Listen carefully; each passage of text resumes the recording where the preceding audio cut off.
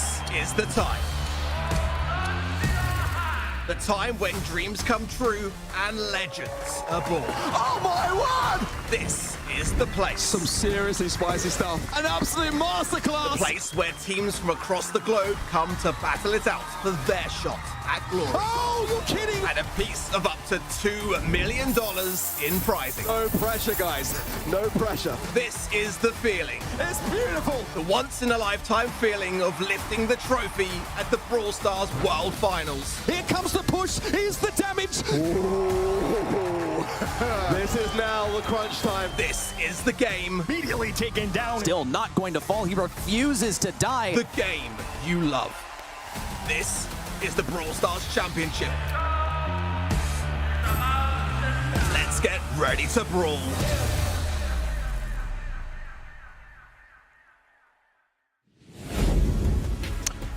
What a month it has been so far in the Brawl Stars Championship, powered by the Snapdragon Pro Series, and in North America, the race for a world final spot is hotter than ever. I'm Mitch Leslie here, joined by Ready, Set, and Ark. Welcome everybody, and g'day Ready. Ark, how are we feeling? Guys, we are hung out on the APAC stream, got a little bit loopy, as we often do. Now we turn our attention to North America, where some of these players' entire years are on the line, Ready. Pretty much, and some of it even comes down to just one match. Everyone's fates are intertwined as we now narrow things down to the last couple of months.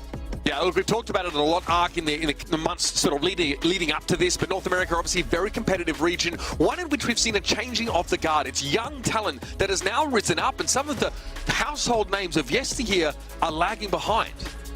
It's been a joy to watch. Honestly, NA has always been my favorite region. I've said it many a time. Just the technicalities of all the players that we see coming to light. And I mean, in this region in particular, 3 different multi-final champions, organizations coming into the scene very frequently. So the level of competition has never been higher, in my opinion. And thus, the leaderboards are so stacked and very, very closely knit together. Well, we're going to get onto that in just a moment. First, though, if this is your first monthly finals with us, welcome. The format is the power match format. It's like your ranked games, except without modifiers. We have 8 teams that have fought their way through a grueling, not only championship challenge, but also a qualifier to get here. So it will be single elimination bracket. That means if you win, you advance to the next round. If you lose, that's it. No more second chances. You're heading home with only as many circuit points as you've been able to accrue. Every single match from quarterfinals to grand finals will be best of 5. So first to 3 will win this series. And tell you what, if this month is anything to go by, we've been needing every single one of those sets to decide our victor in many of the matches. Let's throw it back here to last month, Ready, Set, where North America again was turned on its head. This one was insane. We saw Stamina and Tribe Gaming go head-to-head in one of our quarterfinals, and Stamina actually 3-0'd them. What a dominant victory here for STMN. Not only that, but they only dropped a couple of games along the way. Could have gone further, I really think. This has been quite challenging for Tribe Gaming, though. We then saw them face Luminosity as well, which is where the Dreams were utterly crushed in set number 5. All came down to that last round. Charles making a huge play, Patchy, complete jubilation over here in the room in utter defeat. Yeah, that's a real reaction there from Bobby. We also saw Motomami's and Luminosity go head-to-head. This is a reverse sweep, by the way, for Motomami's FA. Luminosity got those first couple of sets, and Motomami's absolutely came from behind to win the whole thing. Yeah, insane stuff, and that has allowed Motomamis, or Elevate as they are now known, to advance, to ascend to the top of our leaderboards here in North America. Tribe Gaming, despite being knocked out in quarterfinals in consecutive monthly finals, are still well and truly there, and only 1 point behind the Kansas City Pioneers, and Luminosity, after, well, letting it slip there in that reverse sweep, are sitting at 200 points. That is just how close the race is, and we haven't gotten further down the list, right? We talk about STMN, who basically have to win it all here. They need to win the grand final, and that won't even guarantee them a spot in the World Finals or even LCQ. So there's a lot to ask for from them. West Coast FA failed to qualify for our top 8. So as far as we're concerned, they're going to be having to sit back until next month and hope to at least play spoiler to some of these teams, all fighting for that top spot. There's a lot on the line here. Not only prize money, of course, and that's always on offer in our monthly monthly finals, but those very important circuit points. So here's our schedule for today. On the A stream, we'll be starting with Tribe Gaming versus Ninjas FA, making a very courteous name change for us, as the previous one was a bit of a mouthful. Over on the B stream, I think it's Sunny and Semantic. We'll be covering Pioneers and Mystic Esports and Luminosity versus Rival Esports NA. We have about 4 teams here that have renamed or sort of gained a sponsor or an organization. So we'll talk you through each of those ones as we come to them, as a fair bit has changed since the qualifiers themselves. Now, you're here on our stream. You maybe want to watch Tribe versus Ninjas FA. On the B stream, simultaneously, Pioneers versus Mystic will be going on. Event.brawlstars.com. That's where you can head to find all of your streams in one place. At the top left corner, you can find the drop-down menu. You can select the main stream here or the B stream, which is Sunny's stream, and see what they're up to over there. But now we need to start to talk about our predictions, because we've made ours over at event.brawlstars.com in order to get ourselves some fantastic in-game loot. And now all right, guys, we're putting our money, air quotes, where our mouths are here. So we've all predicted Pioneers over Mystic. We say Tribe over Ninjas FA, reasonable. Luminosity over Rival, fair. We think STMN, all of us, are going to beat last month's champions in Elevate. Guys, are we all just praying for the storyline here? Me personally, 100%. Like, I want to see it. There's nothing more exciting for me in North America than those final grinds towards the World Finals qualifications and LCQ qualification times. And for STMN, it's been a really tough year. It really has been so far. And I feel like it wouldn't be the same without them qualifying for LCQ or Worlds. I want to see it. Do I think it's going to happen? I think it's going to be a tough ask. I think Motormums, or now, of course, Elevate, are in a substantial position, with RBM coming in as well, being that final cog in the system.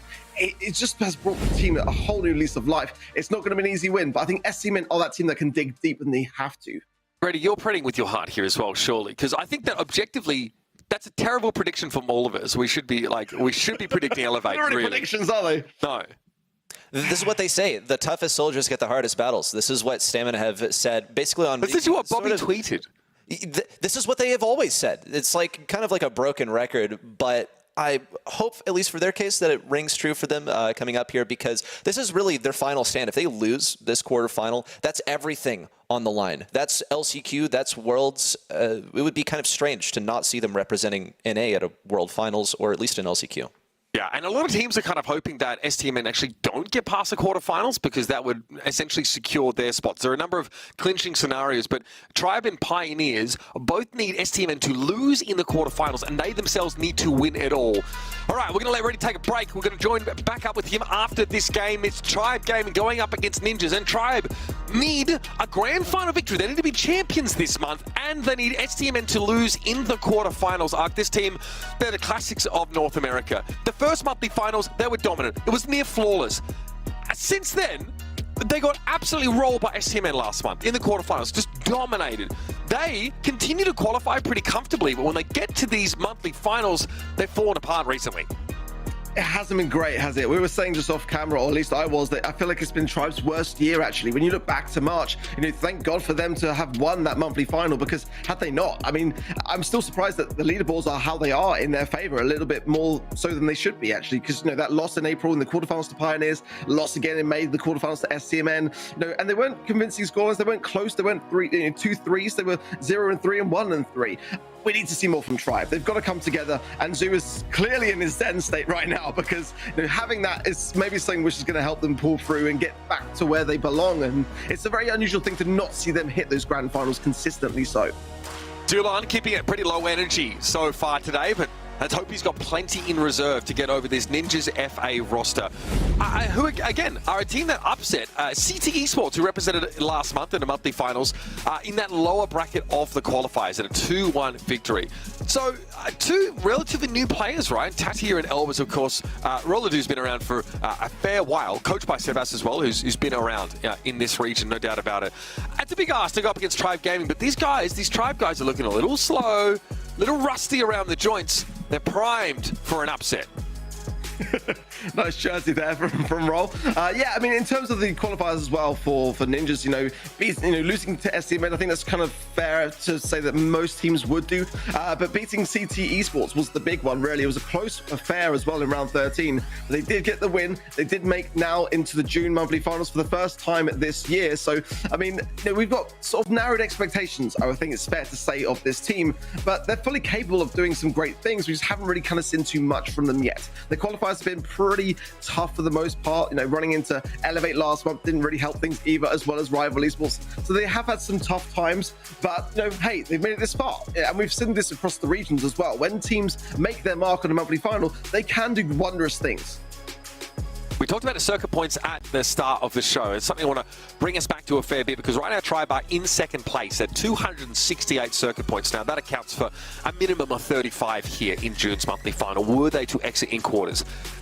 Were that to happen, they're almost guaranteed to fall at least down to 4th place in these regional standings, with Pioneers, Luminosity, and Elevate, the other players in the top 4, all still fighting in this tournament. They can't afford to do that. Their year is basically on the line in every single match. Yes, there's another monthly final next month, right? A chance to make that back. But if you can't, again, if you're like 75 points behind the winner here, all of a sudden that second place that you really worked hard for starts to slip away. Winners in March, knocked out in quarters in April, knocked out in quarters in May. That's just not good enough for a household name in North American Brawl like Tribe Gaming. They know it. We know it. They're here to prove that they're better than that. We're going to be jumping onto Hot Zone to start us off with. Dueling Beatles will be there. Many of you over at event.brawlstars.com absolutely have your chips in for Tribe Gaming. Let's hope and the bottom doesn't fall out of this boat. Well, 91% in favor of Tribe is a strong statistic poll on event.brawlstars.com, but I don't think it's unwarranted, to be completely honest. I mean, when you look at Tribe as a team that historically go back in Brawl esports and just had that much consistency over the years, that much experience over the years, I don't think it's too far-fetched, to be completely honest. But let's be reserved a little bit and see how Ninjas come out of the gates. They're bounding out the Pam, the Angelo, and the Draco, as well as the Draco on the side of Tribe, as well as the Surge and the Jesse. A first pick, Amber. It's an interesting one. Wouldn't be my first kind of go-to pick on this particular map, to be completely honest, but no doubt the oil can get a lot of value by just burning down the grass, and it's definitely a Tribe pick, that's to say the least. I mean, someone like Tyrant is an absolute beast on this brawler. I mean, it's so joyful to watch what he's able to achieve. That's a dangerous comeback now with the kit on the side of Ninjas, and paired with the right tank, or we saw earlier today in South America, even combined with brawlers like Surge. Obviously Surge is banned, but it is able to sort of immobilize your opposition to allow another brawler to gain a lot of ability, a lot of utility off the back of that moment. Poker to combine with it. That's going to be a very hill heavy comp here. Amber was actually the first brawler picked in the first game of APAC on this very map, so they also had that sort of similar idea about having a very strong side laner here, but this is scary. We haven't seen what Ninjas are looking around at their composition with, but you'd best believe it's going to be a kit delivery system, something potentially super tanky, something very hard to drag down. So Tribe have to draft around this without knowing what it would be.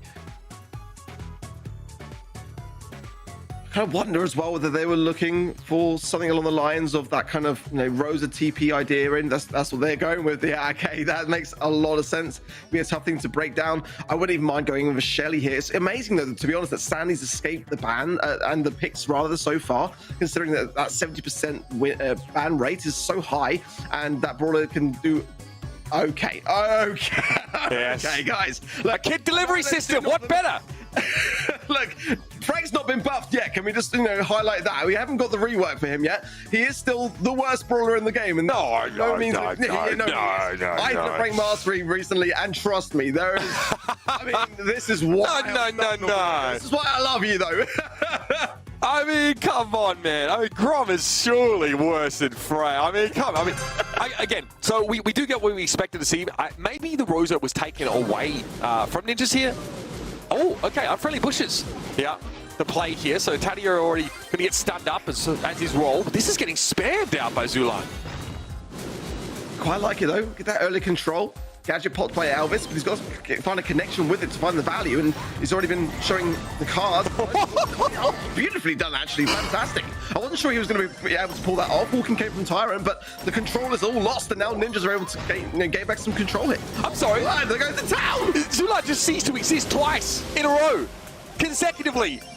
Elvis flattens him there on 2 separate occasions, and now that Super's up, and Elvis is behind a breakable wall, so can throw this out just to destroy some more of the terrain. Zulan jumps in, though, amidst these swings coming in from Frank.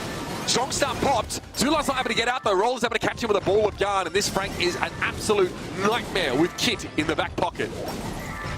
I'm loving what I'm seeing. I really am. The Ninjas keep on cooking. I'm a fan already. Zulan, though, has something to say about things, and that is a full team wipe from Tribe. They got back that control, and now it's going to be very difficult for Ninjas to push back in. They've got to get the kit back attached to the Frank, and Elvis has broken already a lot of the map open, and that's a bit of a concern for me now. Zulan is not going to get out of this one unscathed, that's for sure. Had to pop the super there, but the Ninjas have been on the point for so long here. They've got a massive lead. Away, the Grey has to walk in. Tyrant might be able to jump back in with a dimensional door at some point, but that kick is still a problem. Roll able to walk away here as the hypercharge again used by Zulan. He's taken down despite it. Oh no. Oh no, no, no, no, no, no. This is not a good start for Triumph. I'm such a fan. I immediately get it now. Like, that is just disgusting. I mean, it's very little that you can realistically do when you bring in the Rosary with the portals from the Grey, when you've got a Frank ready to stun you upon entry. I mean, it's fantastic. The timing didn't quite pay off when they tried it, but nonetheless, the strategy is there, and let's see how Tribe respond now. They've had a bit of time. Nice, great gadget there from Tyrant, immediately so, as Livy burning down as well. Lovely stuff from Tribe. A great opening hand. Much, much better than we saw previously. I mean, this is where you can beat Frank, right? As long as he's not out on the point in front of you, you use the unfriendly bushes to take this control. The Tribe have been able to move up now, force away the Poco. Walking came there, yanks Frank. He barely feels it. He's got ridiculous amounts of health as Livy eventually goes down to a ball of yarn. Now, they're deceptive. They don't look very scary, but they hit extremely hard. Eventually, that Kid Super does expire. Nice crescendo there from Tadia, though, to keep Elvis up long enough. Zulan is going to get jumped on. Roll's able to get the finish there with the offensive version of Kid Super. And here are Ninjas once more, setting up for a long haul. It's really tough to be Tyrant right now, honestly. It's like tickling this Frank. I mean, this Frank won't die. 50,000 HP above his head. I mean, what can he really do? They're tied up in terms of the scoreline, but I just feel like Ninjas have so far been able to cycle and stay spectacularly well. He's just unkillable. DeCapo obviously very important here. When the Poco is off the map, it's a little harder to keep Frank standing. Eventually Tribe, using the entire resources of a city-state complex to bring the Frank down. But he's back. And there's another crescendo up here for the Poco, so Elvis is going to be hard to pick off. Roll does need to build super, though. That's where this gets really scary. Well, they've done that, so here we go. Zulan once more. Strong stuff used. Elvis down to 7k HP. It's like a bloody boss fight. And Elvis is the one standing as the smoke clears. Now 82 and counting for Ninjas. They hit the lead.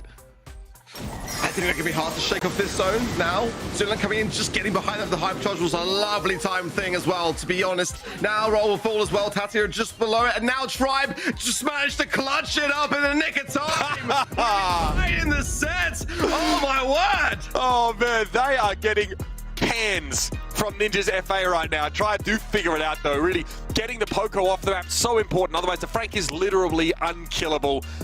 It's scary to deal with this comp, and we've known about it. Obviously, Poco plus any kind of tank is, been commonly abused. I won't say used, I'll say abused in the past. But Tribe have really high damage here and great mobility to rely on with that Grey. Plus, Zulan is tanky in his own right, but 15k player HP is no laughing matter. Well, what this tells me as well is that Ninjas have come prepared. They've got a game plan. They're not just kind of like sporadically picking brawlers in the draft and panicking. Like, this was calculated in this form. And when you think about it, Frank's to be getting a rework and they'd be getting a hypercharge with those things in mind. Imagine next month when we see that brawler come into the mix. I think it's going to shake things up massively so. Good start from Tribe, 30% on the zone, but now this is where things get a little bit worrying because Elvis has super. There's a nice cancellation there from the Poco, and Tribe still struggling to get back into the mix. Zulan needs to zone away the Poco here. Look what he's doing, pushing back Tatia so he can't get those DeCapo heals on top of Elvis. Nice. From there, you can actually start to bring the Frank down when you outrange him with the Grey and Amber. That's the strategy. Get rid of the Poco, and you're home free.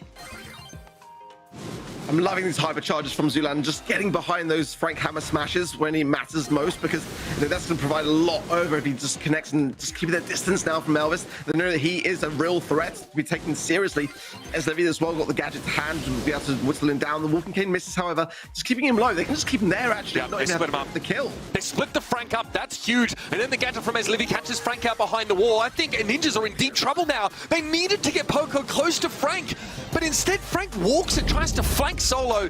Oh dear, I think the strategy was fine for Ninjas, but the execution there was lacking as Tribe Gaming take Dueling Beetles. Got to hand it to Tribe. You know, the adaptations were there, the learnings were there in real time, and I got to say that I feel like Ninjas could have deserved that set just simply from the draft and the strategy alone, because, you know, we've seen a lot of combinations with kit over the time, normally with a Buster, or, you know, again in South America today we saw it combined with a Surge for the first time, which was very, very interesting to see. But first time seeing it with a Frank, and you got to ask yourself, why have we not seen that before? Because Frank's so tanky anyway, combined with Kit. Surely it's disgusting, right? With Draco 2, very hard to shake. But, I mean, Tribe handled it really well. They realized they had a big problem to solve because that first game was really convincing. And they did just that. They worked around the problem. Those hypercharges, like I say, from Zulan were really instrumental for me. And look, and the draft is pretty telegraphed. We saw Poco and Kit both picked up by Ninjas. So we kind of know, okay, they're going to try and play around something, a centerpiece brawler. And I think Tribe take away the Rosa. They realize if they don't do that, they're going to lose anyway. And Zulan loves to play Rosa on this map in general. So happy to pick her up there as they are beginning before the last pick of Ninjas. Then they see the Frank and they go, huh, well, this could be difficult because Frank has like over 20k effective health, and the Poco's just spamming its auto fire on them. You can see here that how important the carpet was. Look here, Zulan pushes the Poco away. He's figured out that is obviously the linchpin of this whole composition, and then they can poke the Frank down while using the bulk of the Rosa to stay on the point and match them at least in capture progress. A cruel 634 DPS from Ezlivy, one of the highest numbers I've ever seen, and is only the kind of thing you'd see in a Frank matchup like this. Genuinely, I think that's a new record. I mean, that is unbelievable, but it makes a lot of sense when you think about it, right? I mean, you know, utilizing that gadget, you know, the Wild Flames to really kind of whistle down the opposition with the Kit heals and the Frank HP and just the Poco heals behind all of that, just keeping everyone alive. If he was able to keep burning, then I think the only thing stopping him from getting even more than that was just simply the cooldown. That is absolutely insane. Yeah, I've never seen that before. I think there are only a couple of conditions that can really account for that. But Ezlivy is like blowing up a brawl. By that DPS, they're blowing up a brawler like every, like 5 seconds or so. In general, if you use like 5k HP is about the average benchmark. So that is astonishing. And again, that's something that Amber does extremely well. The gadget also allowing you to hit people behind those walls, because Elvis was trying to flank, use the unbreakable terrain to set up a flank, which I think was an extremely ill-advised decision, but that's the way it played out. We can head over to Hard Rock Mine here. It's time for a little bit of gem grab. We've seen this map a lot, obviously. It's a mainstay. It's an absolute classic here, with a lot of those strong side laners heavily prioritized through the draft. Wow, it's my favorite map for gem grab, no doubt about it. I'm sure many of the pros will also agree, and you know, I'm just really impressed so far with Ninjas. You know, they took the loss, but I mean, the draft was really quite smart, and I think that's why Tribe have got to be cautious going into this next one and taking this very, very seriously, because despite Ninjas being like a lesser known team, one that have not really had any opportunity yet in monthly finals, they're already demonstrating that they can hang with the big boys. Right, we got a Gene ban, a Buzz ban, and a Ruffs as well. And so first pick from Tribe, very strong, very, very good first pick. Sandy's open. Like, there's so many good brawlers available here still, Ark. Yeah, Reiko's banned, Ruffs as well as the max, but certainly Sandy here can just do so much. I mean, it's one of the best hypercharges in the game currently. We know that Sandy's getting nerfed soon. Now, Draco's going to be very good here, but it's very early in the draft. You know, they can shape the map, they can burn down some bush. I think that Tribe wouldn't be hesitant to bring in an Amber yet again. I mean, it's not necessarily the best brawler on this map. It can get some great results, right? But you got to prepare around what's coming at you. And this is going to be very tough. Draco can be very unstoppable. We're still having pretty low success rate this weekend, though, because a lot of teams are bringing it in the wrong places. That's the thing with Draco. It's going to be the right map at the right time, and this could be it. This team is, I think they have a framed photo of RBM in their hallway, you know what I mean? Like, they really are going by the school of, like, tank and healer, of course. So, Poco and, yeah, all right, we are going to have the Draco locked in here for Ninjas. For a first pick, that's pretty audacious here. Now Tribe can see most of the draft and can start to play around it. Nita, very powerful, very heavily contested in an APAC especially. And the Colette here, which is a pretty unique pick. And Tribe might be expecting Poco double tank here if they're trying to take a Colette at this stage. Yeah, Colette, well, you know, he's going to do the job. I mean, there's going to be a lot of HP going their way, and Draco's very hard to shake. We've seen some very interesting kind of ideas across the regions, actually, as to how best to handle Draco. Players are still learning the best strategies. We've seen Lou, we've seen Daryl, of all things, in the EMEA just the other day. I mean, it's definitely one of those unknown territories at present, so I don't mind the Colette pick, but like I said, I wouldn't necessarily have expected to see it on Hard Rock Mine. Larry and Laurie going to be coming in now to finalize the comp for Ninjas. Going to be bringing a lot of control with it, and of course Laurie can seek out in those bushes, but that's the thing, those bushes are going to stay, and that's a bit of a concern for me on the side of Tribe, because Draco can seek up and push forwards, and once he's able to lock you back in spawn, it's a very difficult thing to shake. Yeah, it becomes very oppressive, right, when that dragon is attained by Draco, and all of a sudden you're like an amber that fires in a shorter range, wider cone. Still, obviously Hypercharge for Nita, very powerful. Bruce is going to be extremely oppressive, and obviously Poco being a relatively safe mid laner, but is quite short range, and as Livy is already lining up some of these shots, that Angelo is already having an impact.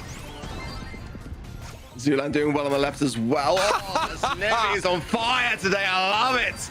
Absolutely going to town. There's nothing really that Ninjas are able to touch on them so far. And now already having super down, Roll's appearance is going to be visible for the entire time. Nice connection as well from Zulan, and Tyrant just keeping that right-hand side under control. It's looking like a reformed Tribe, isn't it? No, they look very, very good. Especially, I think, as Livy was the player that probably received the most criticism for Tribe after their early exit from the World Championship last year, right? There were doubts about whether he was the player they were looking for going forward. All right, Elvis. You can see why Draco's so frightening under super, but as Livy's able just to jockey back comfortably, play around the healing field of his super, and leave Zulan, again, free to deal with this Draco. Such a good matchup for the Colette, of course, and Zulan's very happy to get the tank in his lane. Hypercharge there used, and well, we didn't see it. No, I don't see it. My eyes were closed. Don't worry about Zulan. I did see it. That was a fumble and a half, mate.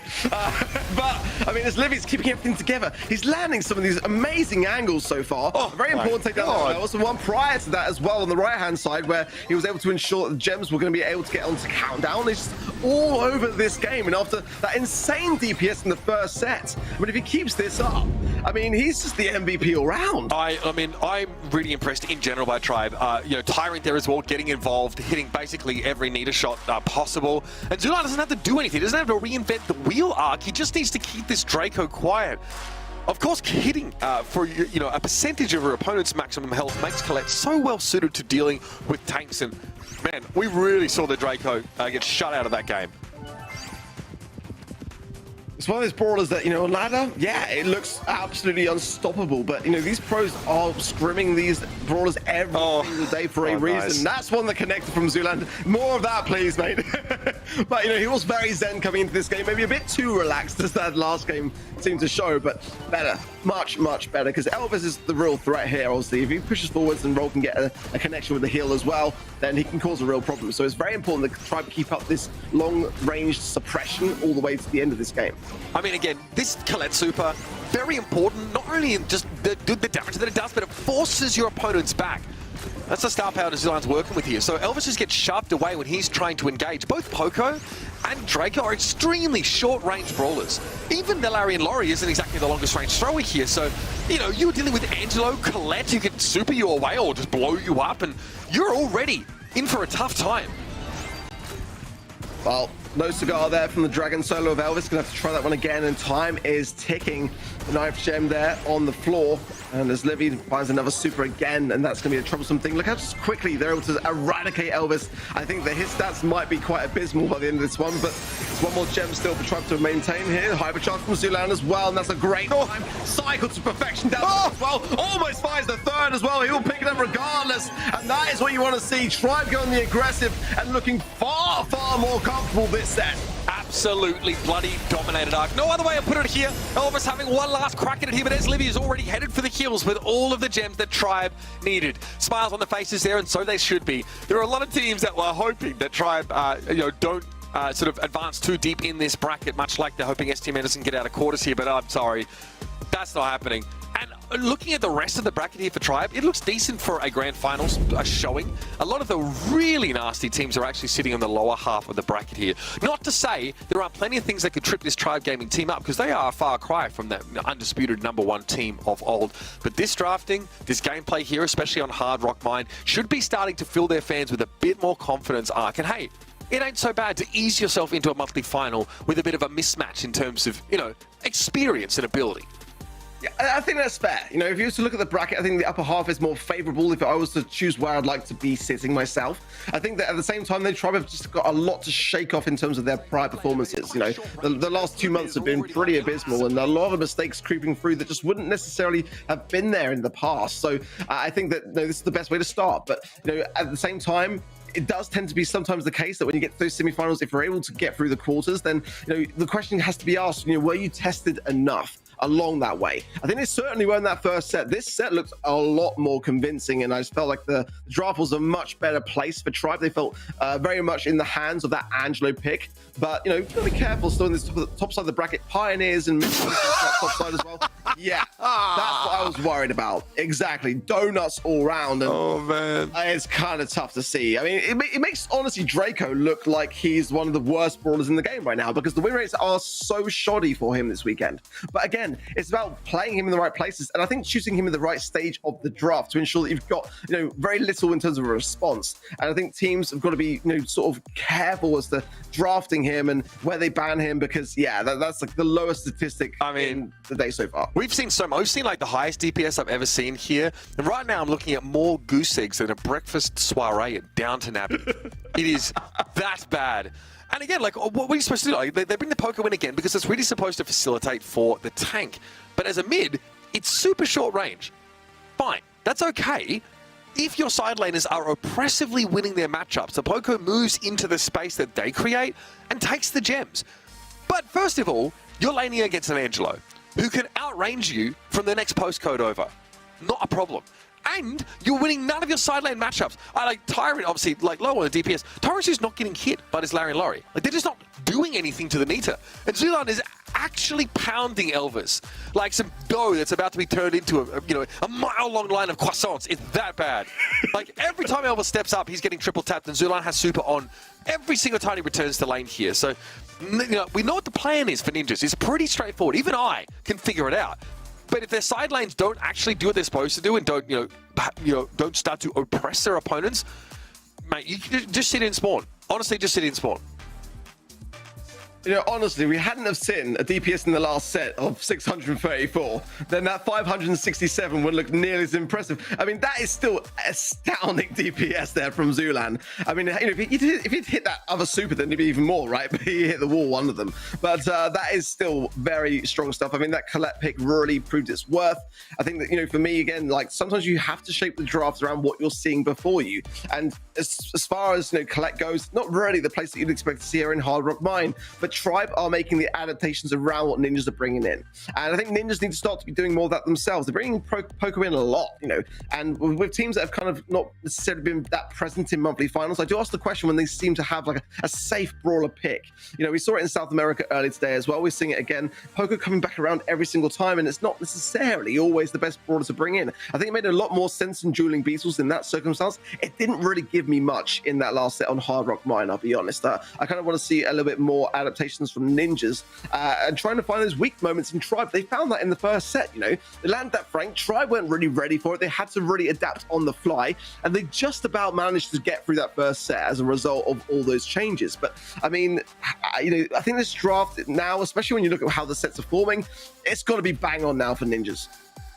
Absolutely. They cannot afford to make any mistakes, and even frankly, if they don't, they still might struggle, because Tribe have been flawless so far in this matchup, and they have had some complicated problems to unravel. We're going to be straight into the game here. You can see we are going to have Angelo, Grom, and Sandy, and it'll be Jean, of course, Meg, and the Tick for Ninjas FA. Wow, that's already a very swift takedown of the Meg, and that's kind of exactly what you want to see when you Tribe, and now they can just really take their time with this. I'm surprised that Angelo scaped through this draft. I mean, it's probably his best map, or one of them. I mean, other than that, Safe Zone, it comes to mind for Heist, but I mean, you got to ban that brawler. You really, really do. And I mean, Tick, not sure whether it's really my cup of tea at the moment. I've seen it being played a lot more recently, but I mean, this is not the start that Ninjas wanted. Already the first round goes the way of Tribe very, very quickly as well. Okay. Not what Ninjas are looking for there. They do have a very robust composition, but Tick needs a little bit of time and space, honestly. Zulan now with the Angelo in hand. It's going to be a problem. And as Livy can scout out these bushes pretty comfortably, it's such free poke damage here.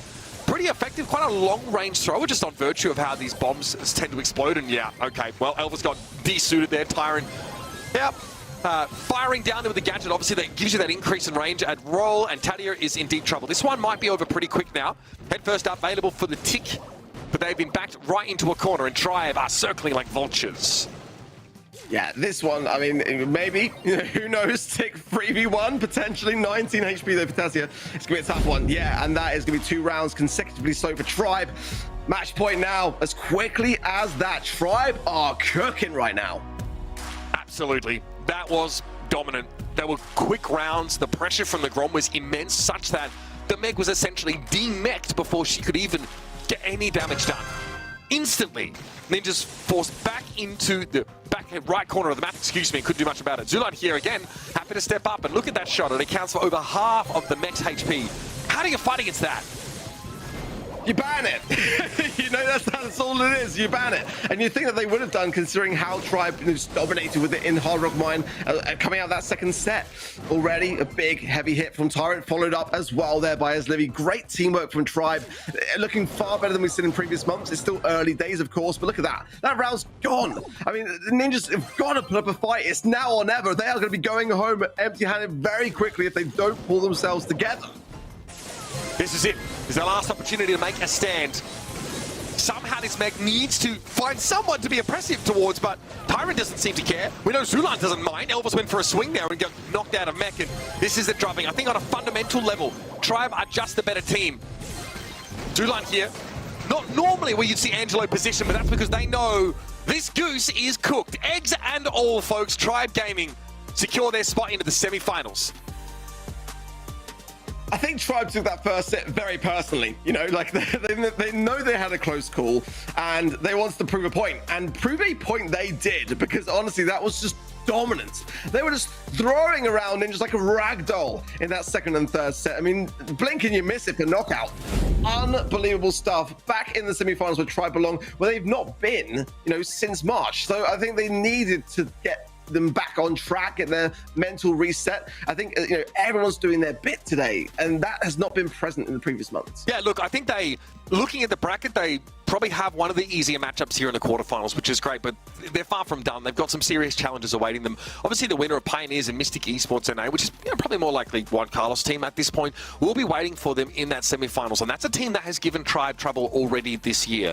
So nothing is secure, nothing is certain. I would say that getting 50 points on virtue of getting into the semifinals is pretty good based on where they are, but it's not the kind of thing that's going to guarantee them a World Finals berth just yet, and it just wouldn't be the World Finals without Tribe Gaming. They know it, we know it.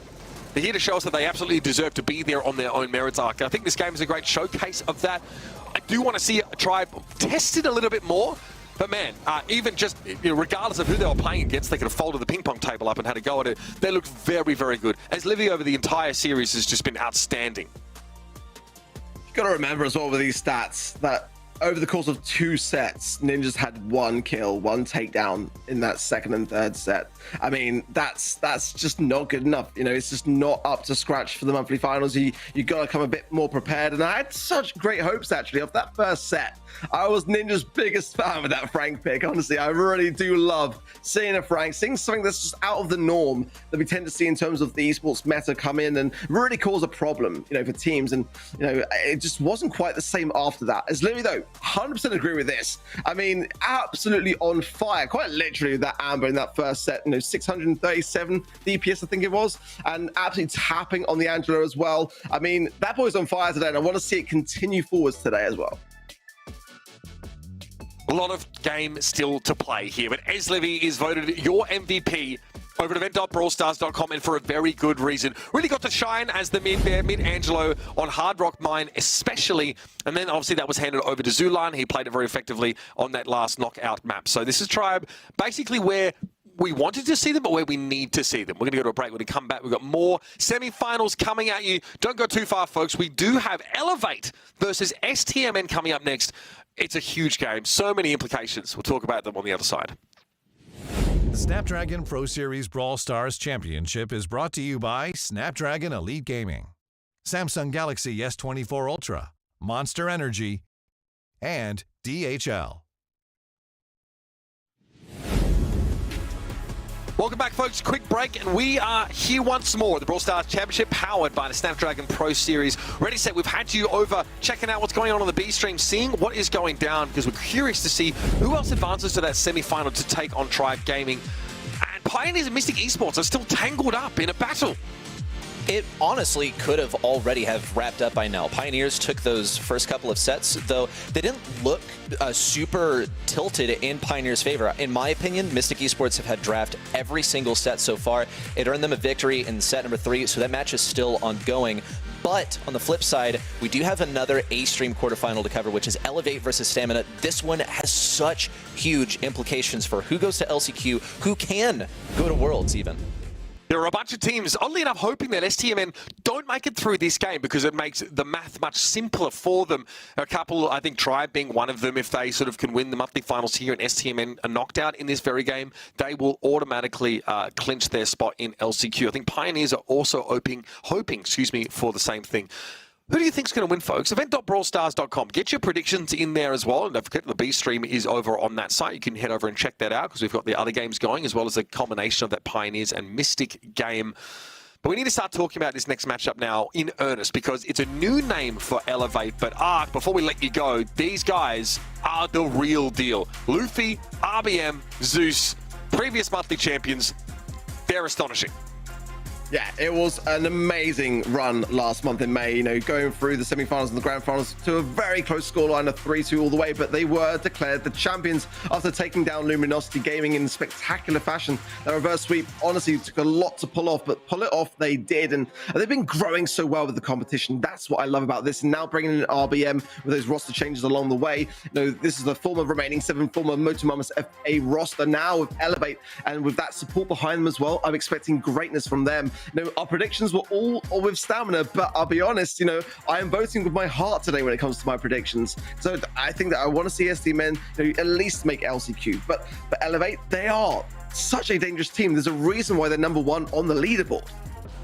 All right, we'll let you step aside, take a break here as we dive into this one a little bit further. Elevate have that 30-point lead ready set at the top of the North American region here. It's a great place to be right now. It's pretty comfortable for them, and they can actually clinch a World Finals berth by winning the Grand Finals. Actually, no, they can't anymore. With Tribe winning their quarterfinal, I think there's still a chance Tribe could leapfrog them here. But again, they make Grand Finals, they'll clinch LCQ at the very least here. So that's what's on the table for them today. They're in the same practice facility, I think, as actually STMN are. So I'm sure they've had a chance to exchange some pleasantries and chat some nonsense here, as this is your STMN roster. And by God, this is it.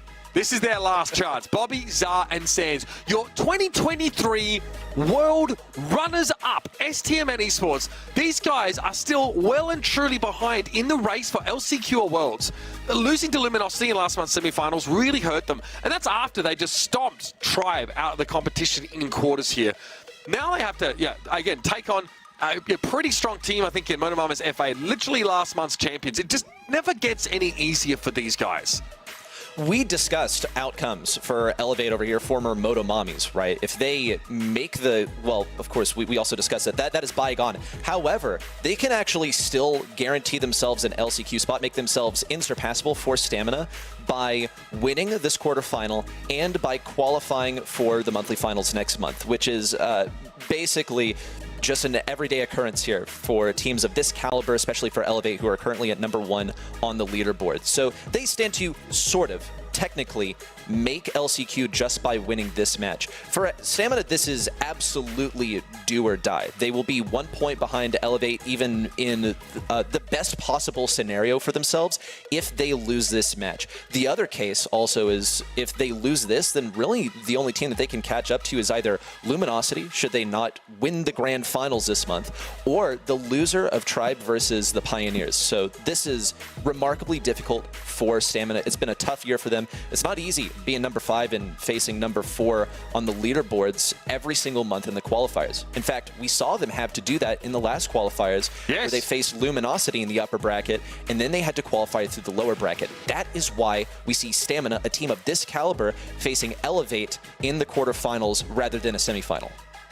And then, I mean, if let's say SMN were to win this, they might have to take on Luminosity, and then they might have to take on Tribe or Pioneers. So this is it. The hardest road has been reserved for STMN, and a lot of people are behind them. A lot of people cheering for them here. You guys at home on event.brawlstars.com feel like this is STMN's game to take, but that is, frankly, and I admitted it, when we all predicted STMN, we're a little crazy. We're a little bit caught up, I think, in the story. We want to see them win, but that doesn't mean that they will, folks. Safe Zone up first, and already, of course, Chuck banned away. We have Lou, Colt, and Crow removed by Elevate. Yeah, this is quite interesting, a bit unorthodox with that Lou there, but I have seen it a bit in scrims. Melody first selection is completely wide open. Now, this was deliberately left open by Stamina. Note that Angelo isn't banned either, and you can see also that this is a top ban, Amber, now selected by Stamina. When I look at these two teams' draft, I think that Stamina has some of the greatest drafting minds. They have Ace, the analyst on their team, doing much work in the backlines. Angelo, kind of an obvious selection here for Stamina, though you wouldn't be wrong for scratching your head given that it wasn't banned by either team. When I look at the drafting strategy for Elevate, though, I want to bring some light to how they really operate. What I've heard is that they sit down and they sort of lab out every single possible draft. And so anytime something comes up in the draft like Draco, complete curveball for Stamina here, they will be prepared. Draco last pick. RBM, obviously consummate tank player, loves to try and play these hefty brawlers when possible. If he gets on the safe, obviously that thing is going to explode. We know Draco absolutely filthy at close range here, but STMN have managed to lock in 3 solid, powerful, mid to long range brawlers here, hopefully to answer the threat, but of course that jump pad means Elevate get into the middle part of the map for free.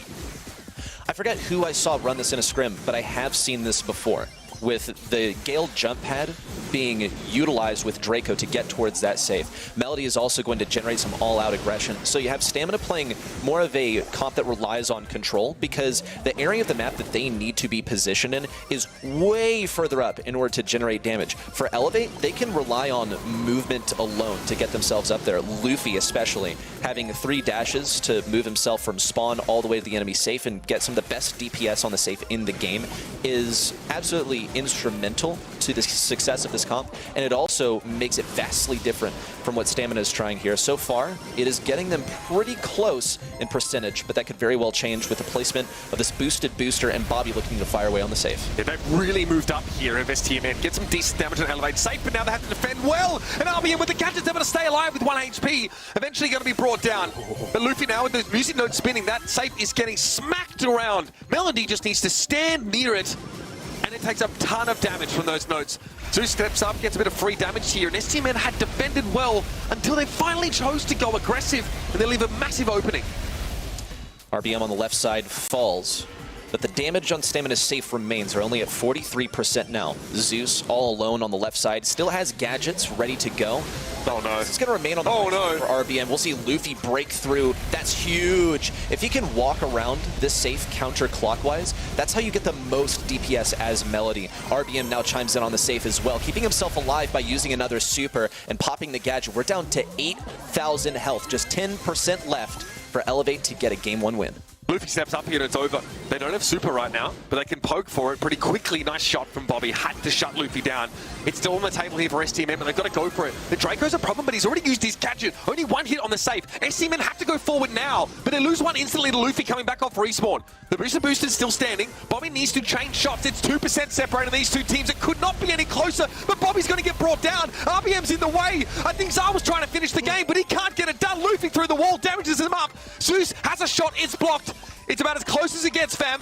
And Luffy just needs to hit this safe 1 time. They're going to block it. In they go. Luffy blown up before he can touch it. And we have a draw. They're rare indeed on Heist. We got 1 in APAC also this month. That is about as close as it gets. No result. We'll be running it back once more. It looked so much like Elevate had this one, but they kept running it down. They thought to themselves, we have the Melody, we have the method. All we have to do is connect some damage on the safe. And we see Melody run it down. Thing is, though, Stamina's coming at this with so much firepower. You have Amber, who is the antithesis to anything that needs to, quote, run it down. You have 8-Bit, who's a remarkable defensive brawler, and Bobby, who's ready to fire an arrow that does 4,400 damage in a single shot. We almost saw the pinch on RBM, but one crucial thing was forgotten, that RBM can survive on 0 health with the tap of a green button. Now Stamina had the chance to move forward, a big pinch on the left side that RBM has survived for, I think, longer than he should have. Kind of overstayed his welcome there. Nonetheless, Stamina did get the kill, but they did not get the retake of mid and generate it into any kind of offense. Luffy there, absolutely busted. Having to run down the 8-Bit and survive with just a little bit of health. RBM, though, is the real issue. As long as Zar can keep him at arm's length, STMN safe isn't going to take too much damage. Sansi, though, needs to reassert some control towards the middle part of the map as Bobby chimes in to find RBM. That's that Draco off the map here. But Zara is too low to fight this Melody up front, and he goes down to the second shot. Luffy now moves up, gonna be able to get some damage onto the damage booster as well. Bobby getting taken down. He's actually taking some shots at that safe. Gets one. But he's really having to split his attention between offense and defense. And frankly, the latter is taking most of his time. Is feeling that way as well. Though now that he has this damage booster up, he can get some pretty meaty shots there on Zeus. Look at that. That was pretty gruesome. Bobby's going to look to do the same on RBM. He's only left with 4,400 health remaining. But as long as he's alive, then he's doing this job. He can pocket himself in the back right where he's tough to get rid of. Sands, however, is on the case to shut him down. Now Stamina had the chance to fire on the safe. They do boast a lead for now, but if Luffy punches through, that could very well change. Sands with massive shots there around the right side, even popping the extra credits to get even more. He knows that he's basically a dead man over here. He's still going to give it his best effort. 1v2 versus RBM, and Zeus actually looks good for Sands here. He generates the kill, stays alive just for long enough for Luffy to punch through. Oh no! Start to get the damage on the safe as well. Luffy moves up, able to break through the lineup of STMN. They are taken down, but Zar can't really match that damage output on the safe. And Zara striking with Zeus because every shot from the Gale slows you down. It's so frustrating to fight through, but Sands gets a full clip laid out onto the safe here. This puts STMN in the lead, but only just here. RBM finally brought down.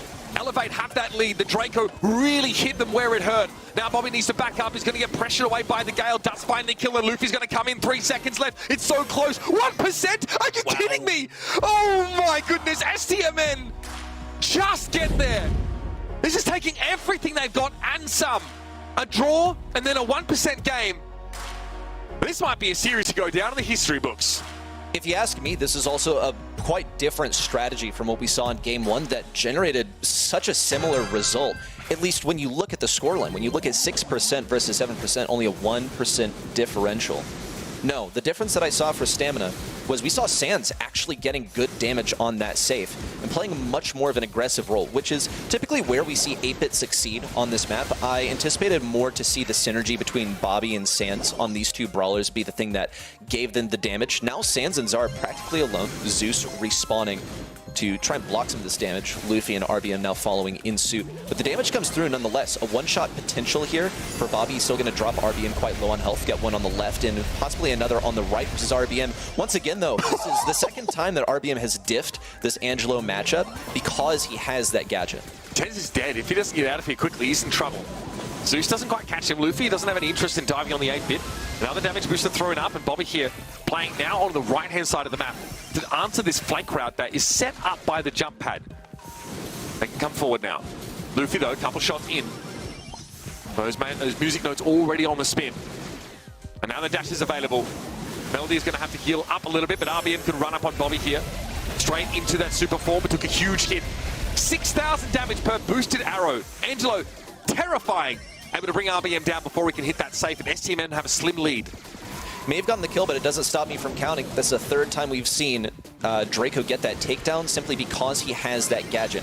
He's got to be running low by now. It doesn't even matter. He's all the way on offense. Meanwhile, Stamina get to fire away on this safe. They just have to punch through the Gale somehow.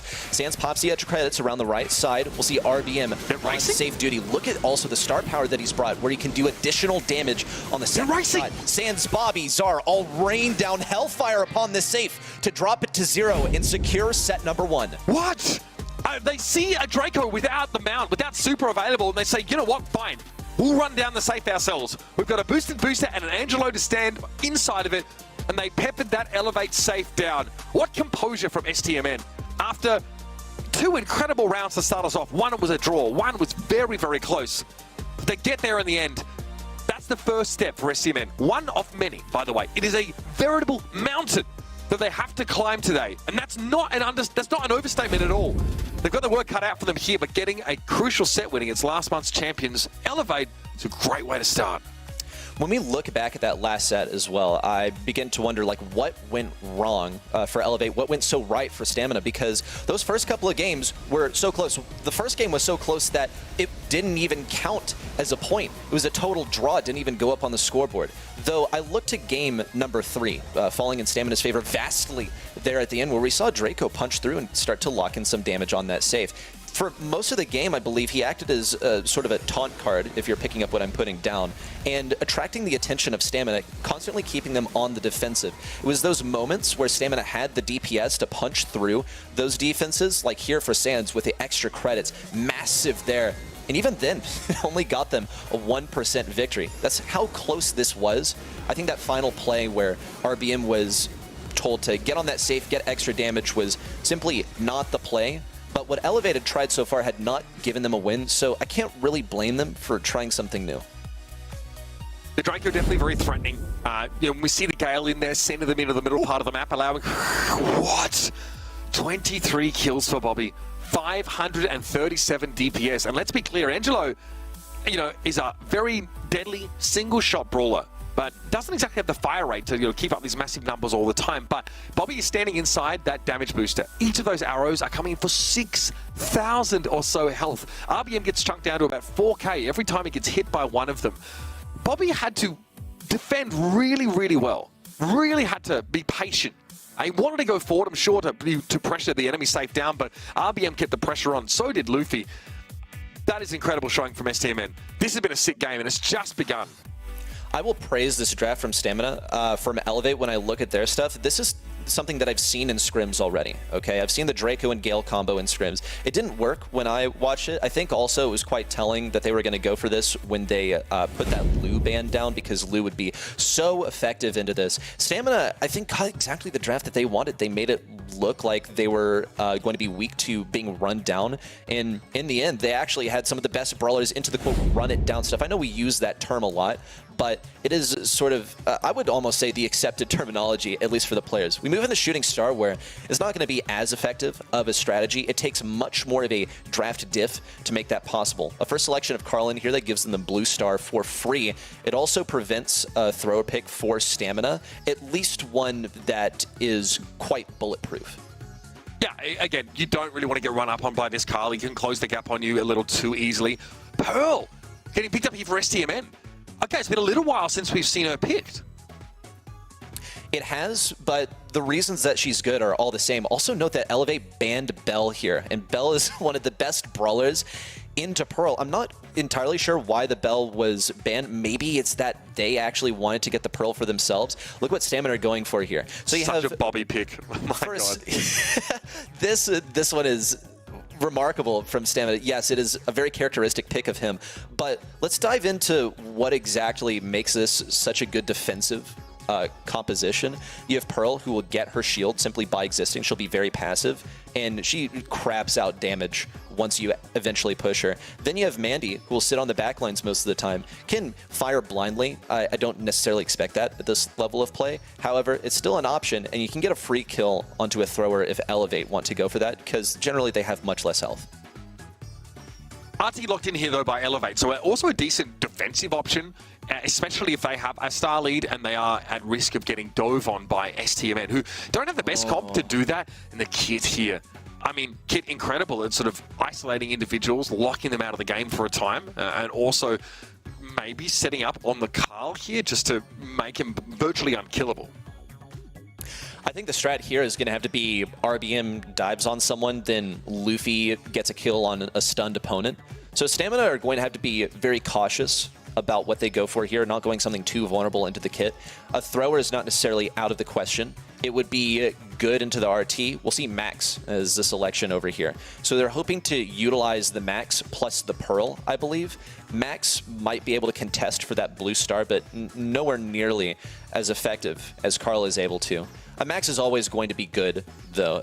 Pretty much always good, unless there is a counter for it, which there is not for Elevate. This is inventive from Stamina. At first, it looked that they were going to go super defensive. Now they have the offensive capability before it. Now, there is such a thing as mixing two things together that are both great and making something worse overall. And I will confess, I'm not entirely certain where this is going to go for Stamina. Okay. So something that's less than the sum of its parts, you mean? Mm-hmm. Okay. Luffy's able to get up here and get the blue star, as you'd expect. I wanted to threaten. Not the Lion Friend skin. I don't need a laughing fit right now. There we go. Zeus caught out in the open. So, again, you know, Kit, until that super is available, little vulnerable. Doesn't really have anywhere to be, considering they're, for all intents and purposes, a close quarters brawler until they have that super. Oh, RBM's getting fired down upon. Zar, his aggression is punished. Sands also comes Oh my God! What? How do they both stay alive? Whenever a Pearl uses her super, she is not necessarily guaranteed to die, but it leaves her the most vulnerable she will ever be at any stage of the game because she has no heat left. She doesn't have that shield anymore. Excellent kill for Zeus on the left side. Looks like he caught Bobby lacking. Now the stun as well into Zar, and this is sort of what we expected. RBM coming in for the damage, but Luffy wasn't in position to actually get a kill. So Stamina are quite far in the lead at the moment. Every time this kid's super doesn't work out, though, it's 2 free stars handed over to STMN. You saw that Bobby, rather, it was the max that was jumped on of Zar. Sands moved up to body block the damage incoming, and they also were able to fight the kid. This is a bit scary here. Yeah, that damage is nasty. RT also splitting up, so Bobby can't get too close. This is really dangerous for Bobby, but he's able to get himself out. Zeus chasing, though. The claws eventually connect. Zeus knows he's going to go down there no matter what. 16 plays 11 star-wise. Elevator picks such an aggressive strategy here. It means they're always going to be brawling. So this was the secret sauce, it seemed, is that they put RBM on the sharpshooter. He's a good sharpshooter. He's more well known for being a tank, but he's a good bell player.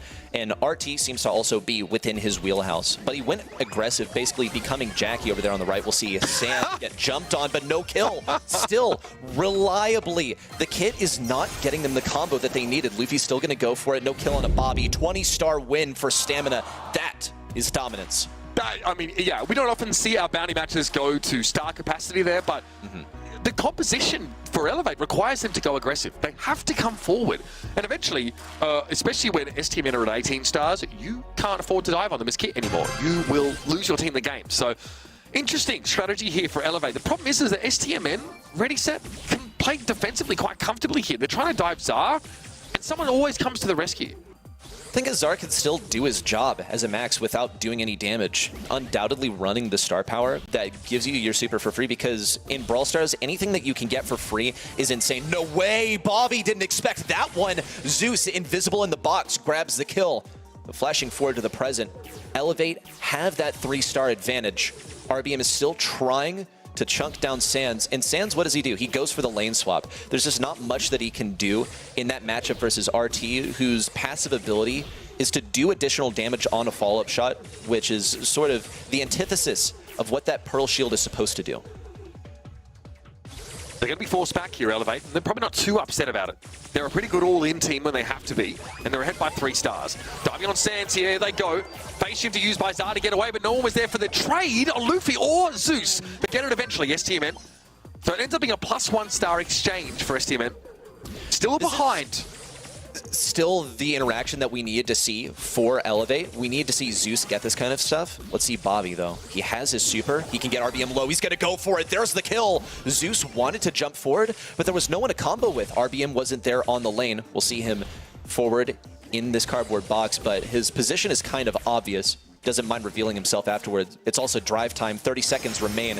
Zar has the hypercharge in the super. He's going to give a free super to Bobby, who can now use it to confirm a kill. Luffy has to get out of here versus Sands, who has so much damage on his side as he's on maximum heat. An attempt at slowing RBM. The super, the kill for Stamina. 15 seconds remain, but Elevate still have the blue star advantage. Yup, that's been Luffy unkilled so far over the course of this game. STMN have to come forward here. They can't afford to just exchange at the moment, and they dive on in. What a play! Zar was not in a position where anyone for STMN could follow up on that damage. He was on the other side of a wall from his teammates, and that's a big slip up. There was a 1-star lead for STMN. They traded negatively to end up falling behind. I just want to know why things were so different in Game 2 from Game 1. What changed on the Kit mindset, because Kit was diving that Pearl reliably, game number 1, not getting kills. This time though, something I saw twice was that Luffy had the super ready. Luffy's actually going to die with that blue star. So this will also be a much different setting coming into game number 2, where now Stamina boasts that early game advantage. A little bit awkward here for Elevate. The Kit's going to get caught out now as well. As soon as STMN can start to take that map control, there's not really a safe place for the Kit to be. Zeus has returned, does has super available, so it's Sans that's carrying all the stars right now, which is probably the last target you're really wanting to try and focus down, given the shield and Pearl just being a little healthier than the rest of STMN's lineup. Gadget pop by Bobby, threatening a super follow-up potentially. Luffy's able to get away with it, only just Zar came forward there very aggressively. There it is, Luffy picked off. Man, those cookies hit hard. They might have been a little bit overcooked, burnt for sure, and end up taking Luffy down. We'll see how RBM can fare on this top right side versus Bobby. Look for the free kill. Ooh, baited super, and the kill as well. More focus fire as well, and Luffy goes forward in the protective pirouette to tank for Zeus so that Sans couldn't get the kill. That is good teamwork, and that is what I think propelled Elevate to victory in game number 2. We're in game number 3 now, and they still do not have the advantage. They're 1 star behind. All they have to really worry about here is, first of all, Sans, who has all of his heat at his disposal, and Zara over here on the right side, who can pop a speed to counter a big push in from Elevate. We're counting down the seconds now. It is just about time to move for Elevate if they want to actually get the kills in time before the round ends. Hypercharge up here for Zar. Some of that heat being expended by Sans to pressure Luffy away. The Carl is so low, they're going to have to go for it anyway. Luffy now at 2k, has to get up there. It's a 1-star lead to STMN though. Luffy falls, and they've done it. STMN are going to get away with absolute murder. RBM falls, and that's another set for the team that has to go all the way today. Holy double kill for Bobby there. No, that Kit jump in was kind of winnable, but it wasn't that winnable. Nonetheless, they had to go for it. They didn't have an option whether Kit was going to go in. It was unfortunate that they got to that stage. I will attribute that win right there to Sans on that left lane with the Pearl.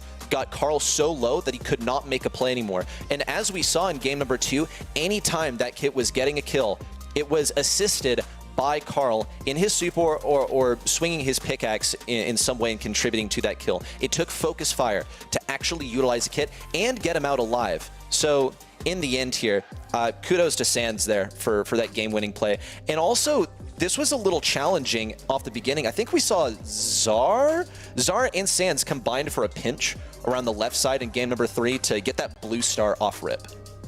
I mean, that was a very awkward situation we saw there. Sans, of course, spends much of the round building that heat up, so obviously Pearl hits much harder the less they fire. Figure that one out. That dive there, that focus fire, Sans and Bobby just shrug. They can't get involved there at all. Great timing there by Zeus. Here's that last set. So Zar hypercharging. Here's the Kit dive, but look how low the Carl is. They throw one pickaxe in and go, okay, that's all I can do. Bobby just went absolutely nuclear on them. Love the selections here from Stamina. Definitely happy, but cannot call it too early. Positive reactions on the player cams here for Stamina, knowing that they are just 1 set away from maintaining the ability to control their fate here as they still race for LCQ. Elevate, on the other hand, they haven't been doing a bad job. In fact, they've been phenomenal so far. They nearly got a game win there in set number 1. Come set number 2, they had a dominant game number 2. Game number 3 simply did not go their way. Stamina figured out how they were going to play defensively. They also managed to swing things off the bat by punishing that early aggression from Luffy. It's sort of known that when Carl is on the field here in Bounty, he's going to go for that blue star. How Sans and Zara managed to get that kill in game 3, but not game 1 and 2, I couldn't really tell you, but it is a thing of excellence.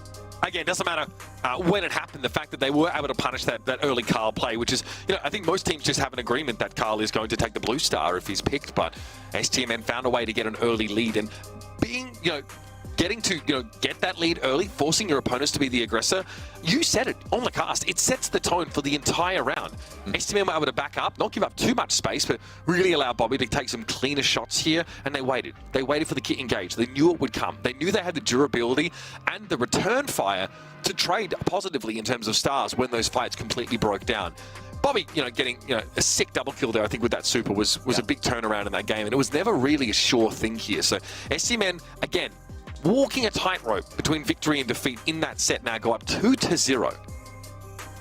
When I look at these drafts, I see unconventionality.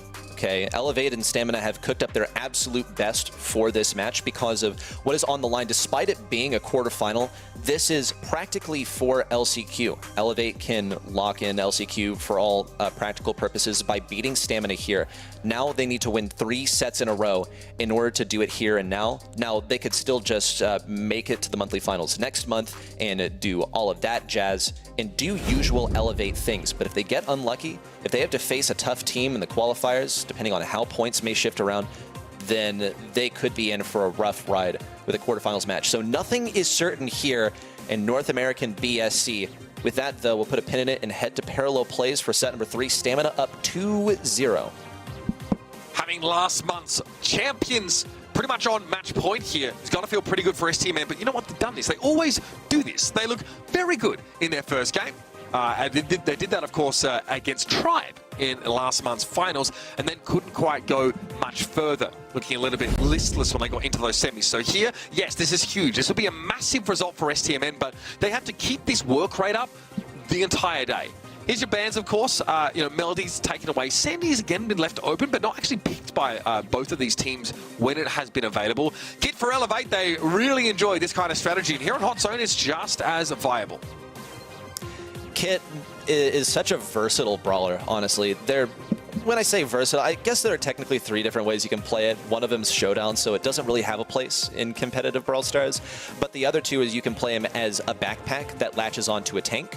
And the other deal is you can select Kit to become sort of a way to get extended CC on an enemy, get that stun on them. So Stamina responded to this with the Draco. They've been essentially forced to pick Draco here.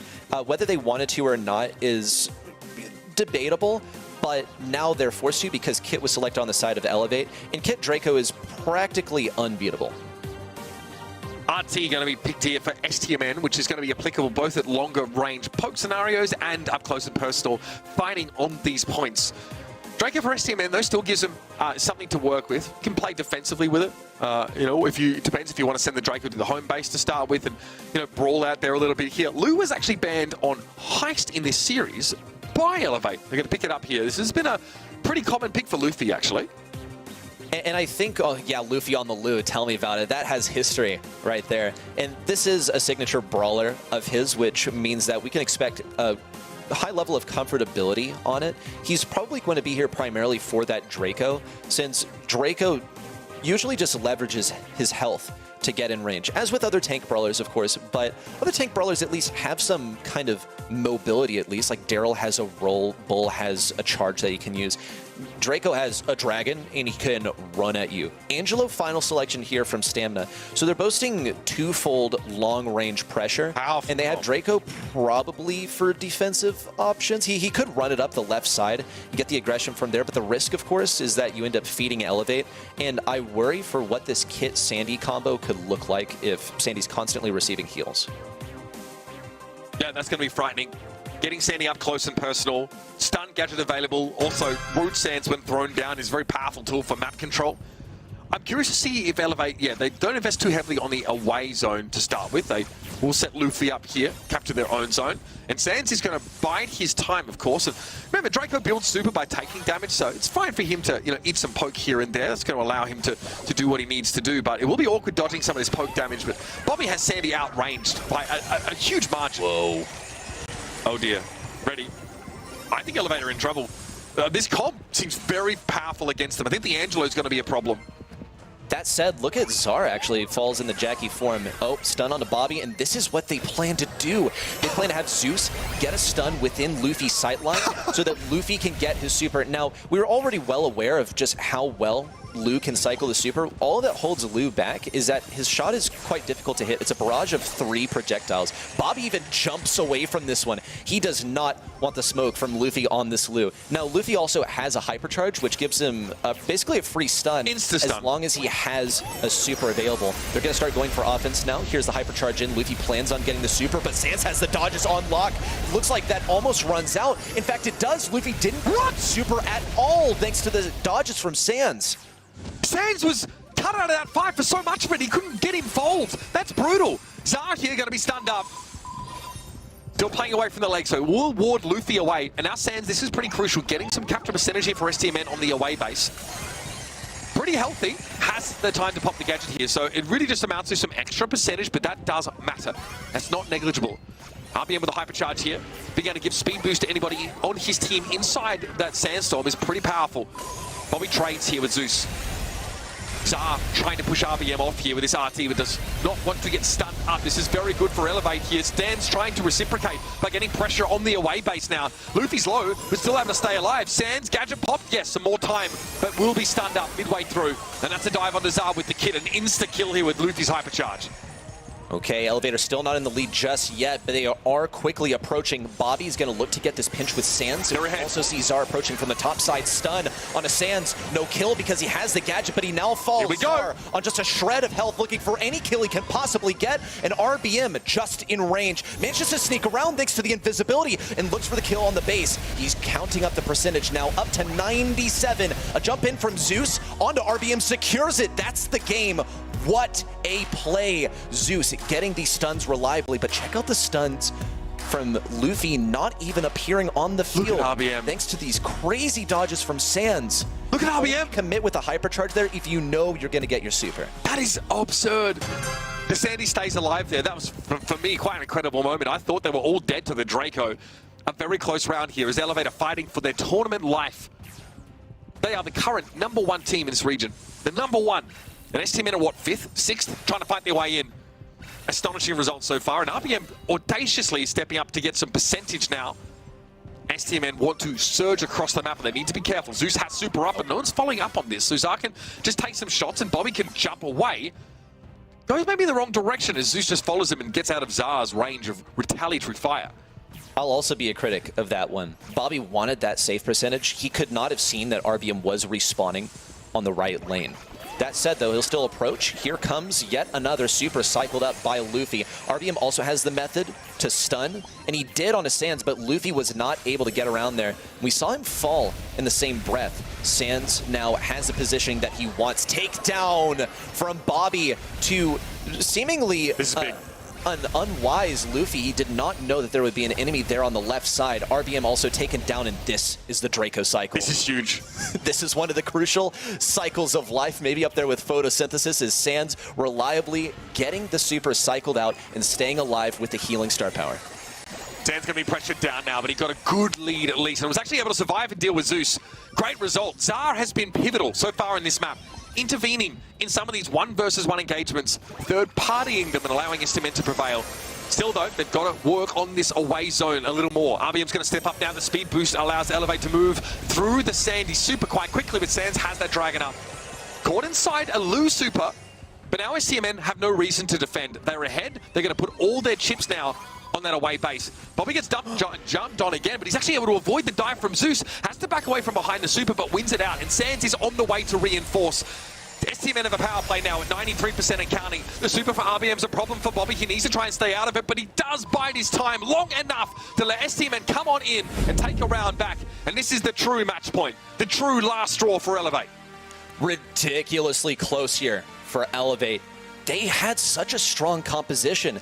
But then we saw sort of micro plays. We saw Bobby also anticipating that jump from the kit, or perhaps just having lightning fast reactions to get out of the way. And even then, we almost saw Kit get the kill in the end. I think, honestly, he may have overcommitted, but a kill on a Bobby would have been crucial since he anticipated an enemy coming from the top side going in to pinch him, so he needed to kill one enemy instead of just staying on that point to preserve the control. Though Zeus is in a dangerous position, low on health and only one tap from death, there's the confirmation from Bobby. On the left side, now Bobby gets to refocus his attention on RBM. Dan steps up. Zar misses the jump ball, blown to smithereens by Zar, who then, of course, gadgets to return to his feet. Elevate are stumbling, crumbling here, and they're falling apart at the seams. RBM, there's no guarantee that we're not against a Draco. Sans says, I'm not wasting a gadget here. We already have Bobby getting us some percentage. Nice little deft jump away from Bobby. Just RBM and Luffy both very low because there's pressure from Zar. He hasn't been in the spotlight, but he's been massive so far this round. He doesn't win out against Zeus, though. Takes a ton of damage from that kid up close, but guess who's back? It's Sans, getting that capture percentage once more. Gotta mean nerves. I mean, Zeus, that's a couple of supers in a row that Zeus has actually missed, which it's not the biggest deal in the world. He can get it back pretty quickly, especially on Bobby, who doesn't even use a gadget. He still locks in the kill on Zeus, thanks to the use of his super.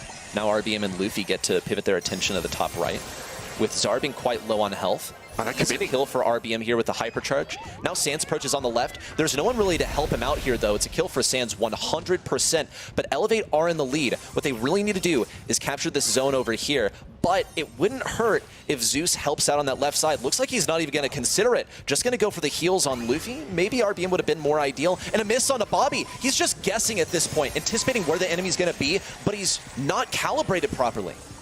Bobby and Zar need to get rid of Luffy, though. They do, finally. Okay, that was getting pretty dangerous. They need to keep RBM off. Sans can just return and get the job done for STMN. They've done it. What great defense on the home base for STMN. Under so much pressure. Lou came up, hypercharged super thrown down. Sandy was there, hypercharged, no super, but the raw stats made it very, very hard to break through. And so Sans across the map just trundles down and captures the away base for STMN. Man, this is really high-level stuff. Over the whole course of the series, STMN have shown us why they are a team that still demands respect, and they've definitely gained it now from Elevate. This is also a scoreline eerily reminiscent of their 1 versus Tribe in the quarterfinals last month, where they only conceded a couple of games, okay, along the way, but they still managed to 3-0 in the end. I think this is just evident of the sort of energy that Stamina brings to these quarterfinals battles, where they can win in the preparation. Though I was actually ready to award that medal to Elevate here for this combination of Kit and Lou. What I think, though, you know, is it really fair for me to have disappointment or expectations? I expected to see more from Zeus in game number 3. I saw Zeus missing numerous Kit supers. It has to be the nerves. How can you, as Elevate, be #1 in the region and the biggest underdog of all, Stamina, at number 5, threatens to prevent you from going to LCQ? You're now at match point. You risk being swept. Game number 2 here, man, or excuse me, game number 3. That was a really, really rough one for the Kit. That was not how that should have gone at all. Yeah, that was that Bakersfield energy from Sans. I'm really feeling it right now. My God. Yeah, I actually flew back with him from Jönköping last year. We're obviously both California-based, and we had a good time. He's a great bloke. Good energy from Sans, no doubt about it. Bobby, that was incredible. There was a couple of Zeus supers, though, where Bobby just hits the gadget just in time to fly away, cancel Zeus's super, and then get the space that he needs. There were a lot of very small mechanical things that Bobby's able to pull off in their game, and that should remind us why he is considered not just one of the best sharpshooter players in North America, but in the whole world. This guy is so good. Zar doesn't get the spotlight because he's often like playing from across the map on a side lane, just making sure he gets these off-angle shots in, but he's been doing an incredible job. Great DPS, and you saw it, really supporting Bobby, who again, you know, Angelo doesn't fight 1vx very well, 1v2, 1v3, it's not really what they do, and they don't necessarily feel comfortable playing up close like that. So Zar was there to help out. Sans, of course, doing Draco things, showing us exactly where that brawler is very relevant and very powerful. It's funny also because we haven't seen Draco get a massive win rate either. Bobby here on the Angelo. Can we say Bobby D'Angelo at this point? I mean, this guy has racked up numbers on this brawler today. And I think Elevate have learned a lesson the hard way. You just cannot give this man a sharpshooter. He is apparently statistically, according to Stamina's own analyst, the best piper in the world. And it's provable by stats. So giving him something adjacent might not be the best idea in retrospect. To be fair, you can't ban out all the sharpshooters, though. That's the problem, right? Not in this day and age, at least. And Angelo being left open in the pick ban on multiple occasions here, you know, was something that STMN could exploit. I think they didn't want to ban it because they thought, even if Elevate pick it, like, that's fine. We dare you to pick it, essentially. We know Elevate really prefer to play that tankier style, right? RBM is, you know, obviously imposed his will on this team in terms of their strategy. So Bobby gets to do what Bobby pleases. That was crazy. We're going to go to a break, folks. We've got our other quarterfinal finalizing on the B stream. We're going to return to jump into the semis. The Snapdragon Pro Series Brawl Stars Championship is brought to you by Snapdragon Elite Gaming, Samsung Galaxy S24 Ultra, Monster Energy, and DHL.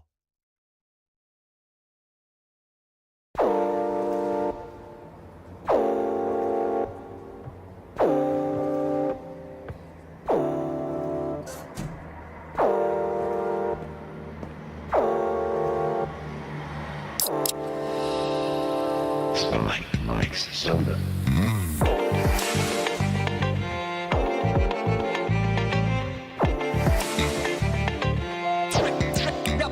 My headshot.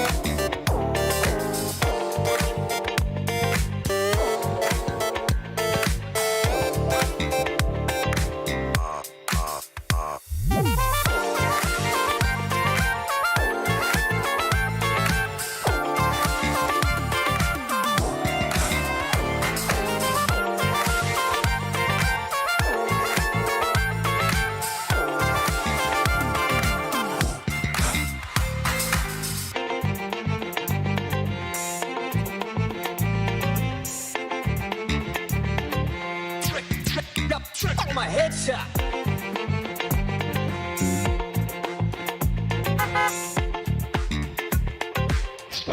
Mike's soda.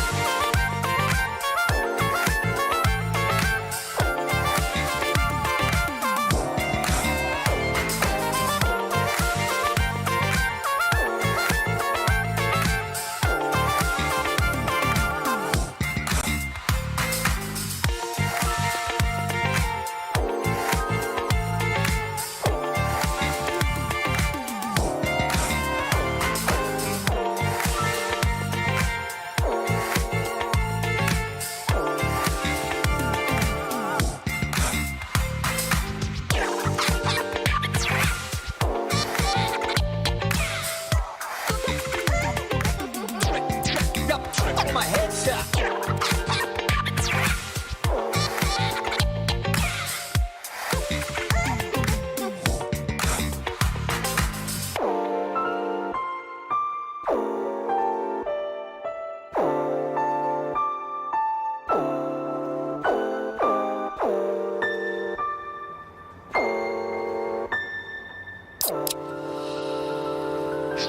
Mike's soda.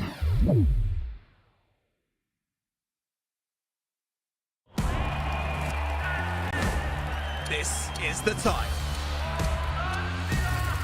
The time when dreams come true and legends are born. Oh my word! This is the place. Some seriously spicy stuff. An absolute masterclass. The place where teams from across the globe come to battle it out for their shot at glory. Oh, you're kidding. And a piece of up to $2 million in prizing. No pressure, guys.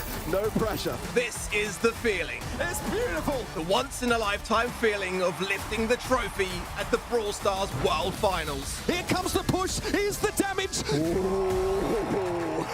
This is now the crunch time. This is the game. Immediately taken down. Still not going to fall. He refuses to die. The game you love. This is the Brawl Stars Championship. Let's get ready to brawl.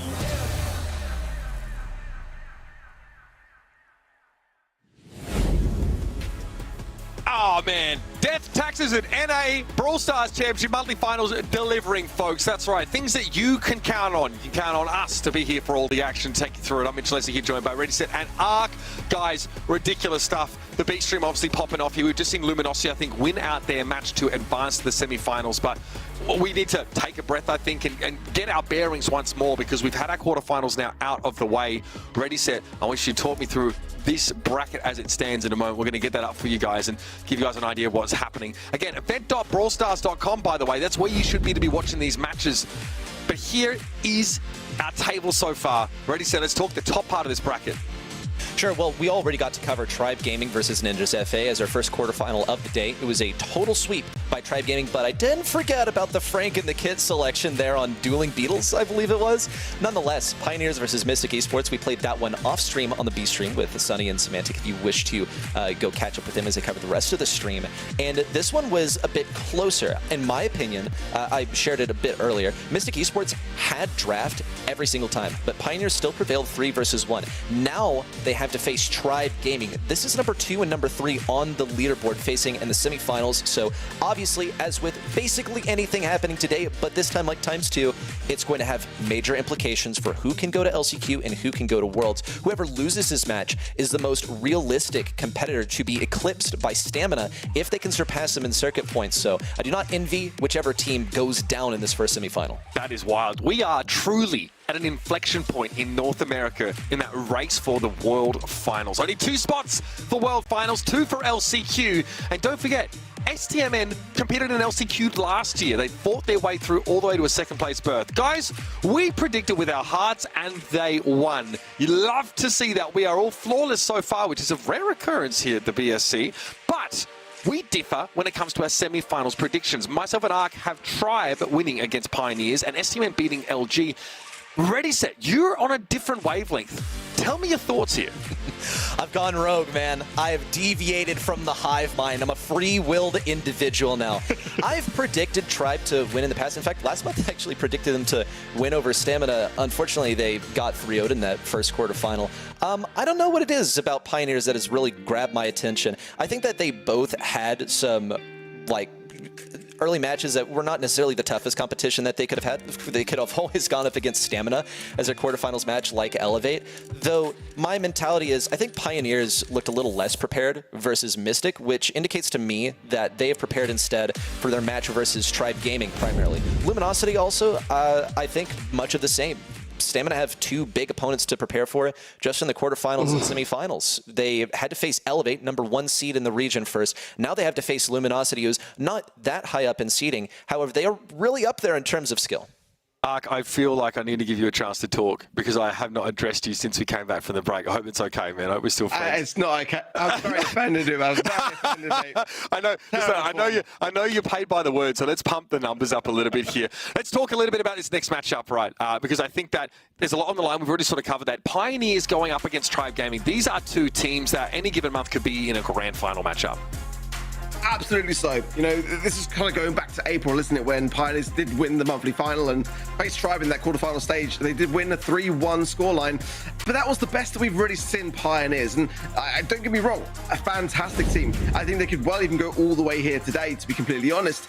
But they got to get this one right. You know, last month was not it. Going out in the quarterfinals to Elevate and that 0-3 scoreline, you know, and Elevate obviously going on to win the whole thing. You know, you can look back at that and say, well, yeah, you lost to the people that won the whole thing, so it's not that bad. But I mean, we kind of expected more. They just got signed up by Pioneers that month as well, remember? So we had big high hopes for them and kind of got sort of diminished very, very early on.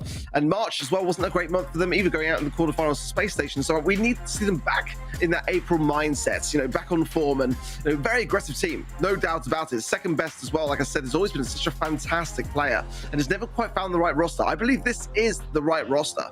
I think that when this team kind of really get moving, they can do fantastic, amazing things, but just have struggled to look like their former selves back in April at the moment. But maybe this month things will be different. Yeah, and again, the April champions, of course, Pioneers, they got rolled by Motomama's FA, of course, in May, of course, in the quarterfinals last month. So they weren't really a factor. We've seen so many teams rise, look so good. There's a curse here in NA right now, Reddy, where the team that wins the previous month goes out in straight sets in the quarters the next time around. We just saw that happen to Elevate. That is just how volatile this scene is. The Pioneers, now that we sort of haven't seen as much from them recently, they have a lot to prove here. Can they hang with Tribe Gaming, who looked super clean?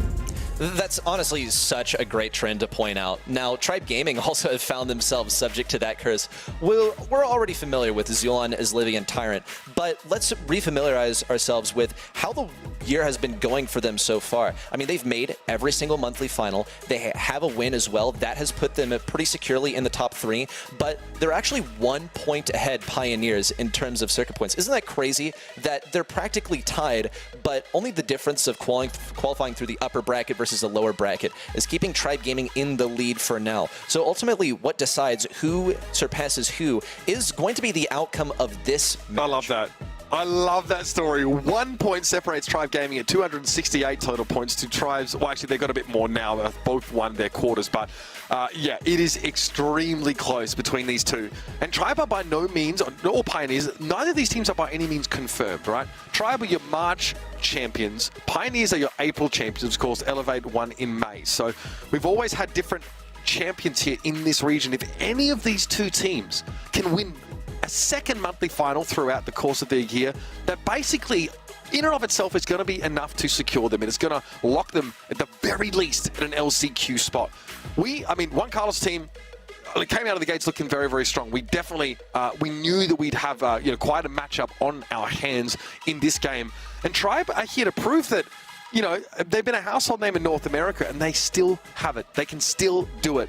As Livy was someone who was a standout in their game already, someone who I think definitely was put under the microscope after their unsuccessful Worlds campaign. They lost to SK Gaming, that sort of knocked them out here. So Tribe Gaming, Arc, they really have to prove that they deserve to still stand at the top, because they've been eclipsed by the other NA team that came up through LCQ. STMN made both them and LG look like fools at Worlds.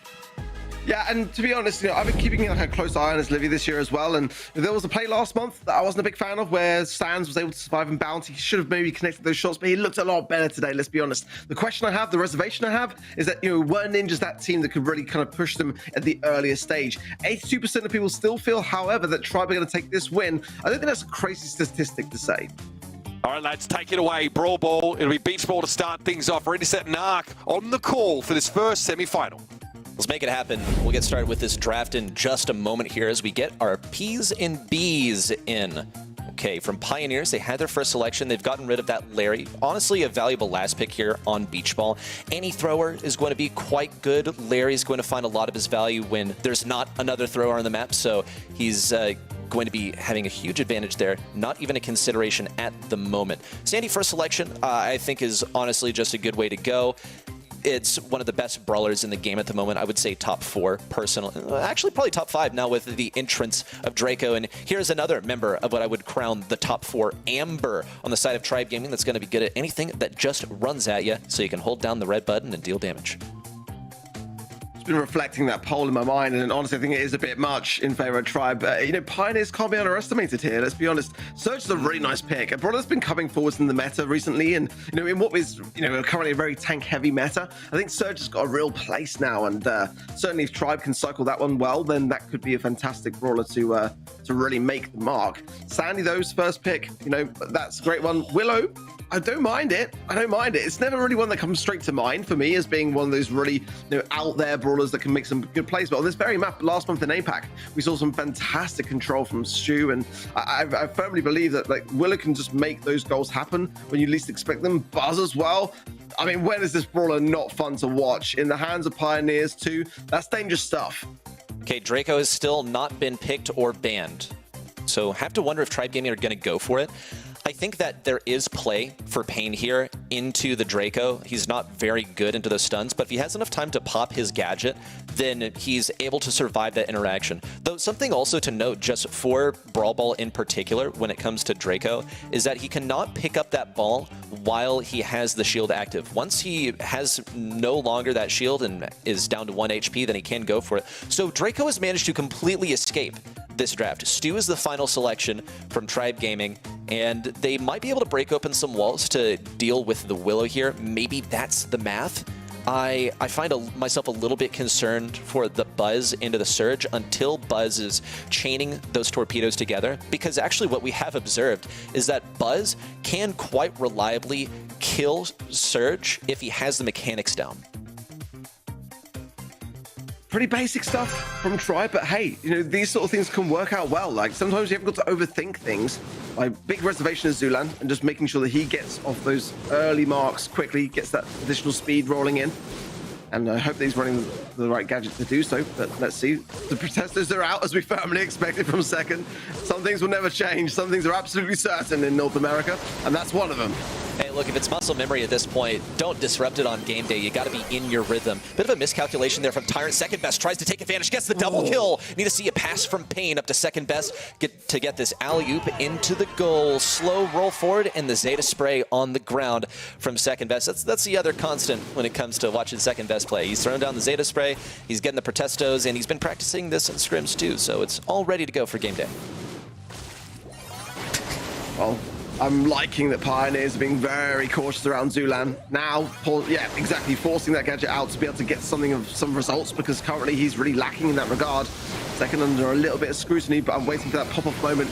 Can't really go for it now, and we'll get taken care of by Tyrant.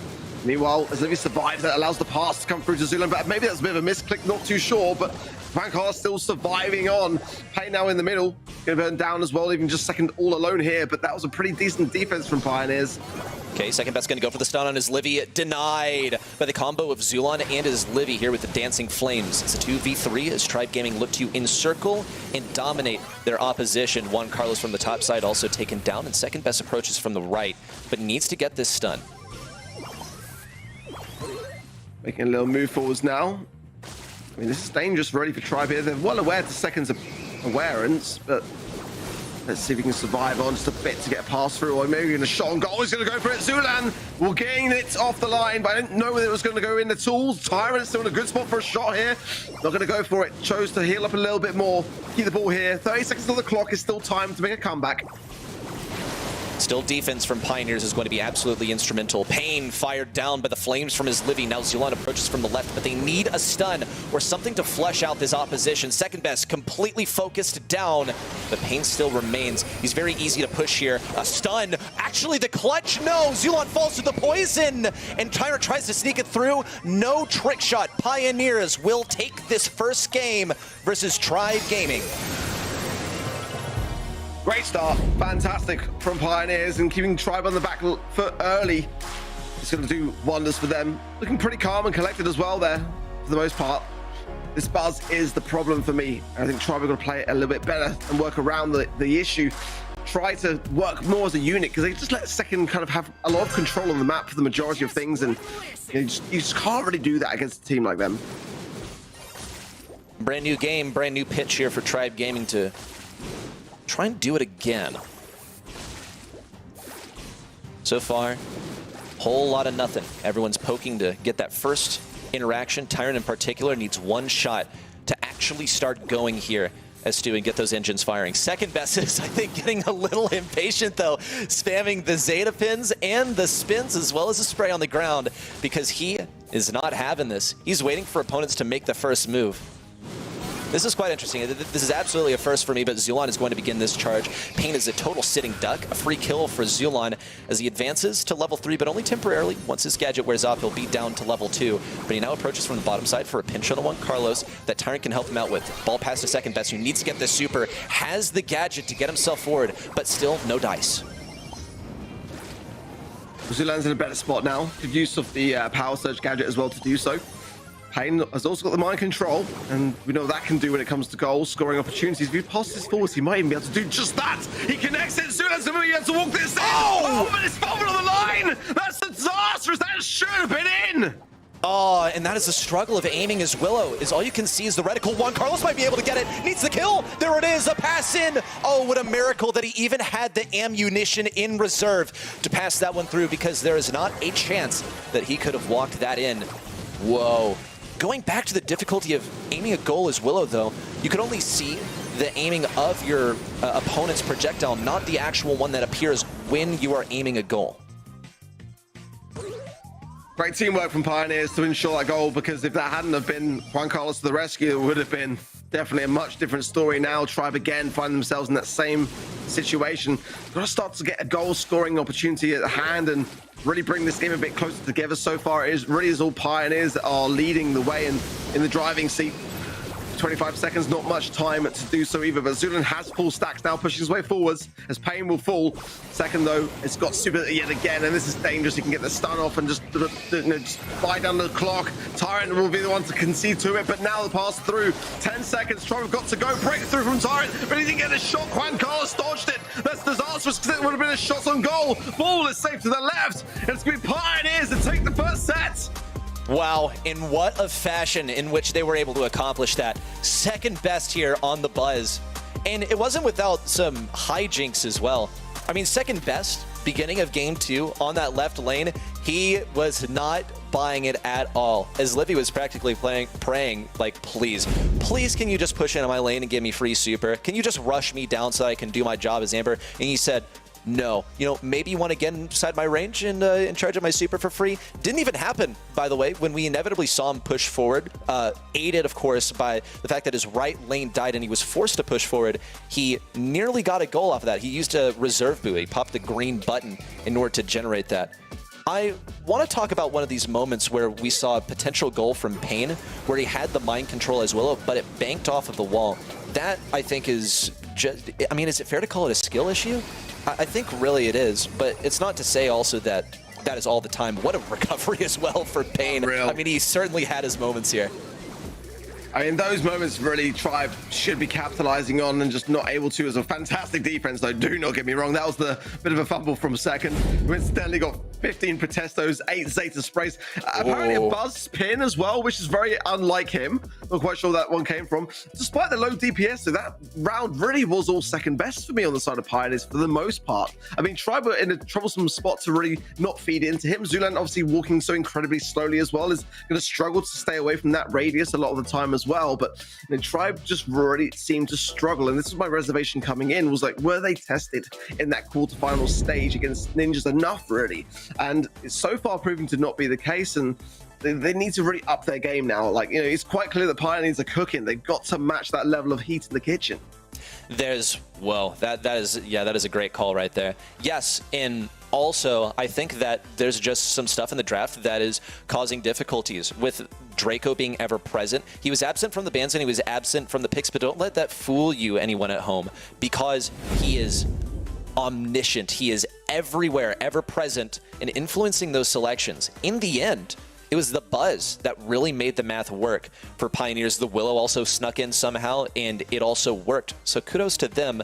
They need to replicate that success here as we head into set number 2. Pioneers get first pick once again, and they've used it on Colette. Interesting, because Chuck is available. 74% of a ban rate, so that's really bold from Pioneers. That's saying, like, go for Chuck. We've got our plan ready to roll for it. Now, that really does put things back into the hands of Tribe. Do they risk? Do they go for it? They're going to feed into the trap, or the potential trap. Buzz is such a joy to watch now since the hypercharge. Honestly, I mean, who would have thought really seeing prior to that, so much buzz on Heist, but it just absolutely works. But is that just Tribe wanting to play it, or is that taking it away from second? Because you know he's going to snap it up if you don't. Rico coming in now as well. Always been a pretty safe pair of hands on this particular map. I just don't know whether it carries the same weight that it really used to, but it makes a lot of sense. The Edgar ban on the other side of things does make it a bit more of a safe option. And now Sam coming in. These are really dangerous ideas from Pioneers. That's second best right there in the screen, and I do not even see a chance that it gets handed off to someone. Well, actually, maybe it goes to Pain, but Sam is such a second best brawler. Barley, final selection. So Barley's going to be good into the Rico. In order for Tribe Gaming to actually be effective into the Barley, they're going to have to either reliably get Buzz onto that brawler, or they're going to have to start breaking open some walls, which is going to diminish the value that Rico can offer, which I personally anticipate will be played by Livy, and I think this Buzz will get handed off to Zulon. So final selection coming in could be a Tyrant pick. Tyrant's going to be good on basically any lane. So this could be the one for him. Maybe they decide to fire back with a thrower of their own. It would be effective into Colette, maybe not so much in a Sam, maybe something that benefits Cordelius, the ultimate defensive option. And Cordelius actually isn't bad into throwers, and I'm not even talking about the gadget that allows you to jump over a wall. I'm more talking about how over a wall, he's still able to auto-charge his super and put someone in the realm. Yeah, replanting, is that gadget that you're referring to, and it can be quite good for evasion. It can be quite good to close the gap on throwers and stuff. But I just kind of feel like a bit wild. We didn't see Chuck, but both sides were expecting to have a backup plan for that eventuality. And to be honest, if Pioneers were faced into that Chuck, they're just going to go super on the aggressive. That's the best way to counteract the Chuck. And with the combo that they're running, it can be quite dangerous to do so. But let's see. The Colette, for me, that's the real danger. Now, if Juan Carlos can get hypercharged and just get on that safe, then it can whistle down very, very quickly. It's already stolen on both sides. Both sides going for the base race so far. As Livy clears up house, Pain still survives, though. Still Tribe that are placing damage, though, as Tyrant has made contact on the safe. Oh, he'll still be there as well. He is still there. There's Nevi coming in now with a beautiful angle. Blinds up 2 seconds, nowhere to be seen now. And Tyrant on the safe. This is great from Tribe. Bye-bye. Goodbye, safe. What up, Tribe Gaming? That is a lightning fast game for them. They must have known that was in the cards from the very beginning, that they were going to generate that kind of DPS. It actually looked possible for Pioneers off the beginning because they had that early game aggression there up the right side. Regrettably for them, the Colette was just not doing much for them. Now, that's not a Juan Carlos issue. That is more of a, hey, you're Colette, you're facing against a Rico who's going to diff you on this lane. Early kill for second best. It's only a trade, however. We'll see Zulon go for this aggression as Livy decides not to go for the pinch on the top side because Zulon's able to handle this all by himself like a big boy. And Tribe Gaming are getting huge on this safe. Already loads of damage coming in. I mean, it was also a time issue. There was just no time to even obtain the super because Tribe just finished the round so quickly. Clearing up now is Pain. Now onto the safe also. Second then to clear up himself. It's all 3 members now. Pioneers do take full control of this mid. Second now just trying to time it. He's been spotted though. Trying to go onto the safe now and quickly into the round by Zulon like that from Tribe. Great defensive measures. A nice little jump over the walls, but Pain still survives it. And it's going to be a very quick round. We are speed running heist right now. All tied up, but what a dangerous position now for Tribe. They could go 2 sets under if they're not careful now. I'm beginning to understand why Chuck was not selected here.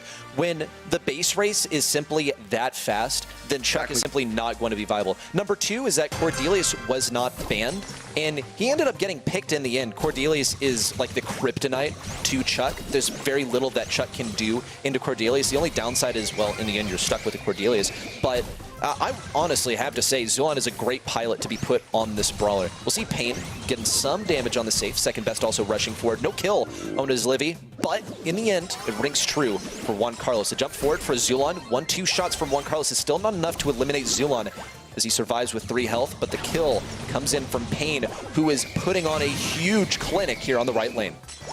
Yeah, Pain is just not moving from his position ever. Like, Tribe have got to be paying more attention to him because he's just getting trickle damage time and time again, and each time is 5%. You can't do that. You've really got to shut that down and just try to keep sure that your safe is pretty healthy in that regard. Second, just trying to work around this corner. And of course, the Knuckle Busters will be doing a good job of doing just that. Tyrant. Oh, what an interaction there. And second comes out on top with Pain there now as well. The last call.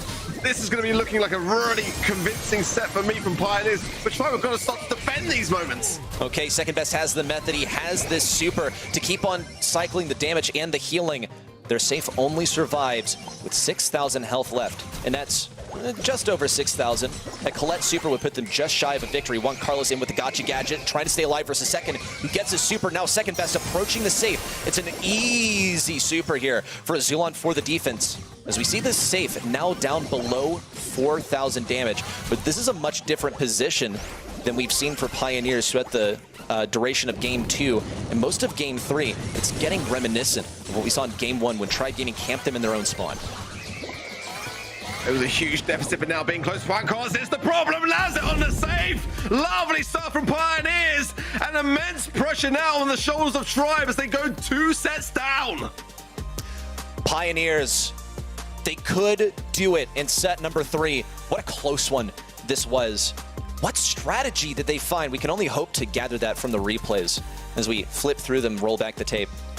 Tribe had to know that it was going to be this difficult, however. Reactions for them, they don't really look too glum. I would say they look more determined and accepting than anything else.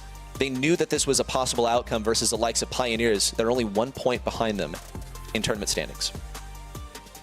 Such an important match. You know, we cannot underestimate just like how much things can turn, though. You know, Tribe, if they start to get their act together and remember that that is how the scoreboard is, could start to make something of this. I mean, we saw it in the first game of Heist, but they're leaving players time and time again. You know, Payne, like I said, that round pretty much had free reign of everything in the first set. It was second best, you know. I mean, these are moments that, you know, for Tribe, when you look at their history of this year and how really underwhelming it's been, for the most part, you know, 2 quarterfinals exits, not good for them. They can't really afford to have a semifinals exit here today because of how close-knit this leaderboard is. You know, you can slide off very, very quickly. I mean, looking at STM today, they're looking phenomenal as well. So, I mean, things could be lining up for them to be able to start to move forwards if Tribe starts to move down, and that's really quite concerning, isn't it? That was a pretty good dap there. I want to point out, check out second best over here. 7 kills. A man, a plan, a Sam Panama. I think that sounded better in my head. This is the same guy who dropped 8 Protestos, 5 Zeta pins, 1 normal Sam pin, and 2 crying Sam pins throughout the set. We kept tally. That is the caliber of production you are watching right now, my friends. But on the opposing side, Tribe Gaming racked up some stats of their own. Check out Zulon over here, who I expected to be on the buzz, but he opted to go for that Cordelius instead. 12 kills. He is on Sam duty and also, in some regards, Barley duty. But one crucial thing that I think he missed the mark on is being ready for the Colette Hypercharge in. That is the ideal time to put her in the Shadow Realm. You can prevent roughly, I mean, how much does it even come out to you? 25% damage on the safe, and I think maybe that would be room for improvement for Tribe. It's crucial that they step up the game now. 82% of the audience is rallying with them, but the 18% seem to be in the right so far. 2-0 lead for Pioneers. It's a tough one, though, isn't it? Because, you know, do you reserve the realm for Sam or the Colette? You know, you're going to struggle to really kind of be able to earn it back with the Colette because she's going to land away from you anyway. And it's a really tough position that Pioneers put Tribe in, but they did put them in that position. It was all strategy in that regard.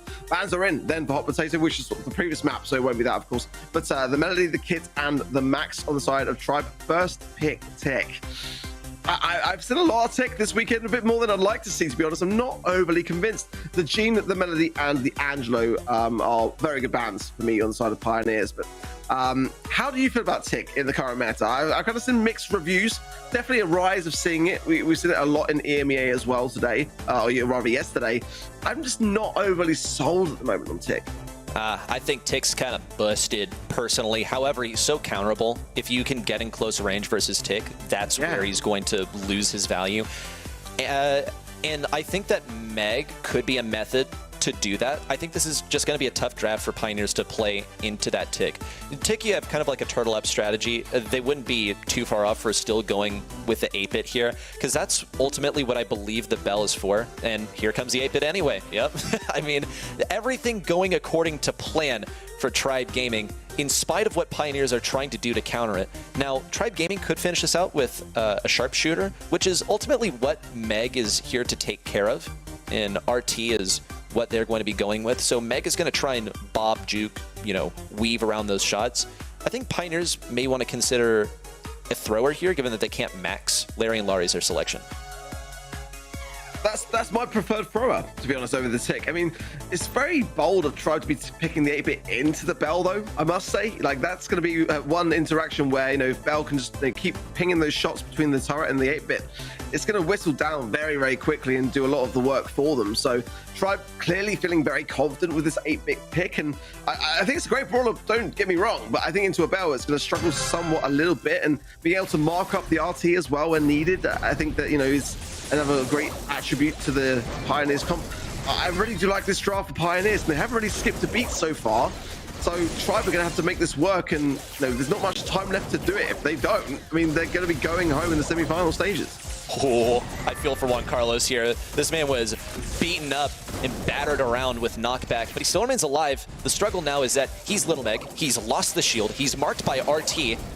Like, a couple of shots from Tyrant would do it, especially with the use of hacks, the gadget that Tyrant can use for instant damage with RT. On the right side, we're seeing as Livy and Zulon combine forces to try and push forward. It's sort of tough for Zulon to push into a sharpshooter given that he's so slow. Now he has a super, and this is when we begin to see the strategy unfold, whereas Livy gets mad damage here with the Tick. It makes them almost unpushable for Pioneers. Why is Tyrant completely idle on the top left? Has he just lost interest in the game? He was doing some very wide shots as well. I'm not too sure. I think maybe if it was a disconnect, he's definitely back now. But yeah, certainly not looking his best at the moment. Meanwhile, second best has got 3 nicely placed nest eggs on that right-hand side. I mean, like, Zulan's going to be really tiptoeing carefully there, because if he does pop one, then you can see that Pain is ready to help. Here they come in now, but he might just be at the perfect, yeah, nice escape there with the cheek cartridge. I like that play. And it keeps then Pioneers still with 1 star, and that's where Tribe are going to have to struggle. I mean, 30 seconds left. We haven't seen a single kill yet. Man, this minefield on the right side was seemingly innavigable at first. Then Zulan had to get the TP back. He has another one set up. He's not really in a position where he's an easy takedown for any member of Pioneers. Juan Carlos on the left side has been backed up big time. Second best looks for the free damage on Zulan, and here comes the Tick super in, as Livy is not going to have enough time to charge up another one, so that's all the push they're going to get. Trying to trap things on the right side where we see second best and Pain split apart. Zulan taking mad damage. Same for second best. No kills. A no-hitter. This game, Pioneers advance to match point. And that's it in a nutshell for me. You know, it's all Pioneers. They don't even have to get a kill at this rate, because Tribe are not bringing enough to the table. You know, that's the issue. They're not bringing the fight to Pioneers. They're just allowing Pioneers to have the map control and the brawlers that they want to be able to work with. They've got to bring the fight to them, and they just go a bit more on the aggressive. And Tribe are very good at doing that, very calculated in their approach, but they're just looking very sheepish, to be honest. Pain's going mad aggro off the beginning here. What is he doing? Juan Carlos in second best, try to accent him on the right. Oh, he's going to get taken down by Tyrant. That's not good at all. Pioneers still have this blue star, which they were going to get anyway because of Juan Carlos. But they've opted to play so aggro. Now, they nearly did get a kill or two there, as Livy in particular was quite low on health. Pain's pushing up this left side into Zulon and his Livy. Now, if anything, he can take down the turret from over a wall. Has the Lari at his disposal as well. But Pioneers are playing much more aggressive. Obviously, they were not comfortable with winning only by that 1 blue star in the last round. Nice heal from Pain. Juan Carlos finds his Livy as well, and that's going to increase the pressure. But Juan Carlos is still not out of the woods, and not in a great spot. In the meanwhile, Pain on the left-hand side does find Zulan. That's definitely going to be able to cushion things somewhat. Second going to tap the legs here on the RT. Oh. Gets the takedown of Tyrant. That's a huge takedown. 8 stars now to the 2 only of Tribe. And Tribe just have not been in this series, let alone this set. They've really got to start to work things better, because this is just not working at the moment. 35 seconds for them to bring this one back. And they have this turret position so far in the rear. Pain can get the easy takedown onto it. Instead, he sets his sights on Zulon, who, without plugged in, is just a sitting duck. Oh, he's trying to be tricky, but he gets the TP onto the booster. Wow, Juan Carlos got a takedown too. Pioneers are vastly in the lead. 15 seconds remain for Tribe Gaming to preserve their chances here, lest they let the win go to Pioneers. Well, the nest egg pop was brutal there for Tyrant. It's just as living as Zulan. Zulan cannot do a thing. He's too low HP, and the star deficit is just too much, I feel. 8 to 12, there might be a shot, there might be a moment, but it's not going to happen. Pioneers take down Tribe Gaming in a clean sweep and head to our grand final. Absolutely stellar for Pioneers. What a match. Against number 2 in the region, now sentenced to be number 3 or lower. It all depends on the outcome of today. Being able to control your own fate is absolutely crucial here. And now, Tribe Gaming have let it slip through their fingers. Epic pose there from Juan Carlos. Thanks to the fans, thanks to everyone who supported Pioneers. They are going on to the grand finals. And like you say, the leaderboards now, I mean, this is where things get really scary because Tribe are going to drop down. We got, Luminosity and STMN up next, and they're beneath that. And there could be some serious, or there will be some serious movement now, and it's already so closely knit together. I mean, where did it all go wrong for Tribe? They just didn't seem like they were even present in this series. And I thought, like, at the beginning of today, despite it being against a team which we said earlier on going in that Ninjas were definitely their underdog, matchup in that quarterfinal stages, and they looked much better though, regardless as to maybe the technicalities of the team and the coordination not being necessarily the greatest. But that was not what I expected to see from Tribe. I expected a lot more back and forth and a lot more feist. We got none of that today. Oh, did you see that? The 3-0 from Juan Carlos there on the cams. I don't know if that's necessarily a callback, but I did see that one on the cams from Tribe Gaming in the past. And seeing that after you've been diffed by them in a match in a monthly final on cam where everyone can see, it's not a good feeling, a bit of revenge in there. This is not the last time they can potentially meet, however. We still got one more month of Brawl Stars this year, but we still have more monthly final to get through. All we know for certain now is that Pioneers will await the winner of Stamina versus Luminosity in the grand final. Oh, what a day it has been for North America, and Juan Carlos is the MVP as voted by you on event.brawlstars.com. Could they make it to monthly finals? That's the question now for Pioneers. They've made it to the grand finals yet again, and very reminiscent of that monthly finals back in April. I mean, so far in NA, we've always had a different monthly final champion. Could this be the thing to break the mold? That's the question. Well, I mean, we have our predictions to cast for the next one as well. Will it be a Stamina? Will it be Luminosity? In our next in our next match here coming up for semifinal number 2, we got to find a worthy opponent for the Pioneers in the ultimate match of the day. We'll be back with that after a short break.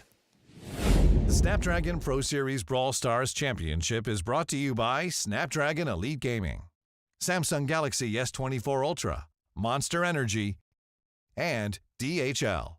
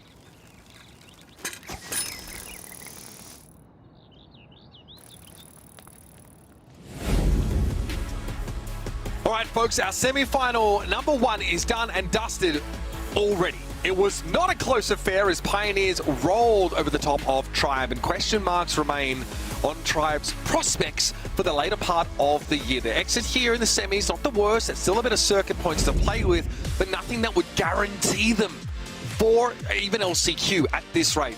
Dominant showing from Pioneers. Tribe looked nothing like the team we saw in the quarterfinals arc. It really felt like they went off the boil, and Pioneers brought the heat. Yeah, it wasn't even close. Let's be honest. Tribe they just weren't present. They weren't in the moment. They weren't taking the battle to Pioneers, and they just allowed themselves to get steamrolled.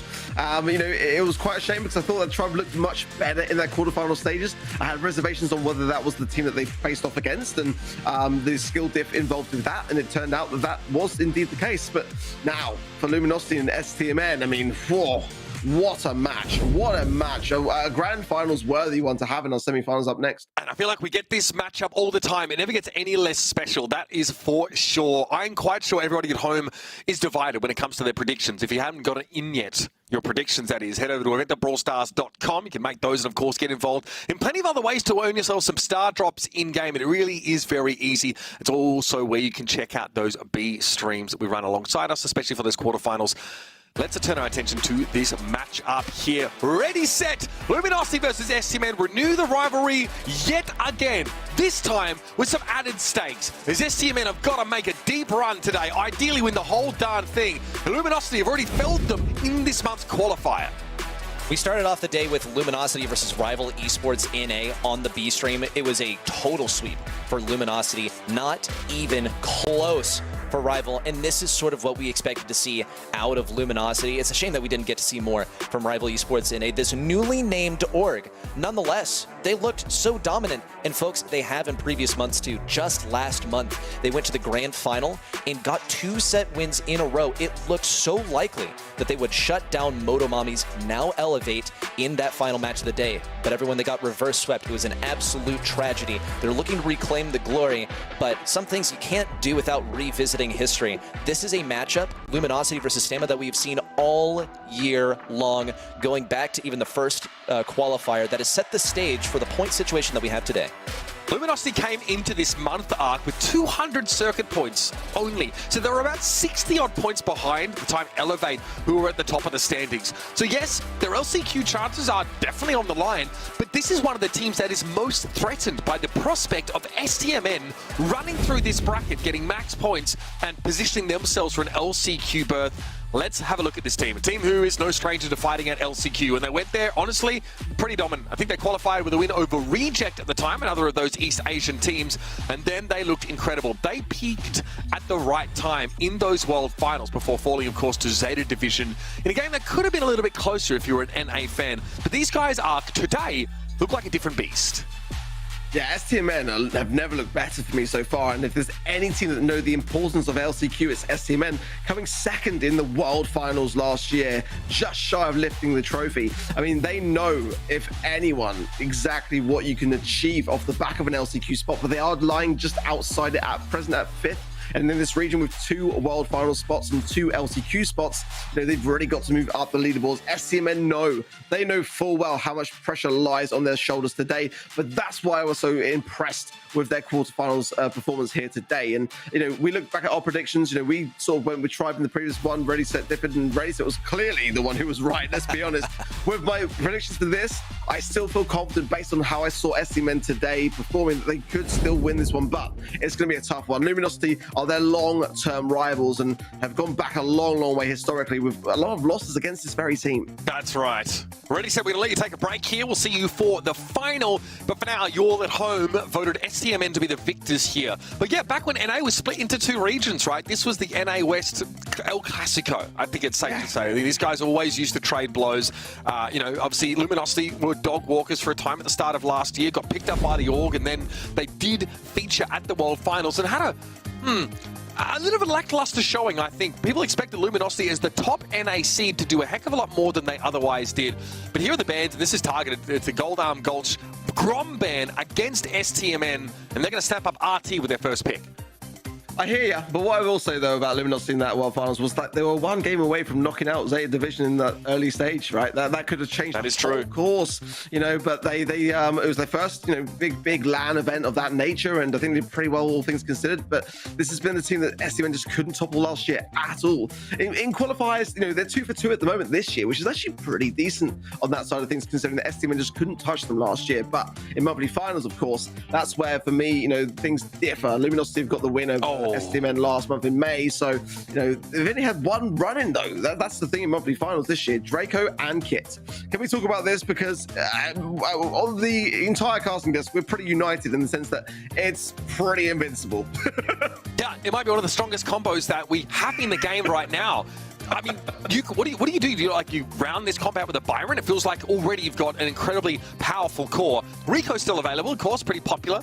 We've seen Gene, we've seen you know, Piper. Gene's banned here, but obviously those sharpshooters are still on the table if that's where Bobby wants to go. And Byron going to be taken away here for LG. I think denying that from the Draco comp seems like a good idea. Luminosity have a pretty well-rounded setup in their own right.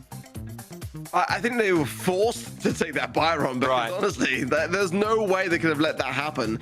That is the final nail in the coffin, and chalk it up early before we even get into the game if that's in the hands of STMN. But I mean, that might have changed the game plan for Luminosity. You know, they might have been intending to bring that particular brawler in, but now they're forced to. Sprout will be the final pick for STMN.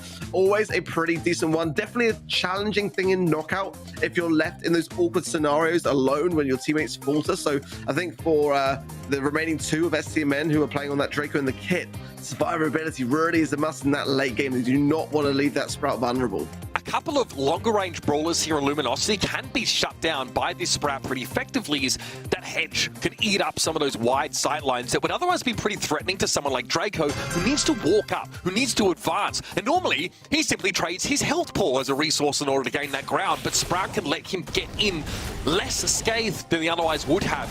For the Kit though, going to be a little bit quiet for Bobby here. Will obviously generate that super naturally over time. Bobby looks to get into the middle of the map, sees Chino looking a little tasty, but does get revealed too early, and oh man, instant damage from Charles. Bye-bye, Bobby. Disastrous start. You know, that is the worst possible outcome. And you know, to think that Luminosity allowed this Kit and Draco combo to actually even occur in the draft, this is exactly what STMN do not want to have happen. That you've been given a gift, you've got to use it to your advantage. But it's early days. Bobby overextended and will be punished for it, leaving the pressure now to Zara and Sands. Let's see if they can cook up. Who knows? I mean, if they can get just like one singular takedown, it becomes even.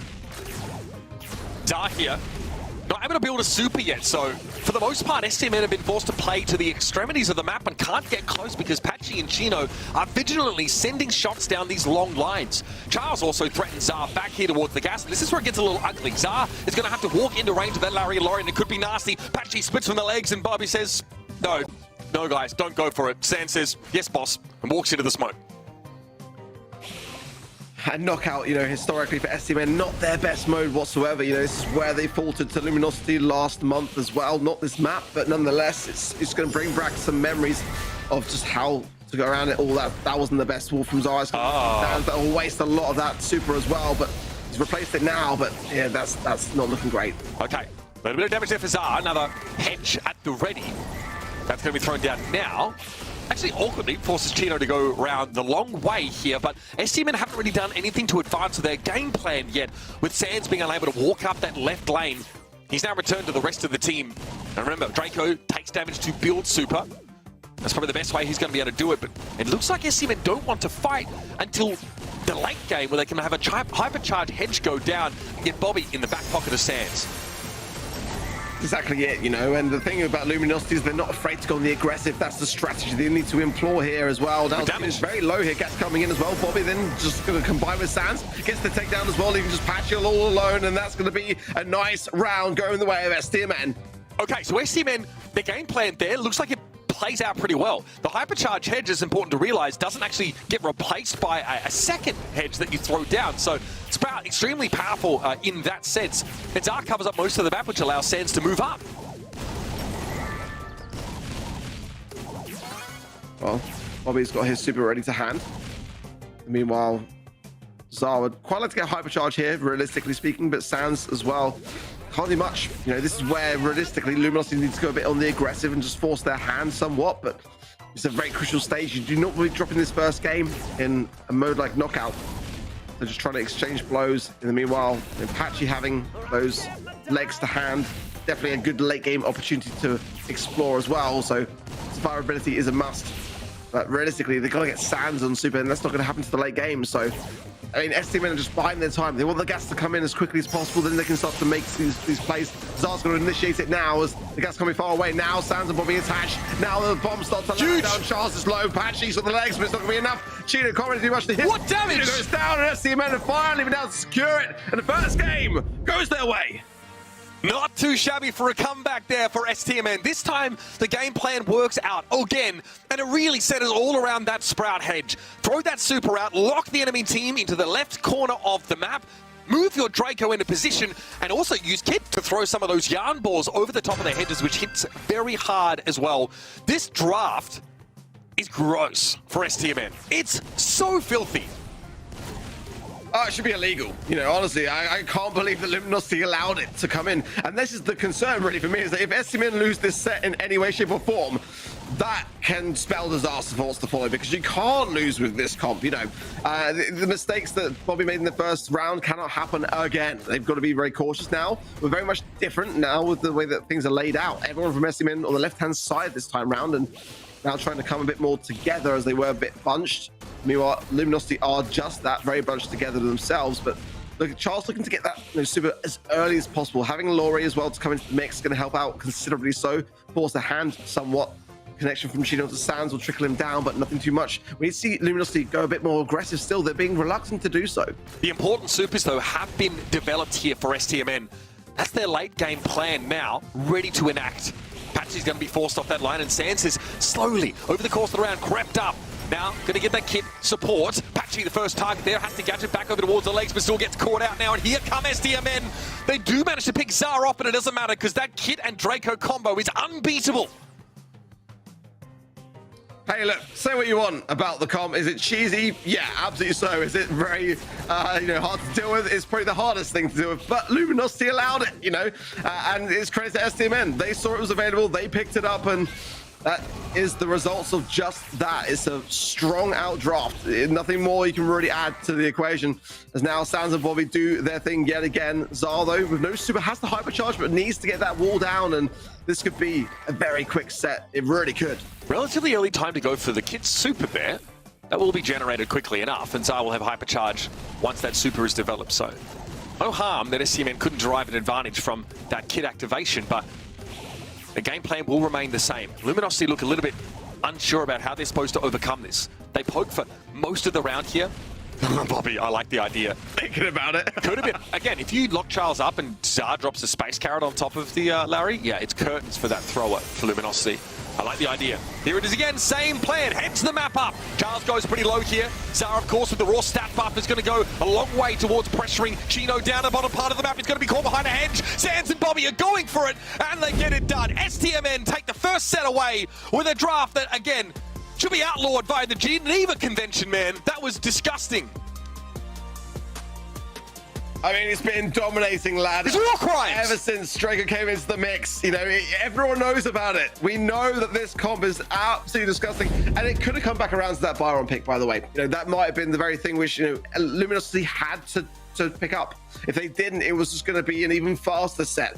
I don't think that was part of their plan. I think that they got caught out, and as soon as they saw two brawlers together, they instantly regretted their existence. Call the Human Rights Commission in now, immediately. This is a humanitarian crisis, what we just witnessed. Nice enough for STMN, but again, you saw what the bans were. Very reasonable bans, right? The fact that, you need to, especially if you're, first pick, but only get that one pick, you have to ban Grom. Which is obviously an odd one on this map. A lot of teams feel like they just can't. He's just oppressive, right? He's got long range, got really reasonable rate of fire, ton of damage, but the same game plan every single time. LG, you can't do anything about this. Look what Kit can do now that, Bobby or Sands rather, just walks up on the other side of this hedge. Also, those legs are taking damage from the hypercharge hedge that entire time. It's only a small issue, but it's definitely powerful. And I think, Ark, when, the hypercharge for Sprout was announced, people were a little overwhelmed. I think it wasn't like a shock and awe kind of ability, but then when you remember the fact that that's a free hedge and that you can also use another one, people started to come around on it pretty quickly. Yeah, I'm still a bit underwhelmed, to be completely honest. I'd like to see a bit more from it, but, you know, I think for me, when you ask about, you know, what could they have done differently, I think Bobby was the key. You know, they got Bobby taken care of in that very early outset, as we saw in the replay, and it was a completely different story. You know, without the kit, Draco is a bit of a wet flannel. You can't really do much with it. You know, I mean, yeah, I don't think the Byron was the pick. They had to pick it up. You know, SCMN forced their hand, and I think the stats say that kind of same story. Probably not a brawler which they felt the most comfortable with, and well, they just were left with no choice. I gotta know, do you think that draft actually works as well for SCMN if it's a Byron instead of a Sprout? Because those hedges seemed kind of instrumental to the overall game plan of STMN. Did Luminosity like read them wrong? It's a valid point. I think the Sprout has always been good on this map. I think they just would have the options available. You know, when you're combining Byron with the kit and the Draco, literally you've got to have the comp already set in stone as to how you're going to deal with it, because it just literally runs you down. Like there's so little you can do. I mean, we've run into it a lot playing you know, Brawl over the last month or so, and you know, realistically you've got to go in with a really strong counter idea from the get-go. We were running a lot of B and stuff like that to really kind of like heavily hit the whole thing down. I mean, I just don't realistically see what else they could have done, to be completely honest. I think it's just really great drafting from STMN. They saw the opportunity, they grabbed it with both hands, and then they had options when it came to that third pick regardless, and Luminosity just knew it was game over before they even picked their third. My goodness. Good start for STMN here. The Cinderella story, it's still in process, ladies and gentlemen. Still in progress, I should say. Everything on the table. But Brawl Ball, very much a different story. But we mentioned, though, that like knockout in the past has been a little bit of an issue for STMN, or maybe where, at least against Luminosity, they have struggled. Definitely. So being able to sort of subvert that narrative here with another one of the demons of STMN's past standing in their way has to feel pretty good. Here on the center stage, obviously, Sandy, Rico, Jackie, highly contested here. We have seen Jackie available, and Rico's also been up. But Rico was available on the last map too, also very powerful on Gold Arm Gulch, and wasn't picked up. Angelo here, again, very powerful in their own right, and giving that to Bobby seems like a death sentence anyway. So STMN, without their very powerful sharpshooter here, but there are so many options. Ems is available on this map. She's been very powerful, typically, especially against some of those slower moving comps, and she can slow them right on down with that caustic charisma. That Jessie here has actually a 57% win rate, despite only having a 28% pick rate. So, you know, often, rarely banned out, and always a strong brawler on this map. So whether this is a data-driven decision or not from SCMN, generally Jessie has found success here. We'll do this as well. I mean, that is for the Jackie. You were saying about, you know, taking Angelo away from Bobby. I was thinking that SCMN have got to take the Jackie away from Patchy. Like, he's just, oh no, every single month, every month, I'm screaming at my monitors, you cannot give Patchy Jackie. You can't do it. He's too good with it. Like, you can't even counter the guy. You just got to literally just either pick it or ban it. And SCMN have done neither of those two things. And with the Crow as well, I mean, that's another brawler which is a phenomenal player with. And I think he's going to go with the Jackie, but I don't know, bro. I don't know. So we saw Cordelius locked in. You said this is for the Jackie. What do you mean by that? I mean, take it off Patchy. Like, you know, I think that, you know, he's always going to go Jackie in a map like this, and every month he gets amazing plays with it on this very map. You know, so SCMN have been burnt by this in the past. They're not, you know, going to be unaware to this. So I'm surprised they didn't ban it. I hope they got a real strategy in mind to counter it. And it's amazing to me that it's actually going to be Chino on the Jackie. Chino, yep, Jackie duty now. Nicely done by Zard. Takes Patchy to the Shadow Realm. Hang about.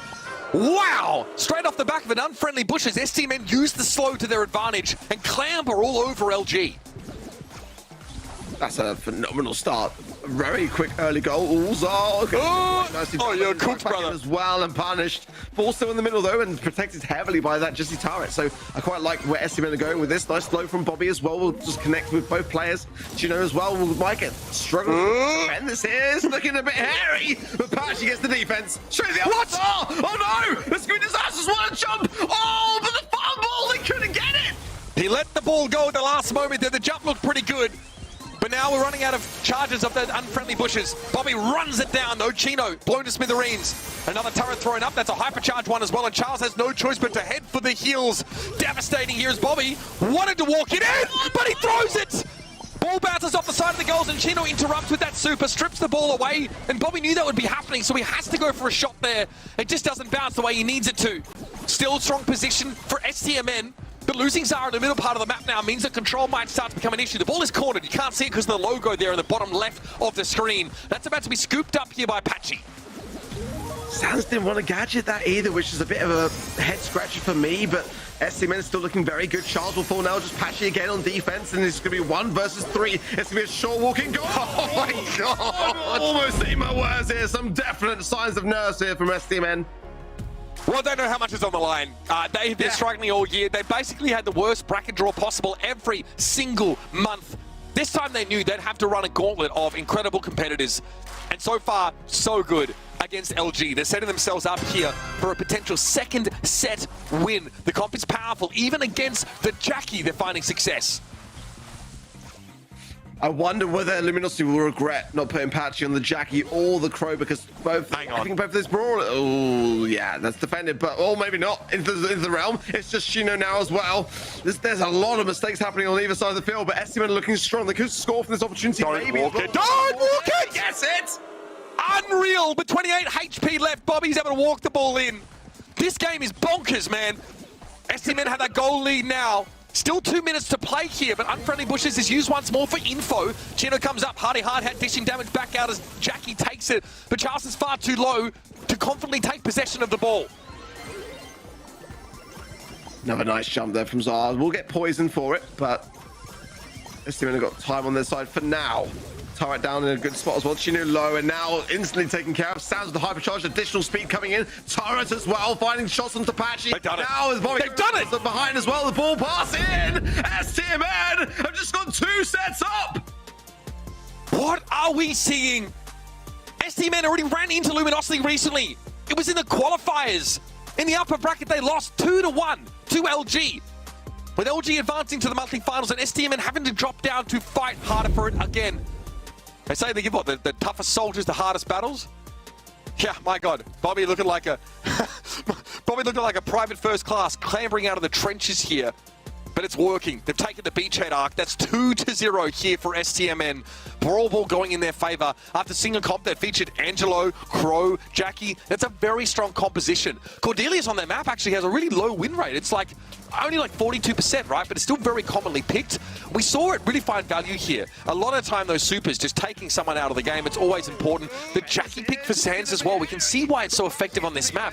It's never a all-star. It's never a in the spotlight kind of pick, but that hypercharged Scrappy getting thrown down demands respect. And having a virtual 4th player on your team while your opponent has virtually 2 because you've taken one of them out of the game, I'll take those odds any day of the week.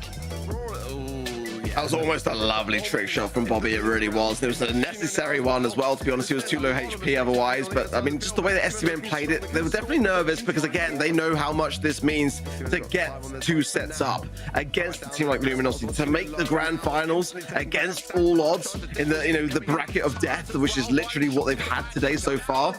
They can sense it, and it's feeling like the wind is in the right direction. Patchy looking very defeated as well here today. You got to be honest, like the player camps for Luminosity not looking great, not looking very energetic.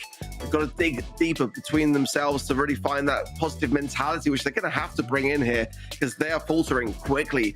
STMN, though, they know how it feels to be reverse swept. They can't get overconfident here. Strong stats from both sides, but honestly, when you look at the gameplay and the objective that we saw, that game was just all STMN. That was astonishing. STMN have actually made it look pretty easy, all things considered so far, Ark. Yeah. Slight stumble at the start of Knockout, but really they look to be the better team today, which is something that we have not really said of them all year. Now, they have to keep this momentum up, find a way to land the planes. I know the Pioneers will be waiting for them in that final. A first pick, Colette here on Heist, really, Zara hoping for the ability to get that free safe damage. That hypercharge super from Colette is a pretty ridiculous amount of damage to throw down without any real chance of retaliation. But we are going to have the Amber picked here, and I want to point out that Gale is open.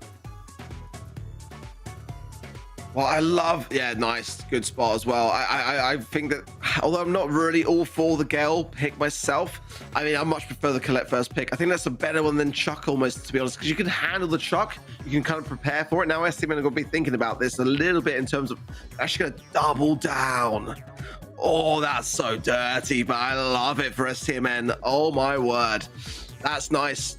I mean, especially on a map like this, you know, with Kaboom Canyon being one of those maps where you're really forced to maneuver around the whole thing to get to the other side. Chuck just bypasses that entire thing. Jesse as well. I mean, this is looking like a winning comp if I ever saw one. Luminosity must have a trick up their sleeve here for this third and final pick. It's gonna be Tara. How do you answer this? Bro, What do you I don't know. I bro. mean, you are Get just... it? Okay, so But, look, you have some tools to answer the Chuck. They're not great, right? We've seen teams like in the past, they go for like hard CC to answer the Chuck, or Cordelius, right? Drag him into the Shadow Realm and make it impossible for him to do any safe damage down. But you have Colette and Chuck who can basically, to some degree, ignore the opposing team and get good safe damage. That's good. The Jackie also allows you to control the middle part of the map here. Your opponents have Gale, so they can always get into the fight with it. Wait, what? Oh, no! Oh, he has the wrong gadget! He has Twister! What just happened? You cannot be serious! You can't. What? All right. Mistake? All right, well, they're in the middle part of the map anyway. The point is, STMN's team isn't the strongest at fighting for that part of the map, but once they get a Jesse turret set up there and Chuck can start pushing safe, it's curtains. Already some free damage here for Sands as he and Patchy will duel, and he'll likely go down to Patchy, but choo-choo, baby. Back to mid, eventually picked off by the help from beyond. I'm going to bring it back around to explain what's going on here. So Charles has got the wrong gadget. He's brought in Twister instead of the jump pad, and that's very, very apparent. You know, in terms of the Tara, support from beyond combined with the pet power gear, I get it. It does a lot of damage. If you're able to do that, get everything landing on the safe, that's not going to be the easiest of things to do, and SCMN are going to be very much aware to it. Zar's going to play really nicely into those pets as well, by the way. But, I mean, not the greatest of starts for LG. I mean, you can't make mistakes like that, not at this stage in the competition. Does he have a chance to change that gadget within this series? Is that possible? No. Okay. Stuck with it. No jump pad at all for Gale. Full stop. You can get some value out of Twister here in some moments, but it's really not what you want to work with. The devastating mistake to be made here in STMN. Their comp is so much better. And yeah, Bobby's like, they messed up, boys. We got this in the bag. There's a discussion here about it now, I'm sure, for Luminosity. What has happened? They have not... Again, so... Now they have to fight for me the old-fashioned way, like sort of go around the edges. And again, like Chuck is not that strong in a head-to-head fight. His strength comes from running over you with the train tracks and just ignoring you and going for the safe. So you do have Gale, Tara, and Emma. These are very strong, like mid-range brawlers. But dealing with the Jesse is a pain in the neck. I still can't get over this gadget fumble. I mean, with one monthly final left, with the leaderboard being so closely knit together, with STMN being in 5th outside of LCQ, I mean, of all the times to make a mistake like this, it's just disastrous. But maybe Luminosity can do something about it. Oh my word, still winnable. All through the support from beyond there as well. Great Valley gets taken care of now, but already though, it's got to be said that Luminosity have got the lead. Yeah, still winnable here. I think Luminosity realized they can't do too much about the Chuck and instead want to send the Tara, who hits like... She hits incredibly hard up close, right, to the safe. When all those cards are sort of hitting the same target, they will nuke the turret down.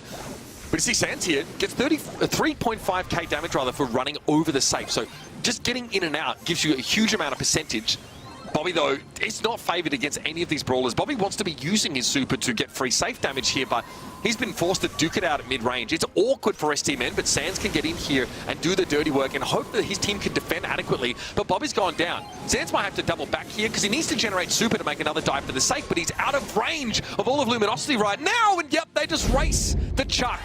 That's one of the weaknesses of this comp for STMN, and yeah, I mean, I get it. It's Stress City. Luminosity now have to play with a handicap, but so far, they've handled it. Yeah, STMN cannot allow that to happen. They've got to defend better. It's not easy to defend when you got the Chuck, which is, you know, it's designed by its nature to go on the aggressive, leaving you in a like 2 versus 3 potential scenario on the other side of things. But the Tara is where they can get their value. And like, you know, getting on the safe is normally hard in a 3 versus 3 where there is no Chuck. But in that scenario, they can do it. I mean, that's going to be the best way that Luminosity can survive this, because honestly, I'm not sure otherwise they could. Let's see though, STMN needs to get set up quick. Sands is there, but I'm not sure about the placement on that pole. I think he's not either as well. I think they might delay a bit of time for him. As soon as he comes back in, but LG back in the spot they want to be in, up aggressive. Chino's using a lot of gadgets though, and you want them on the safe really. Magic wants to move up here, get some extra gadget damage on the safe, but Sands actually wins that out and says, yo, I've got health. I have 40 more health than I need. I'm going to go for the safe here. Gets that 3.5k damage for coming on in. But now Luminosity control the middle part of the map on virtue of just having better brawlers for the job. Bobby does have super up here. Sand says, yep, peace. I don't care about y'all. I'm going in. Luminosity have to reciprocate. They do the same thing and try and create a 3 versus 2 in the enemy base. Sands returns to the fray, gets picked off here, but that hypercharged turret is going to go to work. Apache is riddled with bullets. That'll be healed up by Zar. Handy little star power to have there. Jesse makes this position now much more fortified. Sands comes up on a timing where Apache and Charles aren't fully committed to the middle, so they can actually turn and deal with him, but STMN are so far ahead. It's an incredible start for STMN. I think Bobby used the super to actually evade one of the Tara supers earlier in the game, but now it's hypercharged, but he's got to get forwards to the map. If he lands that hypercharge on the safe, it could be all over so quickly. Sam's going in again for another dive. It's 95% only for Luminosity. They're too far ahead. 80% of Tribe for STMN. STMN now really could be going to the grand finals if they play this right. Yeah, it's good look so far. Bobby up to Chino, gets him down. Turret has to be dealt with by Apache when he can otherwise be working on the safe, but that is exactly what Sands is going to do. It's the Italian job, baby, the heist of the century, and STMN will be advancing to the grand finals. It's been painful. They've worked hard this year, and they've been offered the hardest challenges, and they're still not done. The Kansas City Pioneers await them in the final, but now, finally, STMN's destiny rests in their own hands. It's the Cinderella story that we've all been wanting. Let's be honest. We're unbiased here on the desk, but a story, a great story, is a great story. And I put it on event.brawlstars.com today, all the way through. I want STMN to win today. They've earned it, in my opinion. They deserve to. They always get the roughest, toughest years. And it might just be that the stars are aligning this time around. I spoke to Bobby as well earlier in the month, and we talked about what they're going to be doing to move forwards from this, and they are making those changes. It's very apparent today that they've never looked better. Definitely getting a little bit of luck along the way, but you need a little bit of luck in Brawl, to be completely honest. Luminosity just made mistakes, disastrous mistakes that they just cannot make at this stage of the competition. You know, the draft with allowing the kit and the Draco to happen, bringing in the Rongale gadget on Kaboom Canyon, they're unforgivable things, and they deserve to lose in that regard. Yeah, look, I mean, that's just not a mistake that you can afford to make at this stage, and for a team that is just barely sitting in 4th place and is by no means guaranteed for any of our post-season competition, Luminosity are going to be absolutely kicking themselves for this. At the end of the day, it's not a huge deal to not have that jump pad, right? It's what it represents here. Just the general jitters that Luminosity came into this game with. It felt like STMN were destined to win this matchup. Let's talk stats here, because honestly, Bobby and Zar have a bit of a tough ask. Apache, Chino, and Charles are on brawlers that are really high damage, mid-range. Like they're just strong. They're very powerful, with supers that also can be game-breaking. They end up having to fight 2 versus 3 against that cohort of strong brawlers and have to hope that Sands goes in and does enough damage to win that race, which is never a guarantee. It is a very viable strategy to race the Chuck on the other side of the map and just use that numbers advantage to try and win. That's what we saw in that second round on Heist. But the third time around, Sands was too good, basically untouched. Also, getting some damage on the players in mid by running over them with that Chuck is a small thing. Most of the time, you just think, I need to go to the safe, need to go to the safe. If you can get that big damage on the way through by connecting with your super, you're helping out your other 2 teammates who are trying to defend. That is big, and yeah, Sands absolutely deserves MVP of this game. Chuck is very powerful on this map, but it's not guaranteed. You have to execute well on that strategy, even if it seems a little simple and one-dimensional from the outside. For me, anyone could be MVP from STMN today. Like, really, I think Bobby as well is just a shining star, but they're all doing their bit, and that's what we've been lacking from STMN in the past few months, is them all coming together in the way that they do. I think if there's any team that do have that family essence, it is STMN. And in terms of the leaderboards now, Luminosity, where are they going to be by the end of today? It's a really dangerous time for them to be dropping down. Yeah, no doubt about it. It's all about STMN right now. All eyes are on them. Pioneers don't care about a Cinderella story. They don't care if they have to be the villains here. They'll do what needs to be done to secure their fortunes here and get towards those grand finals. Great stuff so far from STMN. Let's see if they can go all the way. We're going to find out after the break in our grand finals. Unbelievable scenes here. It's live. He finds it in the final seconds. It's legendary. Oh my word. It's the last chance qualifier. And this year we're going bigger than ever at the biggest game conference in the world, Gamescom. It all goes down in Cologne, Germany, August 24th and 25th. 12 teams from around the world will battle for the last 4 tickets to the Brawl Stars World Finals. And it's done! They do it! They are going to the World Finals! For a chance to lift the championship trophy and cement their legacy in Brawl Stars history. Watch the action, interact, earn rewards. Watch live August 24th and 25th so you don't miss a minute of the last chance qualifier. Let the brawling begin. The Snapdragon Pro Series Brawl Stars Championship is brought to you by Snapdragon Elite Gaming, Samsung Galaxy S24 Ultra, Monster Energy, and DHL.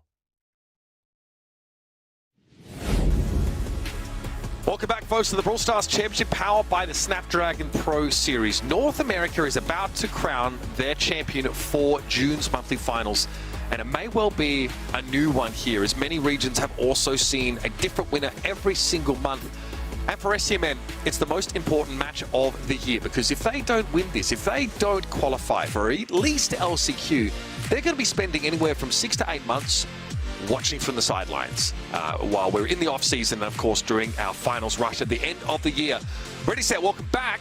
Let's talk Pioneers once more. Let's reset the stage, because this team has just washed over Mystic Esports and Tribe Gaming respectively, and you better believe they're not going to be respecting STMN either. No doubt at all, though I have to wonder whether they foresaw a grand final in the cards for them. I think that the final boss of this monthly final for them absolutely had to be Tribe Gaming. Eclipsing Tribe Gaming in tournament points means that they could lock themselves for World Finals next month, sort of riding Tribe Gaming out of the competition as strong as of a competitor.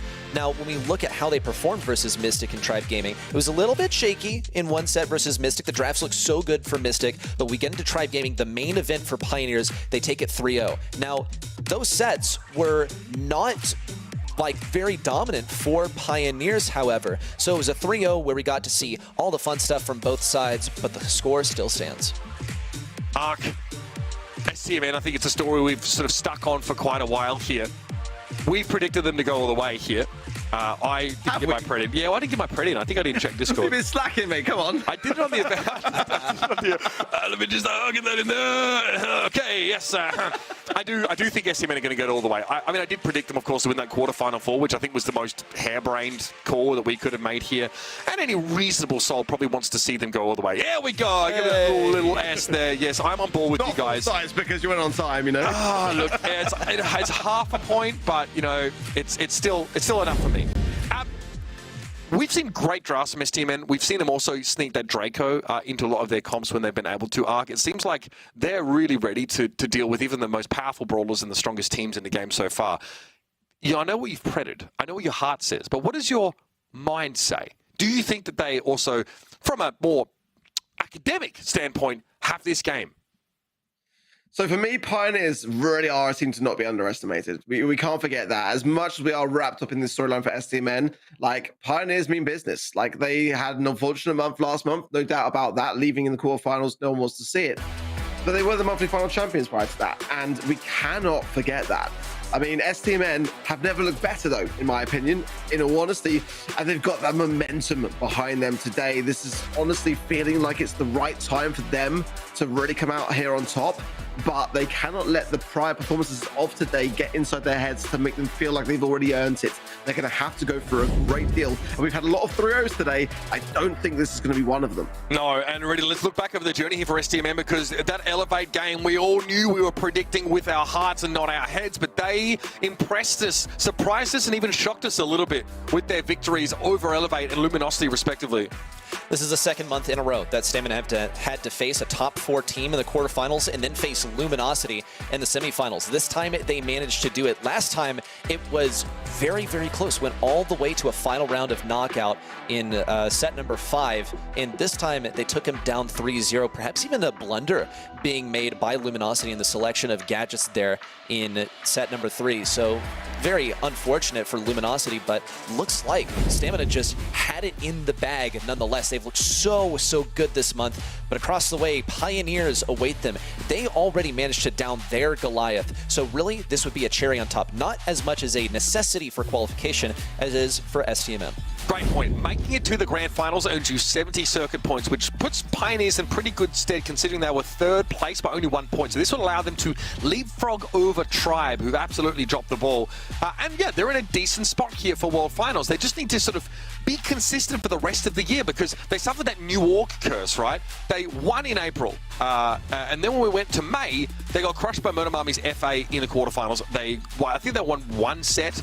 It was an inauspicious exit. So they need to prove here that like this pickup is justified, that they're the kind of team that could be a little bit more than just a flash in the pan and actually can come and deliver. But again, I look very confident. Tribe had a very squeaky clean game, but it was against an opponent that maybe didn't really test them that far. But these guys, yeah, they do not care for that Cinderella story. They're here to dominate. And once again, they're on camera for us here. Did someone knock that tuba off center? What is that? That's not a trumpet. It's bigger. It's three keys right there. Is that a French horn? It's quite big. I would say it's a euphonium, but it doesn't have four. Euphonium? Goodness but me. It doesn't have the 4 keys. Ah, it's my brass knowledge. A mystery that will plague us for the entire match. Well, here's me thinking that I was the musician here. Yeah, I mean, I'm with some brass there, ready, set? Nope, I don't know anything about anything. Okay, I'm a trumpet player. I'm a woodwind guy myself as a sax player, soprano and alto for quite some time. I don't know nothing about that. What a flex! Yeah. What? How is that a flex? Mister was in a band, basically national hero in Southeast Asia for multiple years. Oh man, you guys should look this guy up. It's crazy. Anyway, we are going to say goodbye to Ark right now as he tries to scrub his existence from the internet before you discover it. We're headed over to last stop. It will be Gem Grab. And this truly is our last stop for the day, folks. Our grand final here between Kansas City Pioneers and STMN, the latter who must win this game. It is a non-negotiable if they want any chance of featuring in our postseason. It's getting real dicey. Both of these teams have a horse in this race. I would say that STMN probably have focused more attention here than Pioneers. I think that Pioneers really have their focus on their qualification condition, which sure does kind of involve making a grand finals and also winning that grand finals. That's a huge buff for them. However, really they just needed to beat Tribe to keep themselves safe here. For STMN, it is absolutely a requirement that they make it here, so they should have prepared for the grand finals. We'll see this draft unfold. A first selection of Byron and a counter of Crow. Crow being here for the anti-heal and also the control. The hypercharge is a massive asset. And we see Draco sneak through once again. All right, what is the last pick here? I want you to predict STMN's last pick real quick while Pioneers are picking. What do you match with this now that Byron's off the table? Honestly, I wanna say the kit. If they could just make it happen there, Crow mid, have the kit combined with that Draco, but it's a little bit tough because you don't want to have, you know, all of your eggs in one basket where you have two brawlers that effectively combine into one. Buzz actually has a good matchup versus the Draco here, so maybe something that can fare decently into the Buzz. We see the Max here for the speed, and that actually can play mid as well. The pick of Crow also ensured them that they could get a pretty free Max here. It'll be effective for dodging the shots from Byron as well.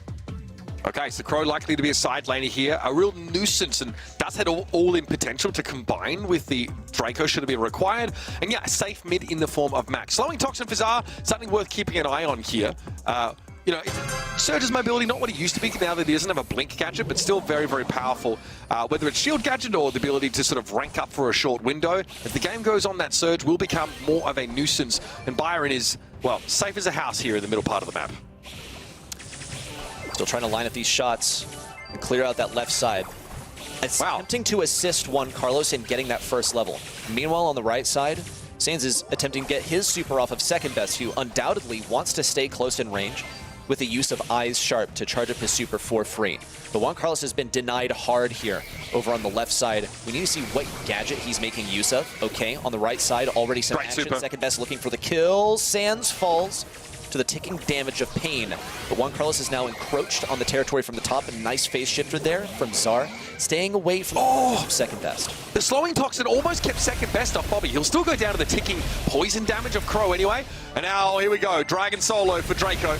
Able to bully up the map here. Second best though, just gonna super in, stun up. Now with that hypercharge available, can cover the map pretty comfortably. But Zar's already gotten the 8 gems in hand and Bobby's sitting on that super, so it's tough to chase into a Crow comp. See that slowing Toxin making it difficult for Juan Carlos and Pain. And here's Sands, stunned up briefly, has the gadget here, but it doesn't feel great. Second best should survive here. Yeah, Pain gonna heal him up through that ticking poison damage. And it's 8 gems that STMN has stalled out on. Sans has the super, however. He's trying to approach Pain, knows that it wouldn't be a good idea, gets hit with that super anyway. Second best closes in for the kill. Who wins Sans, it? with his last gadget use, falls. Now Stamina are only 2 gems away from starting a countdown of their own, but Sans is missing this crucial ability that makes Draco especially good. An attempt at a stun from Juan Carlos, but he's going to be now spawning without a super, and here comes the grapple in from Second Best. He gets all the gems. Has reserve buoy to get out of there. He hasn't used it until now. He has to protect Pain. 10 seconds remain, and a takedown on the side of STMN now ensures the safety of the Pioneers. Even a slowing Toxin couldn't keep Second Best within arm's reach for Sans and Co. And he's going to run up now. Impressive amount of damage, of course, but he should be looking at Buzz. And it was a matter of time. Buzz builds a hypercharge, goes in, stuns the max up, takes the gems, and gets out for free. That's the game plan for Pioneers, and they play it to perfection. That hypercharge from Buzz could not have come in at a more perfect time. You're able to snag the kill onto someone all the way deeply planted within enemy backlines, just by the fact that you have basically infinite mobility. You can grapple off of any wall, something Spider-Man is adjacently involved here. We'll see same interaction over here on the right side, where Second is just waiting for Sans to get in range. Sans is pretty much forced to fight here if he wants to make any impact, and it has the unfortunate side effect of feeding the super for Second. Now Zar at mid is practically unhittable for Pain, so the sooner that Second Best can diff this lane on the right, the faster they can start winning this mid. Sans, yeah, gets caught again. The stun component of Second Best super is so powerful against Draco in general. Here's the speed boost from Zar. 5 gems, of course, for STMN now. It's a decent amount of play with it. Oh, the damage is good. The assistance, I think, from Zar, they're crucial. That's 2 down already. Sans gets to pick up those 2 gems. And now STMN are in a powerful position. Juan Carlos can't do anything. The Surge feels so outmatched on this map. Once he starts getting those levels, though, it's going to start adding up. We'll see Juan Carlos approach this left lane once again with only level 1. It is imperative that you do not feed Surge at all. Maybe Juan Carlos is starting to kick himself for not bringing the gadget that upgrades your level to level 2, getting you in closer range, giving you additional speed to secure it. They're not getting in. Safe and sound over here on the right side. Second's going to try his best, but he's too little too late. When I said last game that the hypercharge Buzz could not have come in at a more perfect time, it was because that was the time for Stamina to win when he got it. This time, he got the hypercharge too late in the game to make an impact. Yeah, it just came up, I think, as he dove in there. Too little, too late. We did finally get to see why Draco was so oppressive, pushing up that right-hand side. Able to get the gems out of Pain's hands. Juan Carlos has to find a way into this game. It's been the Second Best show. Second Best also going to be changing up the script here on the left side for the show. Early kill on a Bobby, who did not have eyes on Buzz on the right side, so had to know he was there, but clearly was still not anticipating that. Juan Carlos looking for the victory versus Sans. One more shot would get him closer to his super. Looks like Second actually secures the kill, but he did not get the gems on the opposing side. A little Zeta spray down from the guy. I wonder if we're keeping tally this time like we were in previous games. Yeah, mocking STMN perhaps for the team that felled them in that grand final. Always looking to get in their heads. Big map control here though. Pain actually uses that super here and eventually takes Sans down. It's a real pain for Draco to have that sort of ticking damage on him as he wants to engage. Pain with another super up now. Bobby is, yeah, so much of that poison damage being a problem here. Second Best stun up, Protesto, and the kill. Man, the guy's APM's off the charts. Second Best is tapping over here on the left side. He also has his hypercharge. Let's note that. Zar's been forced to stay in this position, but also Sans continues to push forward. Here comes the hypercharge in from Second Best, but he's going to fall. In the midst of it, Sans remains alive. He does get ticked down by the damage from Pain, but now mid control is beginning to be surrendered to STMN. We also see the slowing Toxin coming in from Bobby. Good dodge. Hypercharge ready to go. The hypercharge in on Pain, the kill, but still destruction for every member of Pioneers as Stamina heist all of these gems and run to their own side. Now how do Pioneers get these gems off them? Second Best doesn't have super, let alone a hypercharge to work with, and Bobby's more than happy to give up his life to stop the Buzz. Well, he barely calls Second Best to take a break in stride, and now they're going to move up, looking for those gems, but Bobby holds on to them. And SCMN, one more step, 1 foot in front of the other is the game plan for these guys, and they're taking the first set in our grand final. Even set, though. Okay, that was even neck and neck the entire way through. Now, what I will say, however, for second best, I think that hypercharge was a bit premature. He went for the hypercharge and got actually taken down in the midst of it. You have a lot of health to chew through when you are supering onto a Draco as Buzz, and that's really the drawback, is that Buzz, like, he's got good damage, but you're not going to always reliably get that kill once you have stunned an enemy.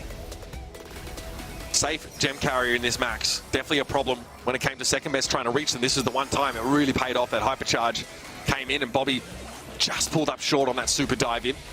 Zan's here in second best, trading blows a lot of the time. This is where Zard, though, and Bobby get involved. And when it's 3 versus 1 against the Buzz, that's when Sands can not only win out that matchup, but then collapse onto the gem carrier of Pain. That's how that second round went. And this fight here was pretty crazy. The dive in for Bobby, man, that hypercharge jump means you are guaranteed to get that kill. And then they were home free. Great stuff from STMN. Seeing them in the grand finals, one thing. Seeing them take the first set, it's another entirely. Look at these stats, though. Pain, second best, racking up the kills. Sands, in his own right, doing quite a bit of work. However, I think for Pioneers, it looked like the control belonged to them most of the time. Now, with all of that said, set 1 was won off of second best getting a hypercharge super in. And honestly, it looked like he was supering the max, missed, and by sheer luck, hit an obstacle that he was then able to chain his super off of and then get to Zar as a result. Zar couldn't phase shift away, he had just used it. Though Stamina also got sort of the same thing there at the end of game number 3. It looked amazing for Pioneers until we saw second best kind of screw up his Buzz hypercharge, and then the lanes died. Mid died to Bobby. We saw the left lane die as well. It was just Juan Carlos with 2k HP left to defend, and versus a 1v3 that is absolutely unwinnable. Everything snowballed in a matter of seconds to generate that game 3 win for Stamina. Spirits are still high in the Pioneers camp, though. Sure, plenty of discussion will be had later about how that draft went down. But again, this is a team that's playing without pressure, really. Managing to beat Tribe to lock up that second spot, at least for the time being, has got to make them feel pretty good. And going up against a team that feels like they have plot armor in STMN, it's good to at least not have to worry about your prospects coming out of this monthly final. There is, of course, still one more to play, so Pioneers doing just fine. STMN, though, they're the ones that really have to go to work. They have to shoulder this pickaxe and clock in, because there's still a whole series to be played. Heading over to Knockout here. Mentioned earlier is a map that maybe STMN have less success on. It'll be New Horizons, and you best believe that Angelo will be hotly contested, either in picks or the bans. It would be certainly wise for Pioneers to ban this one here. They have Juan Carlos, who is a completely amazing Angelo, as we have observed earlier today.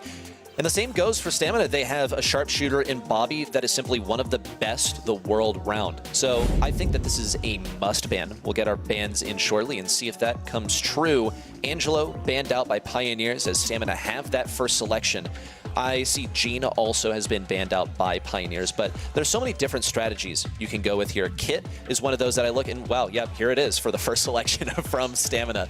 Now, it's not often that you see the Kit first picked, because then that gives your enemy time to deal with what can be quite a cheesy brawler, but at this level of play, Stamina are clearly first picking this because they know that they can accent it well. Yeah, they have to pick Draco now. There's no other choice for KCP. They locked that one in here. We saw the strategy from STMN already. The Sprout, Kit, and Draco combination was very powerful. Are there other brawlers, though, that you can sort of, pair Kit up with and still have that same level of impact? I mean, I have to wonder. They will be able to combine the Kit with something quite useful here, but these are some of the greatest brawlers that you can have in your arsenal when you have Kit on your team already being selected by Pioneers. Oh! Blue is what they're going to go for. Wait, hold up. Wait a minute. Didn't we see them steal this from their very first match of the day? They faced this on parallel plays. The Kit and the Lu combo. You get the stun, and then you have Lu farm his super off of it so easily. Lu never stopped cycling his super quickly. You can also freeze them as well. Yeah, if you have the right gadget as well, you can. When the poison closes in, you throw down the super, and there's nowhere to go. And Melody here gives you a bit of deterministic, opportunity to win a round. I feel like at the end of, Melody's able to come in with 3 notes. She's basically unkillable here. So really powerful composition. Definitely, does require Bobby at length to hit shots, build that super up. But honestly, like a team that mid-ranges decently, I would say, though, that like, having the Charlie here to round it out is pretty powerful. Charlie, Max, and Draco, that is... I like the gimmick for STMN, but I think that, like, in terms of just pound-for-pound raw brawler impact, Pioneers have a strong, strong draft. No doubt. They have something to deal with the Melody. The ban of Cordelius didn't scream like, yo, what's up, we're going to pick Melody. It's also just straight up good. You can charge super off of someone that's hiding in these bushes, and you can do it for free. We'll see Pioneers, though, attempt to set up a stronghold over here on the right side. Now, Bobby is going to charge his super for free as well, just by virtue of playing this brawler, by being Kit. Zara also is trying to get his super. The earlier they can flush things out if you're on the right side, the better. But Bobby doesn't really have a play unless someone gets too aggro. Maybe second best peeks out and Zara gets something off of that for free. Second best doesn't really have anyone defending him effectively, so either he's baiting or Stamina could have a big play here on the bottom side. I mean, just imagine how different this game looks if there's a thrower. Just one thrower. And no one is doing this, but yeah, that's not available. Hang on. Now, that's dangerous, Bobby. No one can follow up on that. Yeah, Zar cannot see Bobby there. Oh, buddy. That's a stinker from STMN. Now, of course, the Spiders are pretty troublesome for these single-shot brawls to deal with, and Pioneers say, right, well, time to get our hands dirty then. We're going to punish you guys for that mistake you made. Sands, though, can still 1v2, if not more than that. But that was an awkward engagement that forced him to have to get out. And so that'll be that. Zar falls, and Pioneers take that first little round. It was all an illusion. It so looked like there was a play for Kit on the bottom side, and there was nothing at all. Second best was ready with the peel. He was ready to punish Zar if he started focusing the bottom side. And hey, maybe if Zar had decided to focus that, he still could have remained alive, but he would have died to second best in the end. The result after all of this has been Pioneers taking that first round. Now, though, we have the combo. It's Kit and Melody. Melody's basically unkillable here. Juan Carlos is trying to do something about it. The most they can do is dodge the Kit projectiles for now, and that's tough. Juan Carlos is only barely alive. Okay, get in there for Juan Carlos, though, so construct that off. Shield did come up. But yeah, having a thrower, of course, with that Kit super makes a big difference. So that's always an option for STMN. If they don't have a clear engage, they can just Kit super to a teammate and move up to the wall. Pioneers realize, oh, okay, so that strategy of hiding isn't really viable for us anymore. We might need to be a bit more proactive. So Bobby, with one fell swoop, deals with all of those spiderlings. And here's the hypercharge now for second best. He'll be forced away. Carlos is frozen up. Dangerous now. The Draco just able to walk away. Now in Dragon form, but the gas is closing in. And here comes the Melody once more. Unkillable. Ugh. That is gross. Sands, untouched, basically, jumping in with that Kit. That was pretty disgusting. I don't want to see it again, but it is a win condition for Stamina, so they're going to have to run it again. Now, Zar has this hypercharge and a super combined. He was able to get a stun in combination with Bobby in round 1. It didn't exactly work, thanks to Pioneers positioning themselves prudently. However, he does have a win condition for the late game.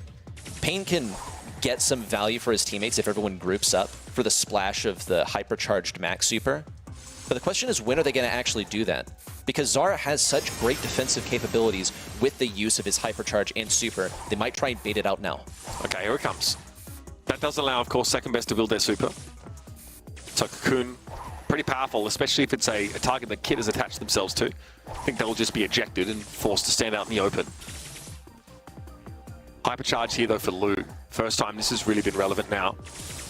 That's an insta-freeze on anybody unlucky enough to be caught inside of it, and there's the smoke closes. It's going to be an easy connection. Cocoon straight away on his arm, but he's going to be alive. The double stun comes up. Here's the Melody diving on in, and she's unkillable as per usual.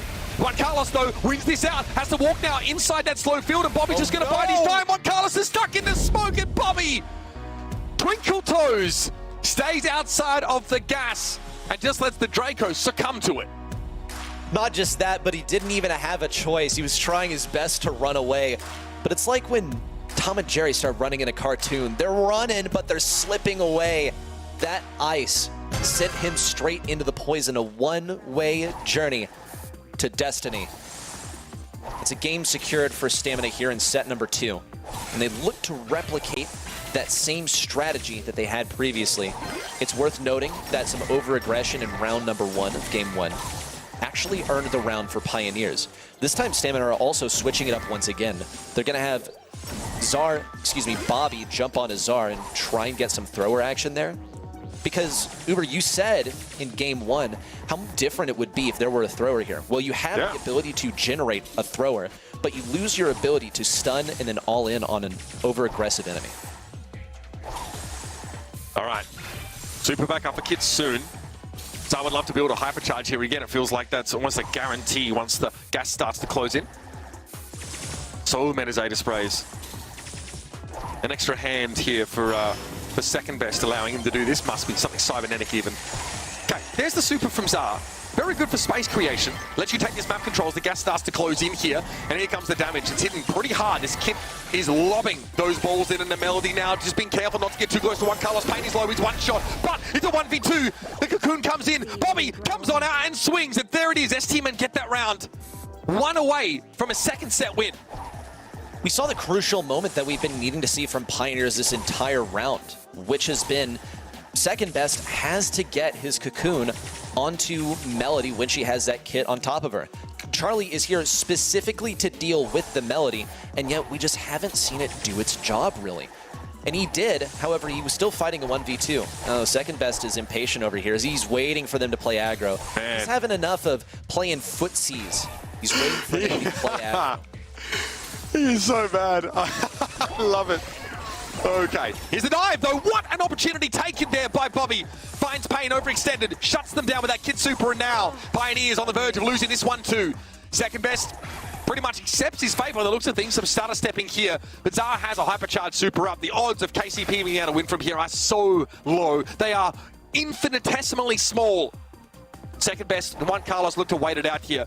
STMN in zero hurry. They have the catch potential, of course, of the Kit here. There's the hypercharge one. Carlos not going to be able to get out, and second best says, okay, boys, chalk it up. STMN on the road to a clean sweep of this grand final. Man, straight up disconnected. He got next to that poison, and I thought, well, okay, he's clearly thinking about what play he's going to make. Nope, didn't even move, didn't even touch that movement control at all. He had already accepted his fate and shifted his mindset to getting ready for set number 3, which is now absolutely do or die. No second chances, no third chances, because this is kind of the third chance that we're heading into. Yeah, I guess, if you want to put it that way. This is, of course, a single elimination tournament. We're in the grand final of it, so it is now or never for Pioneers. Full of confidence, full of vim and vigor coming out of that last match, downing Tribe, walking into the brick wall that is STMN. And again, I can feel it. There's a bit of magic in the air, a sense of destiny here for this STMN roster. Getting 100 points from this monthly final would be, I mean, it cannot be overstated just how crucial that would be for this team. It'll take them to like 290 odd points there. So yeah, put them definitely within LCQ contention. Let's talk about the draft a little bit here. The Hypercharge Lou feels like, yeah, when that was online towards the end of the game, there was really no answer for Pioneers. And then you have the Kit and Melody. That is a disgusting late game setup.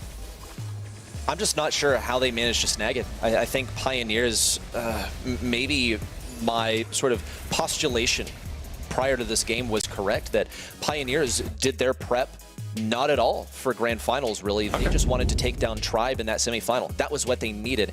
And for Stamina, we've really driven into the ground at this point, but they have to win this grand final. So I think it's a difference in requirement and a difference in preparation. Nonetheless, we can't take this win away from Stamina. They've looked remarkable so far. How good have their drafts been all day? I mean, it's easy to say the draft is good when they win all their sets, right? Because we've definitely had times where we've been like, oh, this draft kind of sucks, and they win, and we're like, oh, their draft was amazing. But I think like straight away, like we noticed that the first pick Kit you recognize was a little risky, but STMN forced Pioneers, at least as far as we're concerned, into picking the Draco. The Draco that never really has much impact for Pioneers. I think also note that look at Pioneers and ask yourself what counters Kit.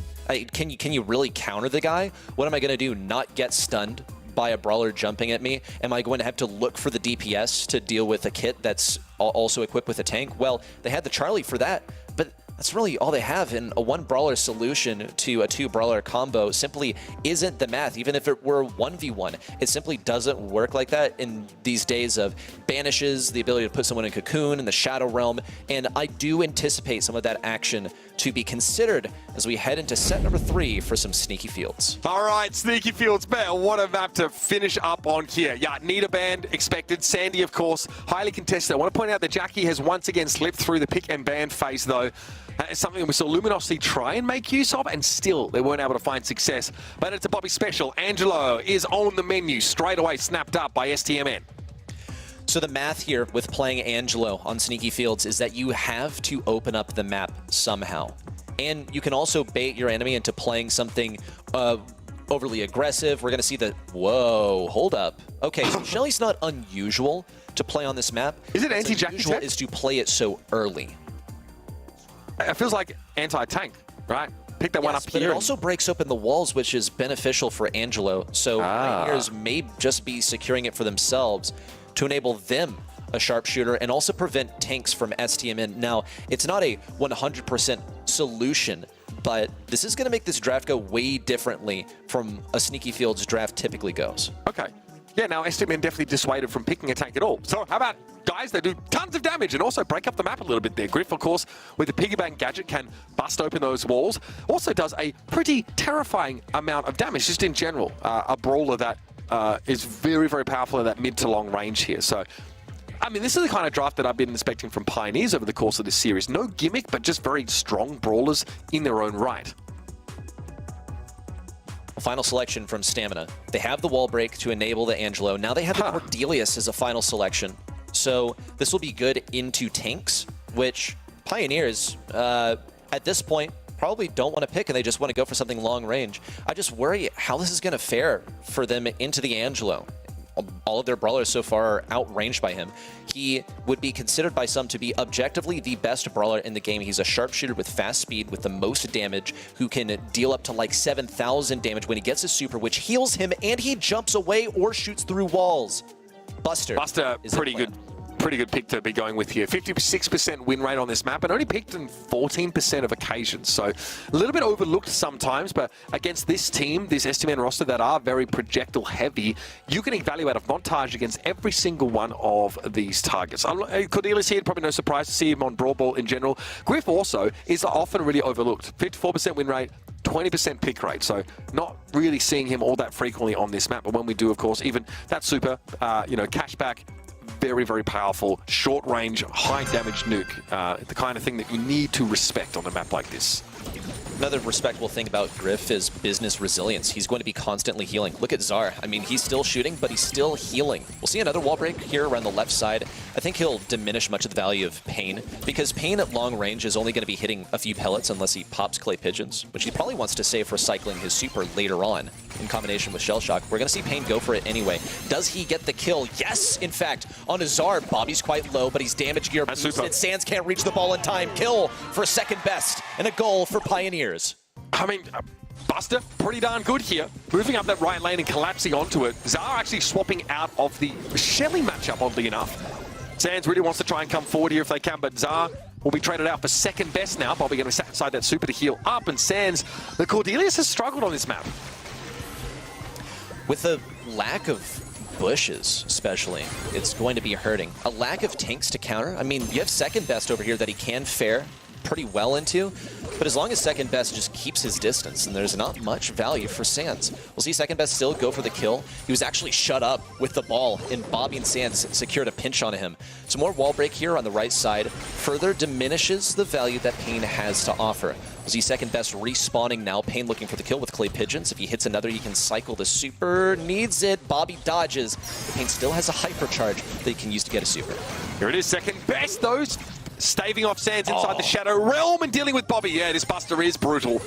Griff returns to the fray here. Czar's back on the map, who has struggled, frankly, and actually got swapped into by the Shelly, but eventually she's not going to have Clay Pigeons available. That hypercharge, though, the raw boost in stats, and now the widening of the cone of her super makes her a scary prospect.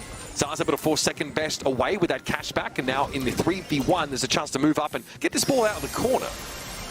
Second best is banished. Juan Carlos managed to secure this ball, actually runs into the goal, and Pain picks it up instead. Second best emerges from the Shadow Realm. We'll see a low health Griff on the right side and a very pinchable Sands on the left. Taken down, now focus on the right. Pain needs this kill on Czar, but 2 versus 1 always produces results for the parties with 2 strong. 15 seconds remain for Stamina to somehow uncorner this ball and then get a goal. They have Sands to put the valuable brawler, second best, in the Shadow Realm, which is exactly what he does. 5 seconds left. Zar taken down. Bobby shrugged off, and Sands is no issue at all. It's a win for Pioneers. Yeah, feels like a little bit of a lackluster composition for STMN, right? The Shelly ended up finding a decent amount of value. She didn't have to go hog wild at any point. The Buster, though, really seems to have unraveled STMN a little bit. The montage timing's been really good. I don't even know if he has slow-mo replay or not. He hasn't actually had to use that. But just being able to take so much map control behind that super been frustrating for STMN as they've got no choice but to give that ground up. A brawler that I haven't seen much from that maybe I want to focus on now is actually Jessie. Where does Jessie come into all of this? Well, she does have the range to deal with Bobby, unlike Pain or Second Best. Though Pain does... Oh, here's the combo! What? How did Bobby snag that? Oh, and Sands with the defense of Pain on the left. Second Best is still going to go for it, though. He has the montage to shove things over to the left side. And he's going to super over Juan Carlos. Juan Carlos with the pass to the right, in the back right pocket, around Zar for a first goal for Pioneers. This might be a quick set responded by Pioneers. This setup looks very, very good. And this slow-mo replay, of course, for Second Best here. Nicely done by Sands, actually able to trade up 1 for 2 there. But Second Best corners the boil and says, okay, now what are you going to do about this? The Griff, okay, I do like opening this part of the map up, to be fair, but the Griff has not really been able to find value. Has been struggling against brawlers that they should outrange. Sands, they're going wild in the last couple of moments. Another dive there into Pain.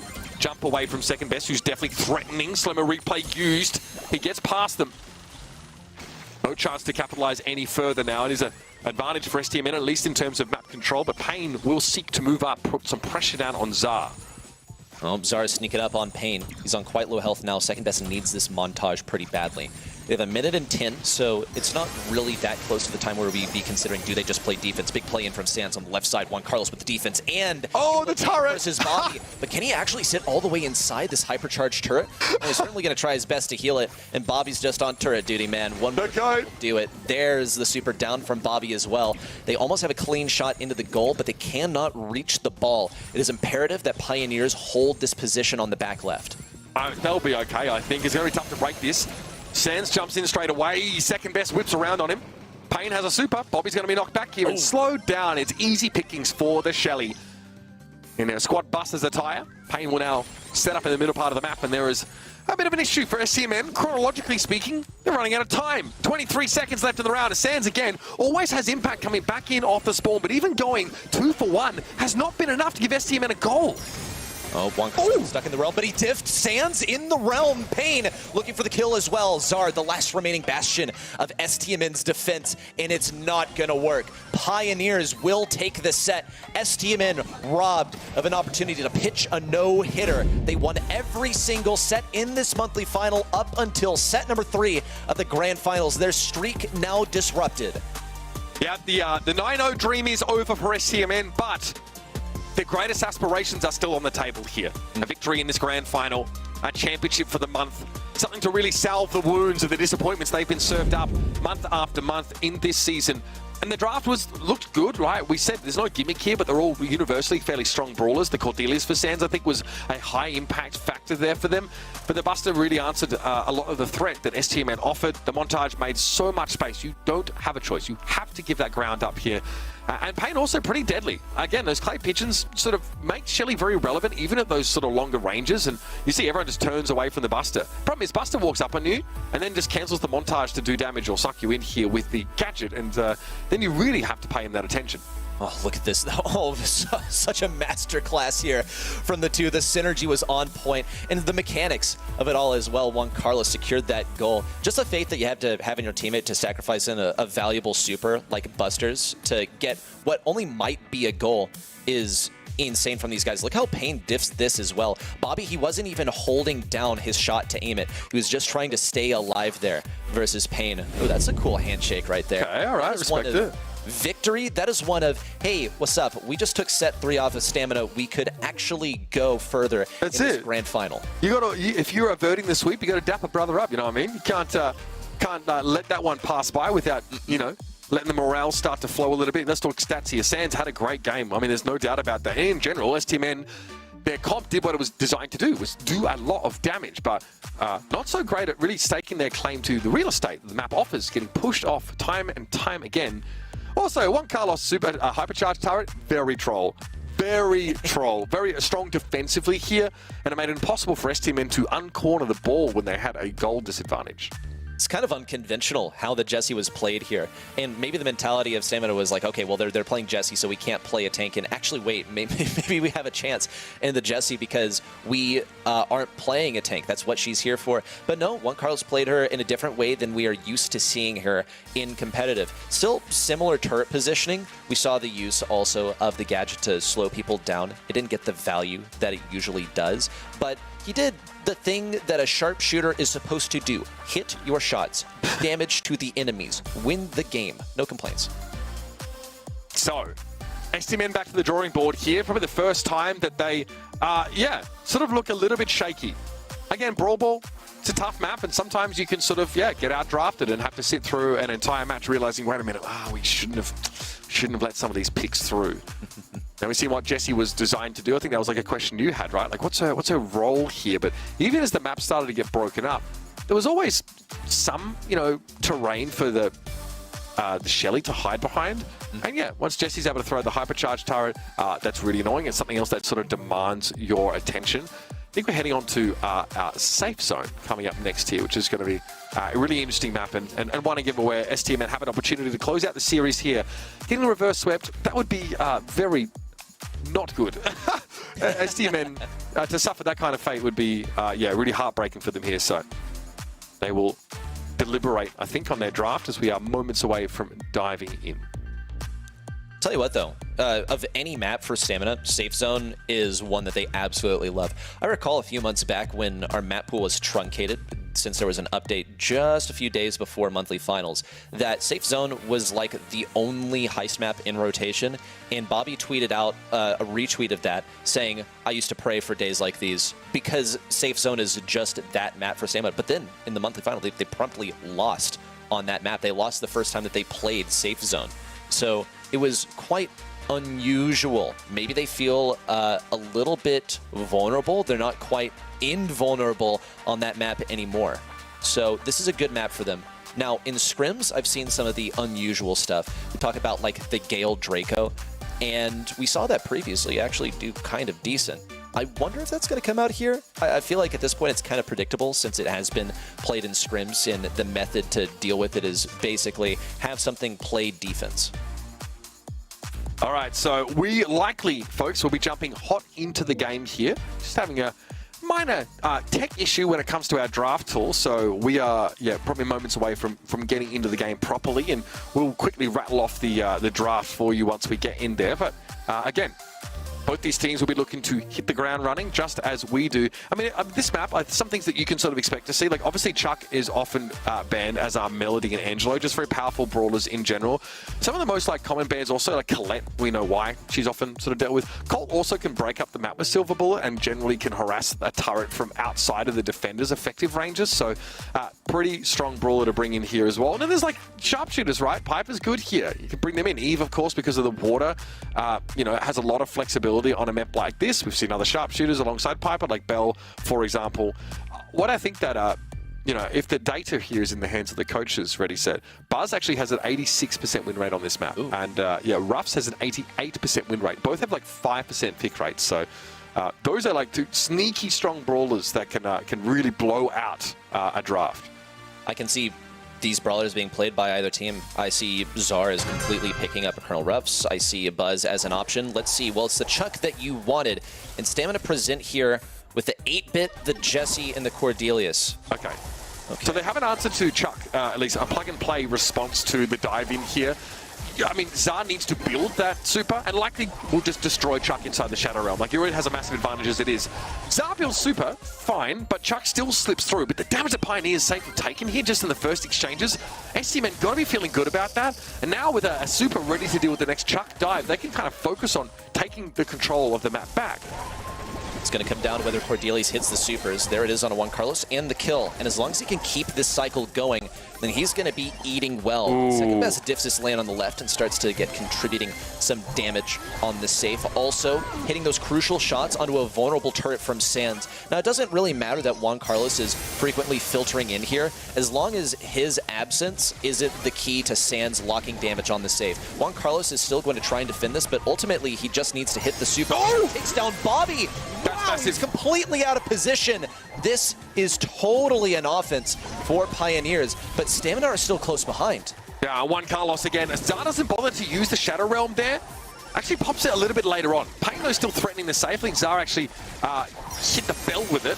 Second best pops out of that as they threaten to take the Cordelius down. This is not good for STMN. They haven't been able to answer the Chuck threat here because Zar's been busy fighting in the middle part of the map, and I know you just can't dedicate your entire existence to answering Chuck here, but Zar dying before Chuck even dives in is a really bad sign for STMN if they're trying to counter that brawler. Oh, only 2 more Chuck Supers. Oh, only 1 more Chuck Super. Or a final bullet from second best to shut down Stamina with the use of Chuck. The defense just wasn't what they needed. I'll tell you what the key to success is here for Stamina, is getting Sands on the safe. If they can simply get 8-Bit into position, they absolutely can. The only problem is that they don't have a firm line of defense, not horizontally, more vertically, as they have Cordelius hanging all the way in the back. So there's no one to actually aid 8-Bit in getting up. Now, there is also the other effect, which is that, you know, 8-Bit is still facing a 2v2, but he's such a vulnerable brawler that he's going to get focused whenever it's an option. Okay, so Zar going solo here to try and do some damage. So we are racing the Chuck composition a little bit here. Juan Carlos has to get pretty close to damage the safe at all, so Zar is spiraling. Okay, Zar managed to deal with that now and can continue to pressure somewhat. Good damage, and it does put STMN at a lead, but it doesn't answer the question of who kills this Chuck.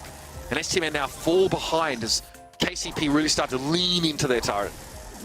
Well, it seems like he's not that much of an issue for them. He's getting good damage on the safe. He's all the way down to 632 health. He does not have that damage gear active. Go, little mushroom man, go! Leading, but that's fastly vanishing as Pioneers begin to eclipse this 3% differential. Juan Carlos damage boosted in on the safe, and second best follows up with a few of his own. We're down to 14% remaining on this safe. Just a couple of chucks in should really get this. See, Cordelius, yeah, you draft him as an answer to Chuck, and then you get absolutely dominated by everybody else on the enemy composition. Charlie and Bell really give Cordelius a tough time. Nicely done for Pioneers. That is a crucial set to be taken here. We are 2-2 going all the way, and STMN are on the verge of being reverse swept. This is it. They have to knuckle down, and they need to dig deep. A flawless day up until now, and Pioneers have been a thorn in their side that they've not been able to extract. This is honestly an amazing situation for Pioneers. However, not particularly going to set number 5, okay? But having the opportunity to secure a monthly final with just 1 set to go. Now, all of that considered, where do the points stand after this? Pioneers honestly stand the chance to take number 1. And Stamina will be in a position where the only teams that they can really beat out to go to LCQ are Luminosity and Tribe. This is just bad for the bottom 3 out of our top 5. Yeah, very much so. Anytime like, you know, a team in first or second is able to win another final and widen that gap between those that are still fighting for their chance to be featured, we will see. We'll see the leaderboard at the end of this game. But suffice to say, Pioneers are going to be feeling very comfortable if they get a win here. I want to point out, though, there's only 30 circuit points difference between winning and losing this particular game. You already get like 35 for making it into the quarterfinals. So to put that in perspective, 70 points is good for STMN, but even 100 doesn't guarantee anything for them. So they obviously need to get max points, and that means then they need to turn around next month and obviously have a great time. But so far, looks like they've found another element. You know what I mean? Another gear to go up to. Pioneers just happen to have met them at that particular breakneck speed here. And second best, yeah, pretty dirty game there. Tough for Zara, I think, to step up against that Bell. We saw a lot of like the hypercharge mark usage there, making it difficult for Sands. Every time the 8-Bit gets marked, it's just, it's a nightmare. 8-Bit does have to take some damage because they're slow to sort of swing out and take these shots. And again, your health pool is supposed to sort of help you remediate that, but the damage amplification after getting hit by the Bell Super means that this is much more of a risky proposition. I think this is a great draft for Pioneers. I think Stamina thought that they could deal with the Chuck with the Cordelius alone. The problem is that 8-Bit, while being good on this map, only works if you can get him to the enemy side, which they did a couple of times in game number 1, but that was really all we saw. Come game number 2, Stamina actually put 8-Bit on defense, where he was doomed to take damage from Chuck, and then they put Zar on the Cordelius on the enemy safe, and honestly, it got kind of close at times, but in the end, Chuck brought it all home. We're headed to Bounty, but a shooting star to finish us all off. And a first pick coming in from Stamina. Note the bans as well. High mobility brawlers banned by Stamina. No Carl. They don't even want to think about it. Byron is a very solid first selection for them. Byron's going to be a great brawler to play with basically anything in existence. Yeah, really commonly picked on this map. Almost, yeah, every other time we see Shooting Star, someone locks a Byron in. He's also, yeah, attracts, he's not the kind of brawler that attracts those bans necessarily, so always a factor here. 8-Bit comes out, yeah, also we commonly see this one here. Melody, Piper, all both banned away by both sides, rather. And yeah, no Carl, because of course, just giving away that blue star at the beginning is a pain, but STMN actually played around that strategy. We saw that sort of earlier on today.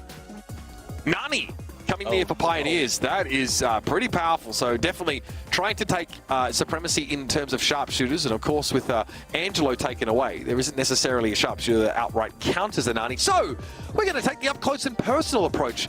Draco picked here in the last set of the series. It's audacious, but combined with the Byron, it is very powerful. But is that enough? Kid Draco? No, Charlie Draco. Okay. Remove an option for the enemy to deal with the Draco seems to be the play here. So what do Pioneers go with for their last selection? Amber to prevent things from running it down. This brawler snuck through those bans, and she's here to play for the last one. And Amber's also going to be quite solid into Charlie. So I wonder if STMN really had this on their radar as a brawler that would be picked here, considering that it's usually banned or picked earlier on, so probably wasn't necessarily fresh in their minds.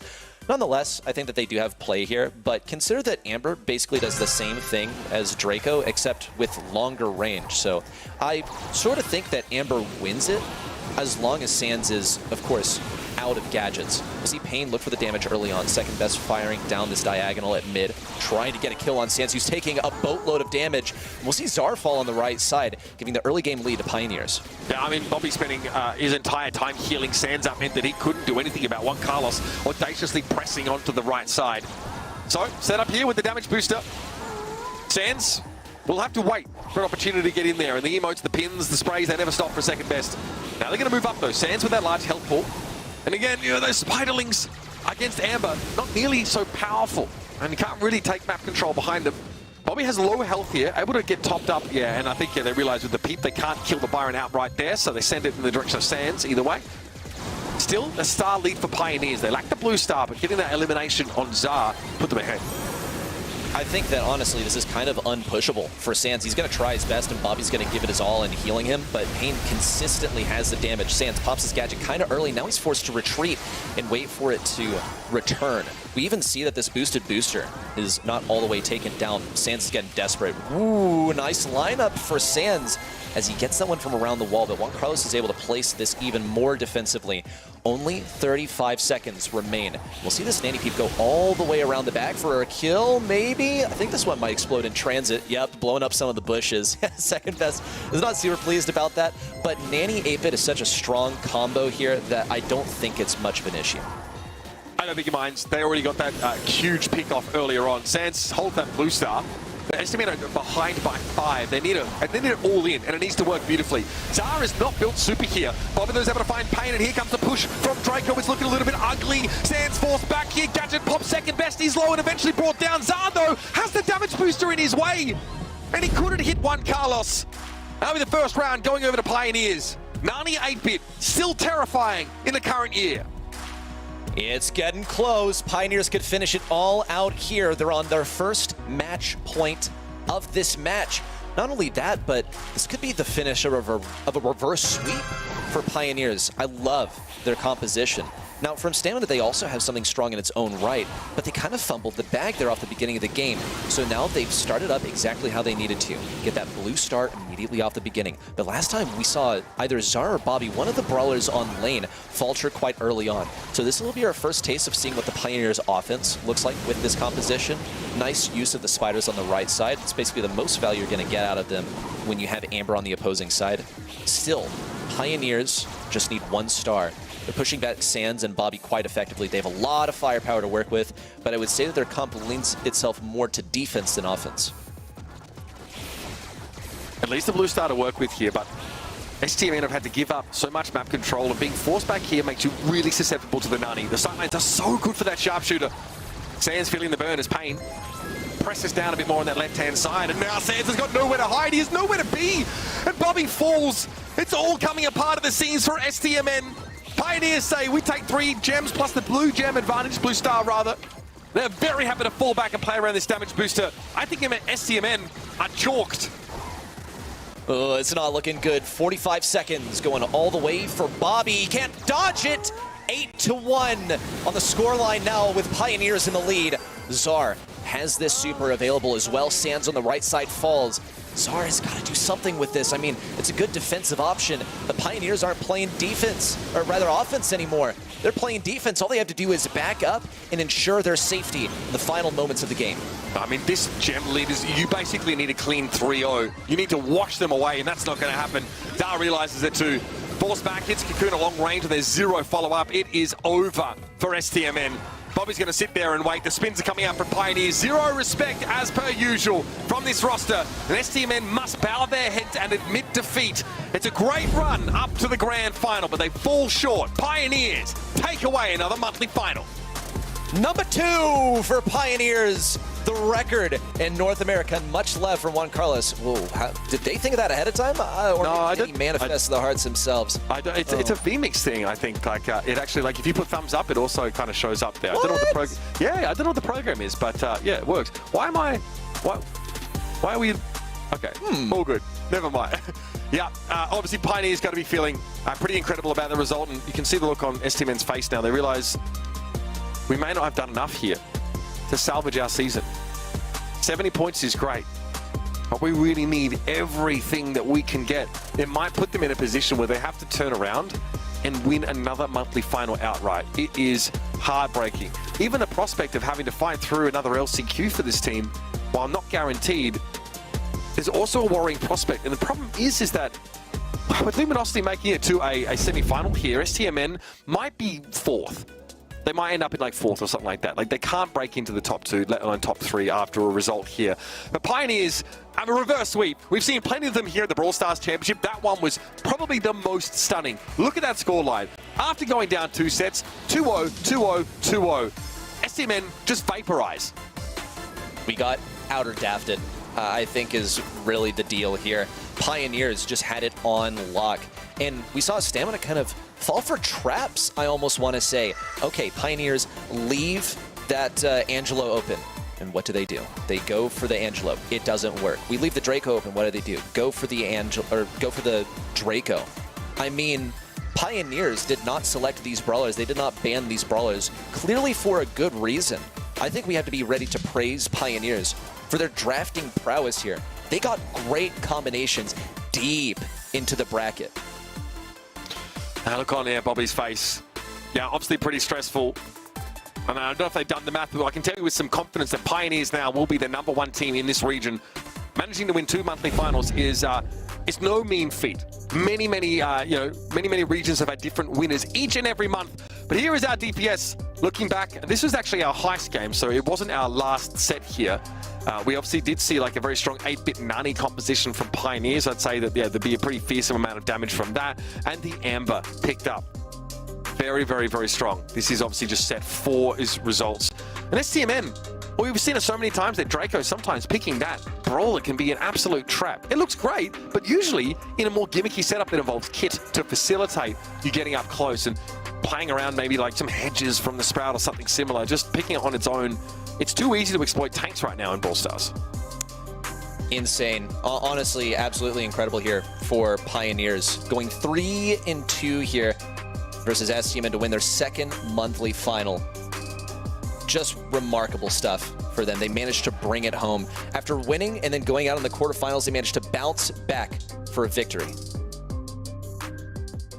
Yeah, I mean, Juan Carlos here, no surprise to see him come away with it. I think we had 70% protestos, by the way, in that match from second best, for those that like to keep track of those stats. But yeah, Juan Carlos here, really the centerpiece of this team and someone that, has taken them all the way now in 2 separate monthly finals. Really impressive stuff. And bear in mind, like, this was a team that we were wondering if they were just a one-hit wonder, right? Coming in, April champions, and then getting rolled by Elevate. Absolutely smoked last month in the quarters. And we're like, okay, well, guess that was fun. A fun storyline while it lasted. But these guys, they reacted to that disappointment by turning around, putting in the work, and grinding. They did have a lot to prove this month. Now they've shown that they actually have that consistency, befitting of a team at the very top here in this North American region. And you've got your STMNs, your Luminosities, your Tribes looking on and going, man, that used to be us. What happened? We need to get back there. There's one more month to gain those circuit points. One more opportunity to unseat a team like this. But for now, Pioneers will be walking away your June champions. Amazing stuff here for Pioneers. What a month it has been for them as they now advance actually with this win to first place on the leaderboards, leading the charge, overtaking Elevate as #1 in the region. All Elevate needed to do was win their quarterfinals match to basically lock in an LCQ spot. Now they're going to have to try for it next month. For the time being, however, Pioneers are so far ahead that they actually find themselves in a similar position where Elevate started the day. Yeah, I mean, they, for all intents and purposes, mathematically probably have that LCQ spot locked up at this point. Ark, talk us through this journey, mate. It's been quite a ridiculous day. The story of Pioneers is something we didn't get to catch them in that first game, but they overcame Mystic Esports. And then the flattening of Tribe Gaming was when we started to realize, hang on, these guys are back with a vengeance. Yeah, exactly. And going into the matchup, I said, didn't I? We had a lot of 3-0s up until then, and I wasn't expecting it to be a 3-0 in the grand final, and it was a 3-2. And the match that we wanted to have, we wanted to see it go all the way. And to be fair, I think that STMN will look back on that draft and Bounty and just feel like they just missed it a little bit there. I mean, and all credit to Pioneers. Absolutely so. To be 2 sets down and then come back to really bring things full force into your favor, that takes a great amount of guts and a great amount of mental, and they did just that. So breaking the trend in North America, we've had a different monthly finalist every single step of the way, a different monthly final champion. This time round, Pioneers are the first team to do it twice. Here is your regional leaderboard for North America. Pioneers get to the top of the standings, a position that, if they have a good performance next month, will be basically unassailable. STMN, by 1 solitary point, have snuck into the top 4. That is absolutely ridiculous. And they had to beat Luminosity in order to do so. We have a changing of guard in the top 4, and right now, STMN and Tribe are both live for LCQ. I cannot believe we're sending STMN and Tribe to an LCQ if things go this way. That is just, God, that is so mental. Anyway, Elevate and Pioneers stand at the top there, and Pioneers have a nice, healthy little buffer to work with. Ready, set. You're on deck for an interview here with Coach of Pioneers, so we will let you take that one away and get some insights from our winning team this month. Well, thank you very much, Uber. I'm here with Philip. What's up, dude? I was not prepared for this at all, but it's so amazing to have you here. So everyone, for context, I'll let you speak in a moment, Philip, but Philip coached BC Gaming at Worlds last year, bringing a mainland China team into the forefront of Brawl esports. Now that you've partnered up with once Juan Carlos' team, now the Pioneers, you have done the same again, a team that, when I spoke with Second Best himself, did not expect to make it this far. It is insane to him, at least, that they are now in the running for a World Finals. But you're a remarkably storied coach. You obviously have your strategies. I'm not going to ask you to reveal your hand, but please tell me, what is it like to coach these guys from a coach's perspective? Oh, it's an absolutely... Honestly, I have worked with in some aspects, right? But it's super, super good. They welcomed me super well. They didn't have crazy high expectations, but they trust me a lot. And that's super, super important. That has allowed me to work a lot, to do what I know the best and in my way. And also we have adapted super, super, super easy with each other. But again, that trust just from the get-go, it really allowed me and them to start things super, super fast. Obviously, that does take some time, but the beginning was super important. So in that aspect, the team was super, super welcoming, again, super communicative. So it's very easy to approach them. It's very easy to figure things out, to adapt, to improve, for anything. So in that aspect, it was super good. That's how things got rolling from the beginning. So as it stands now, you found yourself pretty deep into the season now. And with this win, all you guys actually need to do is play in the monthly qualifiers and get around 10 points next month in order to lock LCQ. Is this something that you were aware of, that you had calculated coming into the day? And how does that feel to be in this position now? No, 100%. 100% we didn't calculate. Obviously, our job is to do our best, to perform, to be prepared, and then whatever happens, happens. Again, a lot of things are in our hands, right? In this situation, it's everything in our hands on how we do and etc. etc. So that's gonna affect the points based on how we perform. And what was the second half of the question? Well, how does it feel now that you are in this position, right? Right. Coming into this year. Yeah, is that the expectation? Correct. Yeah, I mean, it feels great. It does feel great, 100%. Like, how can it not be? But since we're in this position, like, we're working 10 times harder going into our next monthly qualifier and monthly final already. Like, right now, we're super, super, even more strict than we did before. Like, right now, once we're in this position, there is no moving left, right, or anywhere, just forward, and that's it. It's tough work to make it here as well. Obviously, you've been grinding super hard just to make it into this position. Do you see yourself as sustaining this into the next month? Does it look sustainable, the rate at which you have been moving as a team, the amount of grinding, the amount of practice that you have gotten in? All right. Well, every single month, with an exception of the previous one, we have went step forward in both gameplay, draft, and results. In every single one of those three aspects, we have every single month moving forward. In this one, this is definitely a step forward, even from the month where we won. Why? Because we were down 2-0. We're down 2-0 versus super, super strong, versus super, super consistent and well-rounded team. And we managed to reverse sweep them.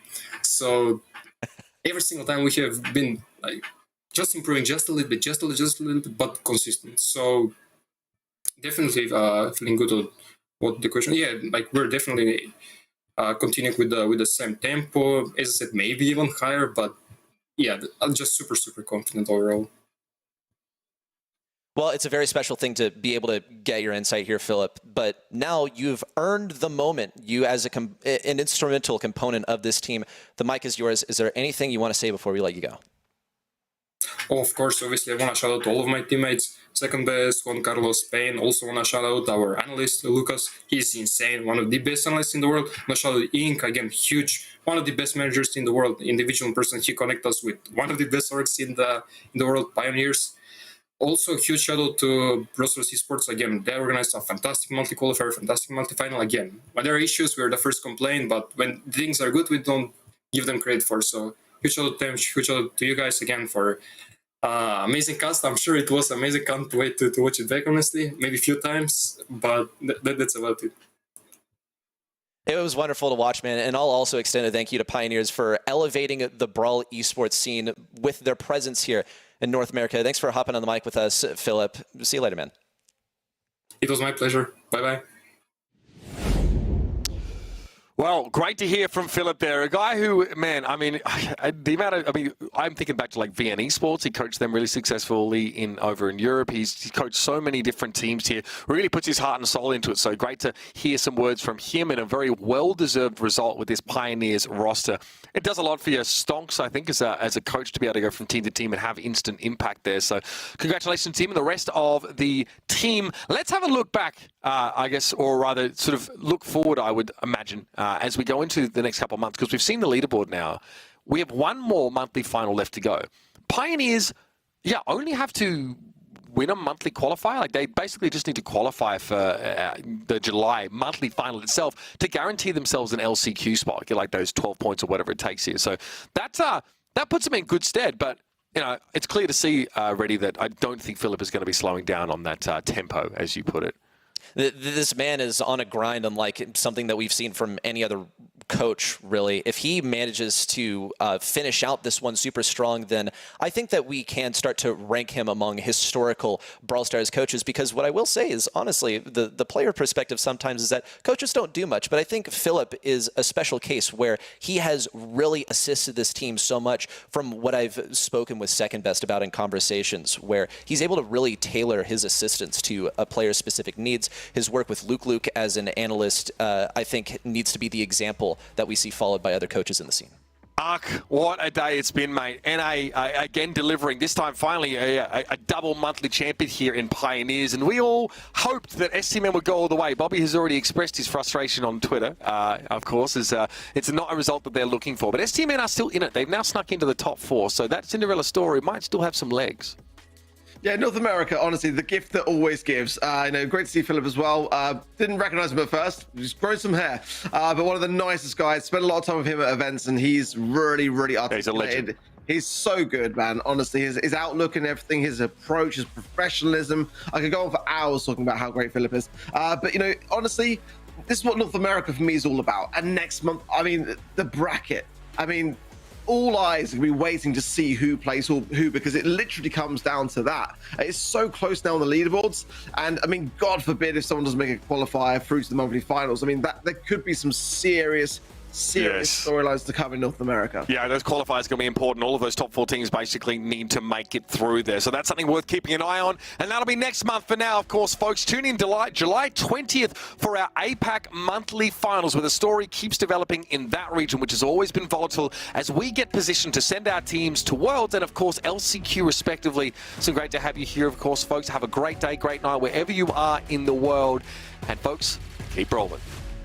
I wasn't sure he was going to be able to pull that off, walking came from Tyrant, but the control is all lost, and now Ninjas are able to gain back some control here. I'm sorry. They're going to town! Zula just ceased to exist twice in a row.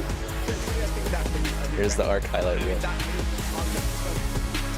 And this is looking a bit hairy, but Pashi gets the defense. Straight the what? Oh no! The Screen Disasters want to jump! Oh, but the fumble! They couldn't get it! They couldn't get it! Bobby up to Chino, gets him down. Turret has to be dealt with by Patchy when he can otherwise be working on the safe, but that is exactly what Sands is going to do. It's the Italian job, baby, the ice of the century, and STMN will be advancing to the grand finals. Bobby's going to sit there and wait. The spins are coming out from Pioneers. Zero respect, as per usual, from this roster. And STMN must bow their heads and admit defeat. It's a great run up to the grand final, but they fall short. Pioneers take away another monthly final.